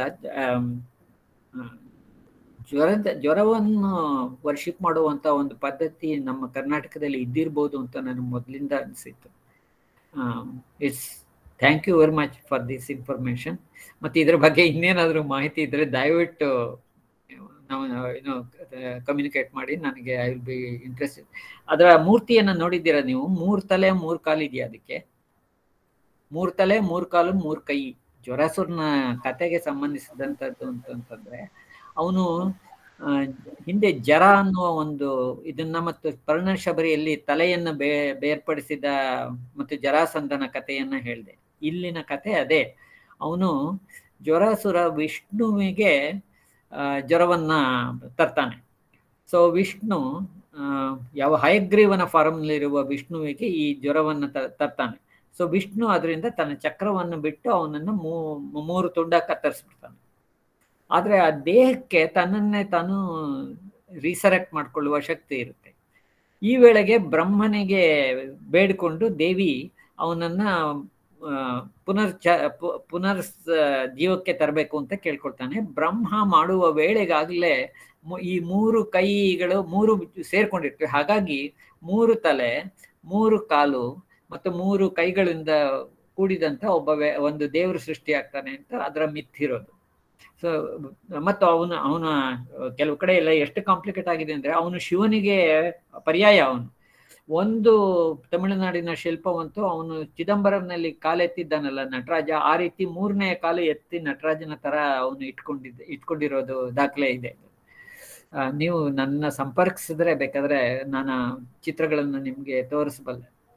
ಸೊ ನೀವು ನೆಕ್ಸ್ಟ್ ಬಾರಿ ಏನಾದರೂ ಅತ್ತ ಹೋಗೋ ಅವಕಾಶ ಸಿಕ್ಕಿದ್ರೆ, ಬೆಟ್ಟ ಹತ್ತುವ ಹುರುಪಿದ್ರೆ ಅದರ ಬಗ್ಗೆ ಮಾಹಿತಿಯನ್ನ ಕಲೆಕ್ಟ್ ಮಾಡಿ ಒಂದು ಚಿಕ್ಕ ಫೇಸ್ಬುಕ್ ಅಲ್ಲ ಎಲ್ಲಾದ್ರೂ ಒಂದು ಚಿಕ್ಕ ಟಿಪ್ಪಣಿಯನ್ನು ಹಾಕ್ಬೋದು ನೀವು. Thank you.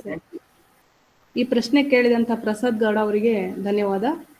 ಇನ್ನೊಂದು ಪ್ರಶ್ನೆ ಇದೆ ಸರ್. ಡಾಕ್ಟರ್ ಬಸವರಾಜ್ ಮಲ್ಲಪ್ಪ ಅನ್ನೋರು, ಸಂಜೀವಿನಿ ದೇವರಾಗಿ ಆಂಜನೇಯನನ್ನು ಪೂಜಿಸುತ್ತಿರುವುದರಿಂದ ಪುರುಷ ದೇವತೆಗಳನ್ನು ನೋಡುವ ಕ್ರಮ ಇದೆಯೇ ಅಂತ ಕೇಳಿದರು. ಇದೆ ಇಲ್ಲದೆ ಏನು ಬೇಕಾದಷ್ಟಿದೆ. ಬಟ್ ಸ್ತ್ರೀ ದೇವತೆಗಳ ಸ್ವಾಸ್ಥ್ಯದ ಬಗ್ಗೆ ತುಂಬಾ ಪ್ರಧಾನವಾಗಿ ಕಾಣಿಸೋ ದೇವತೆಗಳು, ಪುರುಷ ದೇವತೆಗಳು ಬೇಕಾದಷ್ಟು ಇರ್ಬೋದು.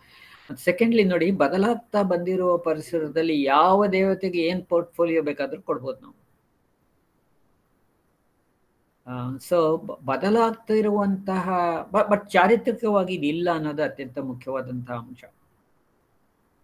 ಸೊ 20ನೇ ಶತಮಾನದ ಬೆಳವಣಿಗೆ, ಮಾರಿಗೆ ಏನು ಕೆಲಸ ಇಲ್ವಲ್ಲ, ಸಿಡುಬು ಹೋದ್ಮೇಲೆ ಅನ್ನೋ ಕಾರಣಕ್ಕೋಸ್ಕರ ಅವಳು ಕ್ಯಾಸನೂರ್ ಮಂಗನ ಕಾಯಿಲೆಯ ದೇವತೆ ಆದ್ಲು, ಏಡ್ಸ್ ದೇವತೆ ಆಗಿದ್ದಾಳೆ, ಈಗ ಕರೋನಾ ದೇವತೆ ಕೂಡ ಆಗಿದ್ದಾಳೆ. ಸೊ ಹೊಸದಾದಂಥ ಬೆಳವಣಿಗೆಗಳು ಇವು ಸಾಧ್ಯ. That's why they are continually evolving systems, ನಿರಂತರವಾಗಿ ಬದಲಾಗ್ತಾ ಹೋಗೋ ವ್ಯವಸ್ಥೆಗಳು. ಸೊ ಆಂಜನೇಯನಿಗೆ ಅಥವಾ ಹನುಮಂತನಿಗೆ ಬಂದ್ರೆ ಈ ಯೋಗ ಬಂದ್ರೆ it's not A wonder at all. Sir ನಮಸ್ತೆ ಮೇಡಮ್, ನಾನು ಒಂದು ಪ್ರಶ್ನೆ ಕೇಳಬಹುದು? ಓಕೆ ಸರ್, ಕೇಳಬಹುದು, ಕೇಳಿ ಸರ್. ಈಗ ನಮ್ಮ ಮನೆಯಲ್ಲಿ ನಮ್ಮ ಅಜ್ಜಿ ಅಂದ್ರೆ ಈಗಾಗಲೇ ಎಕ್ಸ್ಪರ್ಟ್ ಆಗಿದ್ರು. ನಾವು ತುಂಬಾ ಬಾಲ್ಯದಲ್ಲಿ ಅವಳ ಜೊತೆ ಒಂದು ಒಡನಾಟ ಇತ್ತು. ಅವಳು ಈ ಆಲಿಬೇರ್ ಅಂತ ಕಟ್ತಿದ್ಳು. ಅವಳಿಗೆ ಅವ್ರ ಅತ್ತೆ ಕಲಿಸಿದ್ಳಂತೆ, ಅವಳ ಅತ್ತೆ ಕಲಿಸಿದ್ಳು ಅಂತ ಹೇಳ್ತಿದ್ಳು. ಅದು ಇವತ್ತಿಗೂ ಕೂಡ ನಮ್ಮ ತಾಯಿಯವರು ಇವತ್ತಿಗೂ ಕಟ್ತಾ ಇದ್ದಾರೆ ಮನೆಯಲ್ಲಿ. ಅದು ಗುರುವಾರ ಮತ್ತು ರವಿವಾರ ಮಾತ್ರ ಅದನ್ನ ಕಿವಿಗೆ ತೂತಿದ್ದವ್ರ ಕಿವಿಗೆ ಹಾಕ್ತಿವಿ. ಅದು ಎಸ್ಪೆಷಲಿ ಅದು ಕಣ್ಣಿನ ಸಮಸ್ಯೆ ಏನು ಬಂದಿರ್ತದಲ್ಲ, ಕಣ್ಣು ಕೆಂಪಗಾಗೋದು ಅಥವಾ ಪಿಚ್ಚುಗಟ್ಟಿದ್ರೆ ಒಂದು ಆಲಿಬೇರ್ ಅಂತ ಅದು ಮಳೆಗಾಲದಲ್ಲಿ ಅದು ಬೆಳೀತದೆ. ಆಳು ಹುಡಿಯದ ಮೇಲೆ ಅಥವಾ ಯಾವ್ದಾದ್ರು ಹೊಲದ ಬದಿನಲ್ಲಿ ಅದು ಬೆಳೀತದೆ. ಇವತ್ತಿಗೂ ಬೆಳೀತದೆ ಅದು. ನಮ್ಮ ಅಜ್ಜಿ ಕೇಳಿದ್ದೆ ಅದು ನಮ್ಮ ಆಯಿಗೆ ಅದು. ಮತ್ತೆ ಇದು ಮಳೆಗಾಲದಲ್ಲಿ ಅದು ಇರಲ್ಲ, ಅದು ಬ್ಯಾಸಿಗೆ ಒಣಗಿ ಹೋಗ್ಬಿಡ್ತದೆ ಸರ್. ಆ ಗಿಡನೇ ಇರಲ್ಲ, ಬ್ಯಾಸಿಗೆ ಒಣಗಿ ಹೋಗ್ಬಿಡ್ತದೆ. ಮತ್ತೆ ಆ ತರದ್ದು ಸಮಸ್ಯೆ ಬ್ಯಾಸಿಗೆಯಲ್ಲಿ ಬಂದ್ರೆ ಏನ್ ಮಾಡೋದು ಅಂತ ನಾನು ಕೇಳಿದ್ದೆ. ಅವಳು ಹೇಳಿದ್ದೇನು ಅಂತಂದ್ರೆ, ಎಳ್ಳು ಹೂವು ಅಂತ ಏನು ಆಗ್ತದಲ್ಲ ಸರ್, ಆ ಎಳ್ಳು ಹೂವಿನಿಂದ ಕಣ್ಣಿಗೆ ಸಮಸ್ಯೆ ಬರ್ತದೆ. ಅದೇ ಸಂದರ್ಭದಲ್ಲಿ ಎಳ್ಳು ಯಾವಾಗ ಬರ್ತದೆ ಅಂತಂದ್ರೆ ಅದು ಮುಂಗಾರು ಬೆಳೆಯ ಸಂದರ್ಭದಲ್ಲಿ ಅದು ಎಳ್ಳಿನ ಹೂವು ಬರ್ತದೆ, ಆವಾಗ ಕಣ್ಣಿನ ಸಮಸ್ಯೆ ಬರ್ತದೆ. ಅದಕ್ಕೆ ಪರ್ಯಾಯವಾಗಿ ಆ ಗಿಡನು ಉಟ್ಕೊಂಡಿರ್ತದೆ ಅಂತ ಹೇಳಿದ್ರು. ಅದು ನಾವು ತುಂಬಾ ಲಾಜಿಕಲ್ ನೋಡಿ. ನಮ್ಮಲ್ಲಿ ಅಡಿಗೆ ಮತ್ತು ವೈದ್ಯ ಇದೆಯಲ್ಲ, ಅದು ಕಂಪ್ಲೀಟ್ ಆಗಿ ಸ್ತ್ರೀಯರ ಕೈಲೇ ಇದ್ದಿದ್ದು. ಅದು ತಲೆಮಾರುಗಳಿಂದ ಏನು ಬೀಜವನ್ನು ಸಂರಕ್ಷಿಸಿ ಇಡೋದು, ಅತ್ಯಂತ ಒಳ್ಳೆಯ ತಳಿಯ ಬೀಜಗಳನ್ನ ಕೊಡೋದು, ಏನು ನಮ್ಮಲ್ಲಿ ಮಡಲು ತುಂಬಿಸೋದು ಅನ್ನೋ ಒಂದು ರಿಚುವಲ್ ಇದೆ. ವಾಸ್ತವಿಕ ಕಾಲದಲ್ಲಿ ಒಂದಿಷ್ಟು ಅಕ್ಕಿ ಹಾಕಿ ಕಳಿಸ್ತೀವಿ, ಬಟ್ ಒಂದು ಕಾಲದಲ್ಲಿ ಈ ಮಡಿಲು ತುಂಬಿಸುವ ರಿಚುವಲ್ ನಲ್ಲಿ ಮನೆಗೆ ಮಗಳು ಬಂದಾಗ ವಾಪಸ್ ಕಳಿಸುವಾಗ ಇಡೀ ಧಾನ್ಯದ ಒಂದು ಸಂಚಯವನ್ನ ಕಳಿಸ್ತಾ ಇದ್ರು ಅದ್ರ ಜೊತೆ. ಆ ಮೂಲಕ ಬೆಸ್ಟ್ ಬ್ರೀಡಿಂಗ್ ಸೀಡ್ಸ್. ಮತ್ತಿದು ತುಂಬಾ ಸಜೆಸ್ಟಿವ್ ಹೌದು, ಬಿಕಾಸ್ ಮಡಿಲು ಭಾಗವಾಗಿ ನಮ್ಮ ಸೀರೆಗೆ ಆ ಲಕ್ಷಣ ಇದೆ. ಸೀರೆಗೆ ಇರೋದು ಅಂಚು, ಮಡಿಲು ಮತ್ತು ಸೆರಗು. ಮಡಿಲು ಆಕ್ಚುಲಿ ಒಡಲು, ಅದನ್ನ ಒಡ್ಲ ಅಂತಲೇ ಕರೀತಾರೆ. ಸೆರಗು ಆಕ್ಚುಲಿ ಹಳೆಯ ಕನ್ನಡದ ಸೆರಂಗು, ಸೆರೆ means to put something behind something. ನಮ್ಮಲ್ಲಿ ಸೆರೆಮನೆ ಅನ್ನೋ ಪದದಲ್ಲಿ ಇನ್ನೂ ಅದು ಉಳ್ಕೊಂಡಿದೆ. ಸೆರಂಗು ಅಂದ್ರೆ ಮುಚ್ಚುವ. ಸೊ ಸ್ತ್ರೀಯರ ಎರಡು ಅತ್ಯಂತ ಮುಖ್ಯವಾದಂತಹ ಫಲ ನೀಡುವಂತಹ ಭಾಗಗಳನ್ನು ಮುಚ್ಚುವ ಸೀರೆಗೆ ಇರುವ ಎರಡೇ ಹೆಸರು. ಅಂಚು ಇದರ ಬಾರ್ಡರ್ ಅನ್ನ ಡಿಸ್ಕಸ್ ಮಾಡುತ್ತೆ.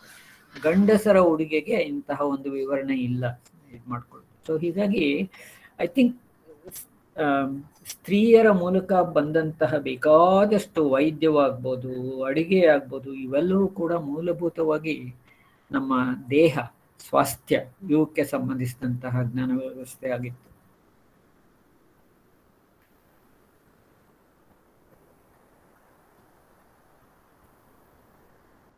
ಥ್ಯಾಂಕ್ಸ್. Thank you sir. ಧನ್ಯವಾದ ಸರ್. ಸರ್ ಇನ್ನೊಂದು ಪ್ರಶ್ನೆ ತಗೋಬೋದಾ? ತಗೋಬಹುದು ಸರ್. ಸಿದ್ದು ಎನ್ನುವಂತವರು ಕೇಳಿದ್ದಾರೆ, ಕುರುಕು ಅಥವಾ ಕಜ್ಜಿ ಬಂದಾಗ ಯಮನೂರಪ್ಪನಿಗೆ ಉಪ್ಪು ಕೊಡುವ ಸಂಪ್ರದಾಯವಿದೆ, ಅದೇ ರೀತಿ ಸೌದತ್ತಿಯಲ್ಲಿ ಹುರುಕೆಲ್ಲಮ್ಮನಿಗೂ ಕೂಡ ಇದೇ ರೀತಿ ಉಪ್ಪು ಕೊಡ್ತಾರೆ, ಇದ್ರ ಬಗ್ಗೆ ತಿಳಿಸ್ಬೇಕು ಅಂತ ಕೇಳಿದ್ದಾರೆ ಸರ್. ನಾನು ಈ ಜಾಗಗಳನ್ನ ನೋಡಿಯೇ ಇಲ್ಲ. ನೀವು ನಾನು ಅಧ್ಯಯನ ಮಾಡುವಂತ ನೀವು ಹೇಳಿದ್ದೀರಾ, ಇದನ್ನು ಗಮನದಲ್ಲಿ ಇಟ್ಕೊಳ್ತೀನಿ ಅಷ್ಟೇ ಹೊರತು ಇವುಗಳನ್ನ ವಿವರಗಳನ್ನು ನೀವು ಒಂದು ಆಚರಣೆಯ ವಿವರವನ್ನು ತಿಳಿಸು ಅಥವಾ ಅಂತಂದ್ರೆ ನಾನು ಅಧ್ಯಯನ ಮಾಡಬೇಕು. ಈ ಉಪ್ಪು ಮತ್ತು ದೇವತೆಗಳಿಗೆ ಇರುವಂತಹ ಸಂಬಂಧ ಇದೆಯಲ್ಲ, ಇದು ಏನು ಅನ್ನೋದನ್ನ ನಾನು ಅರ್ಥ ಮಾಡ್ಕೊಳ್ಳೋ ಪ್ರಯತ್ನ ಮಾಡಬೇಕು. ಗಮನದಲ್ಲಿ ಇಡ್ತೀನಿ. ಯಾವತ್ತಾರ ಒಂದಿನ ಉತ್ತರ ಸಿಕ್ಕಿದ್ರೆ ಡೆಫಿನೆಟ್ಲಿ ಇಲ್ಲಿಗೆ ತಲುಪಿಸೋಕೆ ಪ್ರಯತ್ನ ಮಾಡ್ತೀನಿ. ನಿಮ್ಮ ಉಪನ್ಯಾಸ ಈ ಎಲ್ಲ ಹಲವು ಬಗೆಯ ಪ್ರಶ್ನೆಗಳಿಗೆ ಅನುವು ಮಾಡಿಕೊಡ್ತು ಸರ್. ಓ ಥ್ಯಾಂಕ್ಸ್. ನನಗೆ ಗೊತ್ತಿಲ್ಲದೆ ಇರುವಂತ ಕೆಲವು ಪ್ರಶ್ನೆಗಳು ಇಲ್ಲಿ ಇದೆ ಸರ್, ತುಂಬಾ ಇದೆ. ಕರ್ನಾಟಕದಲ್ಲಂತೂ ತುಂಬಾ ಇದೆ ಸರ್. ತುಂಬಾ ದೇವತೆಗಳಿಗೆ ಉಪ್ಪುಗಳನ್ನ ಕೊಡ್ತಾರೆ ಸರ್. ಸರಿ, ಈಗ ಪ್ರಶ್ನೆಗಳು ಮುಗಿದು ಅಂತ ಕಾಣಿಸುತ್ತೆ. ಮುಗಿಸೋಣ ಸರ್ ಹಾಗಾದ್ರೆ. ತುಂಬಾ ಕುತೂಹಲಕಾರಿಯಾದಂತಹ ವಿಷಯ ಮತ್ತು ಅಷ್ಟೇ ಉಪಯುಕ್ತವಾದಂತಹ ಒಂದು ವಿಷಯವನ್ನ ಇವತ್ತು ನಮಗೆ ತಿಳಿಪಡಿಸಿದ್ದಕ್ಕಾಗಿ ತುಂಬಾ ಧನ್ಯವಾದಗಳು ಸರ್ ನಿಮ್ಗೆ. ನಮ್ಮ ಒಂದು ಹಾಗೆ ನಮ್ಮ ಭಂಡಾರ ಪ್ರಕಾಶನದ ಪರವಾಗಿ ಮತ್ತು ಕೇಳುಗರ ಎಲ್ಲರ ಪರವಾಗಿ ಸತ್ಯನಾಥ್ ಸರ್ ಅವರಿಗೆ ಧನ್ಯವಾದಗಳು ಸರ್.